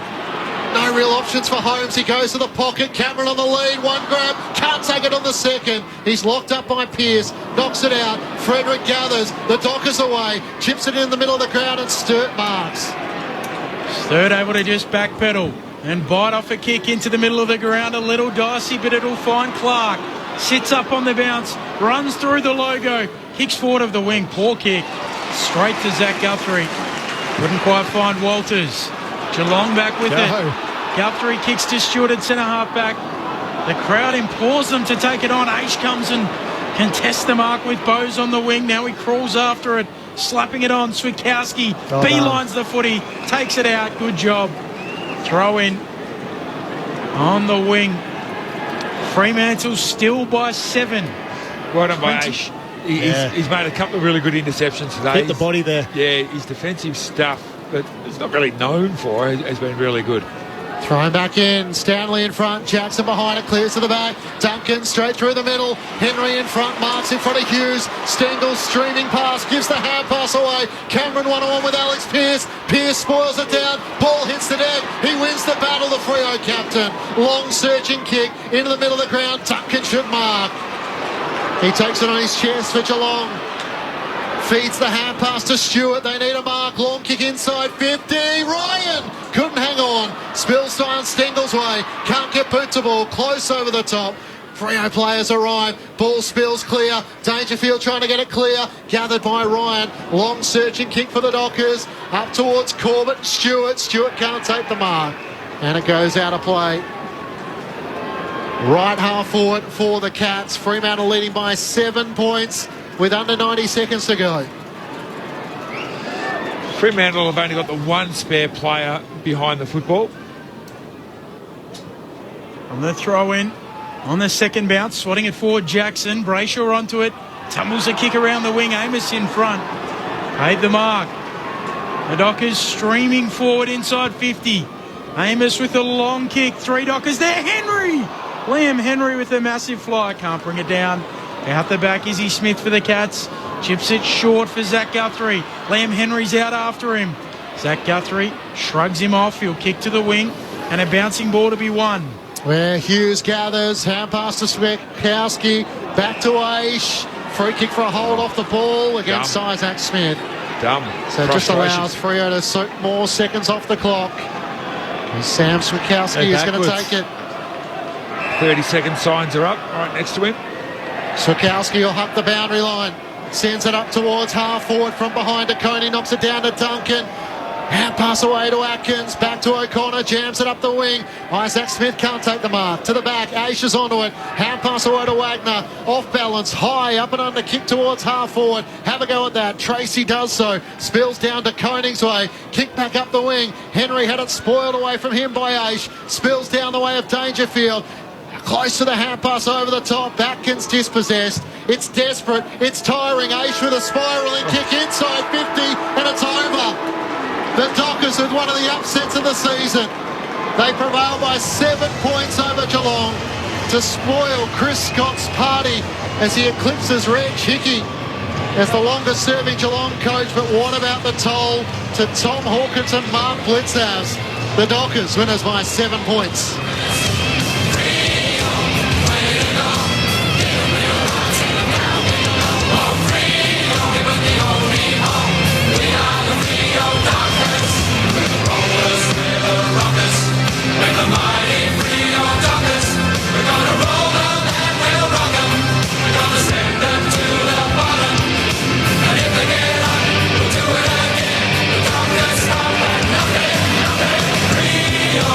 Way to go.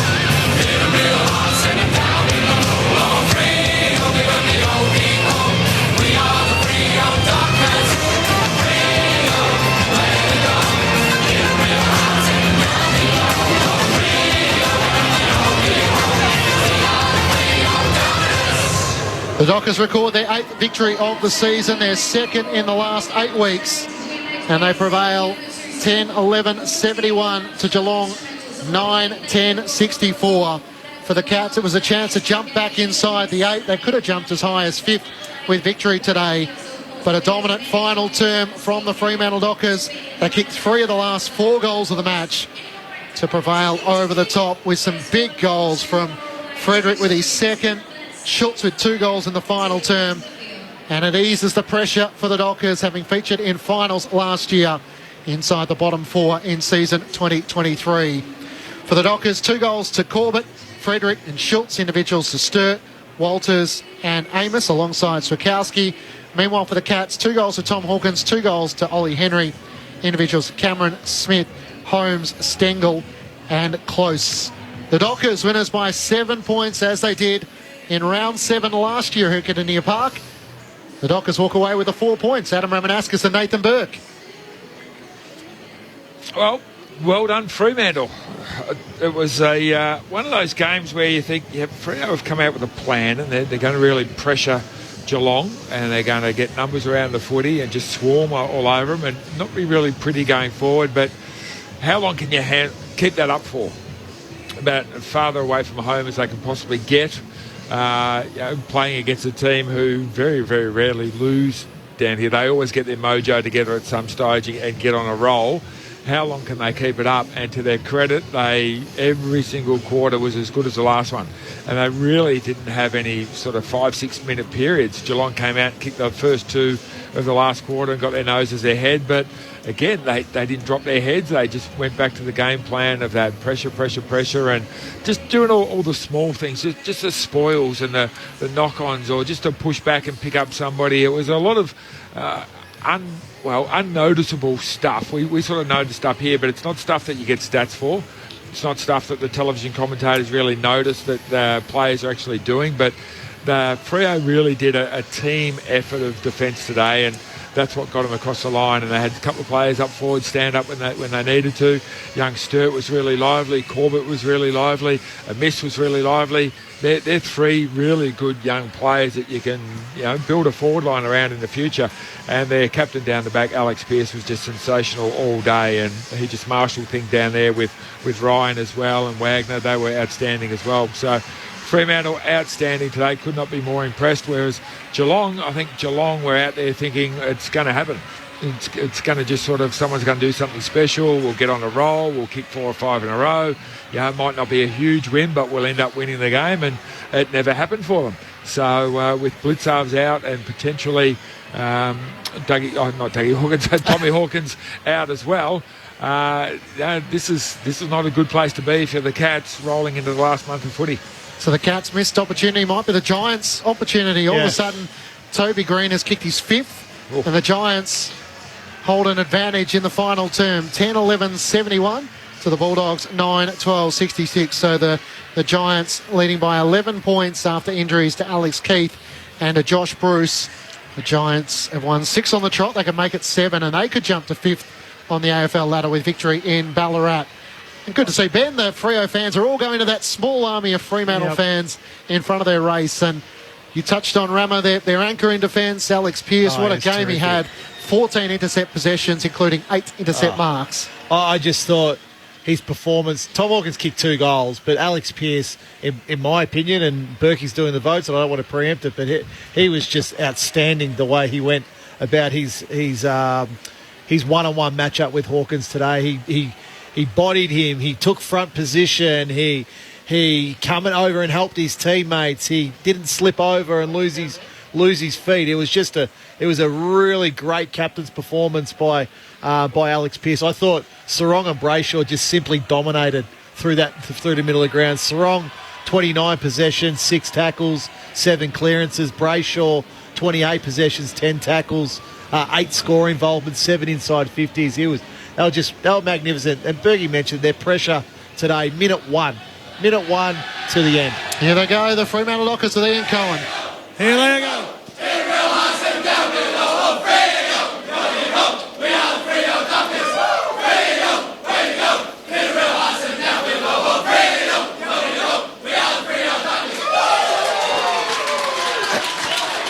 Fair to say that was sung with a degree of jubilation. Fantastic feelings in the Fremantle room. We'll be back with the player shortly. Thanks, Koza. And that's what I was talking about before the game. You need momentum going into an off-season when you haven't had the year that was probably expected. Now, today's game, you look at it and you got to isolate what players did. So Sarong and Brayshaw, we know about. Wagner had his best game for the football club. Lockie Schultz come late in that game, kicked 2 last quarter goals, had 8 possessions. I thought Clark was really good. Neil Erasmus, I really liked his game today. He got subbed out, but I really liked his game. He had 17 possessions. Sturt had probably his best game for the club today. 1 goal, 3 albeit, but he was still there and showing what he can do as a forward. Hamlin comes back. Frederick Grohl from the boundary, he kicks 2 goals. A miss that we spoke about a lot. So there's so many positives with these developing younger players for the Dockers. On the other side with Geelong, they were simply waiting for their teammate to do it today. There wasn't one player for Geelong today that took the game by the scruff of the neck and said, I'm going to go and win it, or I'm going to go and help my team win this game. So Mitch Duncan had 27 possessions. Tom Stewart had 25, but they were basically all across half-back. Tanner Bruin tried exceptionally hard, but Bruin and Atkins were beaten in the middle of the ground by Sarong and Brayshaw. I want to make mention of Hayden Young. He spent a lot of time today on Paddy Dangerfield. So Young's had the 19 possessions. Dangerfield's had 16 possessions. Didn't play a lot through the middle of the ground, Dangerfield, today. Like particularly the second half, Berkey was almost anchored forward a lot in that second half. And when he was forward, Hayden Young went to him. If Dangerfield then went up and played around the football, Young followed him around that contest. So, look, an outstanding performance by Fremantle to come down to Geelong and win at any stage is just magnificent. We know Geelong have got a tough run to finish the season. Port Adelaide, Collingwood, St Kilda and the Western Bulldogs. Can the Cats make finals if Mark Blitzavs and Tom Hawkins are out injured? I think it becomes enormously hard. You know, they're already with missing Cam Guthrie in that midfield. Now you're throwing Blitzavs. That's over 400 games of experience through the middle of the ground. It makes it extraordinarily difficult. Yeah, it's going to be tough because Blitzavs just allows them to play the way that they want to play with those loose players here and do tricky things there. And without him, they've got none of that. And they're just a standard football team. Yeah.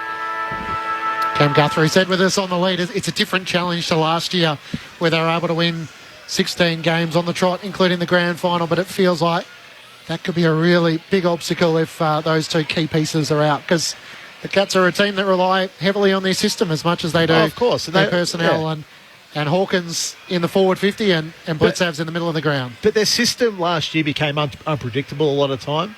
So, yep, they were playing within a system, but they were playing with flair. And I think that was what drove Geelong to a premiership last year, where we were so critical that they would play slow a lot of the time previous to that. Last year they played quick, they moved the ball, in and out, forward, quickly, score heavily. This year it just hasn't been there. It's been it's like an old car in the morning. Sometimes it starts up beautifully and off you go, and then other time, you're pressing on that accelerator to try get some petrol through the engine oil through the engine to make it work. Which is probably what happens when you have 11 players 30 years or older that they just can't do the things that they used to be able to do week in, week out. We're going to bring you a Fremantle interview, but time might be against us, so we might bring you that at halftime of the Q Clash, because we've still got to get the votes for the ABC Footballer of the Year. Nathan Burke, are you ready to fire? I am. I'm going to chuck in a defender to start with. Luke Ryan, 28 possessions and 10 intercept possessions. I thought he was outstanding all day. I've gone out of the midfielders. I've gone with Brayshaw. He had 28 possessions, 8 score involvements and 10 tackles. I thought 4-quarter effort from him. And no surprises, Alex Pearce at fullback, 17 possessions, 14 intercept possessions against 2 of the best forwards in the league. It's good this week as well, Berkey. You didn't have 2 people you were tossing up for 3 votes and then miss out on the votes like last Sunday. I told you, mate, it's all or nothing with me. You either get 3 or none. Berkey's gone 1 vote, so-and-so, 2 votes, so-and-so. 3 votes is either Rama or Clinchy. We'll go Rama, bad luck, Clinchy, no votes for you. He calls it as he sees it. That's all we can ask for. Nathan Burke, part of our team, alongside Adam Manaskis. The Giants lead by 5 points in Ballarat. There's 90 seconds to go. The Bulldogs have had all sorts of problems this afternoon. So the Giants 11-12, 78 to the Dogs, 10-13, 73. The Bulldogs have kicked 1 goal in this final term to the Giants 3. GWS had 2-5 at half-time, Rammer. Yeah. They're now 11-12. There's something about this Giants team. Yeah, special. There's a lot of spirit within this group now. I think they play in the image of their coach, don't they? And sort of that never surrender mindset. Toby And that Green stressful here. getting a workout. So Alex Keith is off the ground. He was subbed out through injury. Riley West came in. And Josh Bruce on what looks like to be a bad knee injury, having suffered an ACL a couple of years ago. That would be horrible, having been asked to reinvent himself as a defender. The dominant forward in recent years for the Dogs, and Adam Kingsley coaching on the bench. And just quickly, I mean, the issue with the Dogs has been their inability to stop run-ons. Yeah. We were watching our game, but clearly GWS have had some kind of run-on because they kicked 9 goals in the second half. They were a long way down and have stormed back into it. So, once again... Liam Jones is back out training at the moment, but he isn't in a position where it's healed enough that he can play. Look at our track watcher down there at Whitten Oval.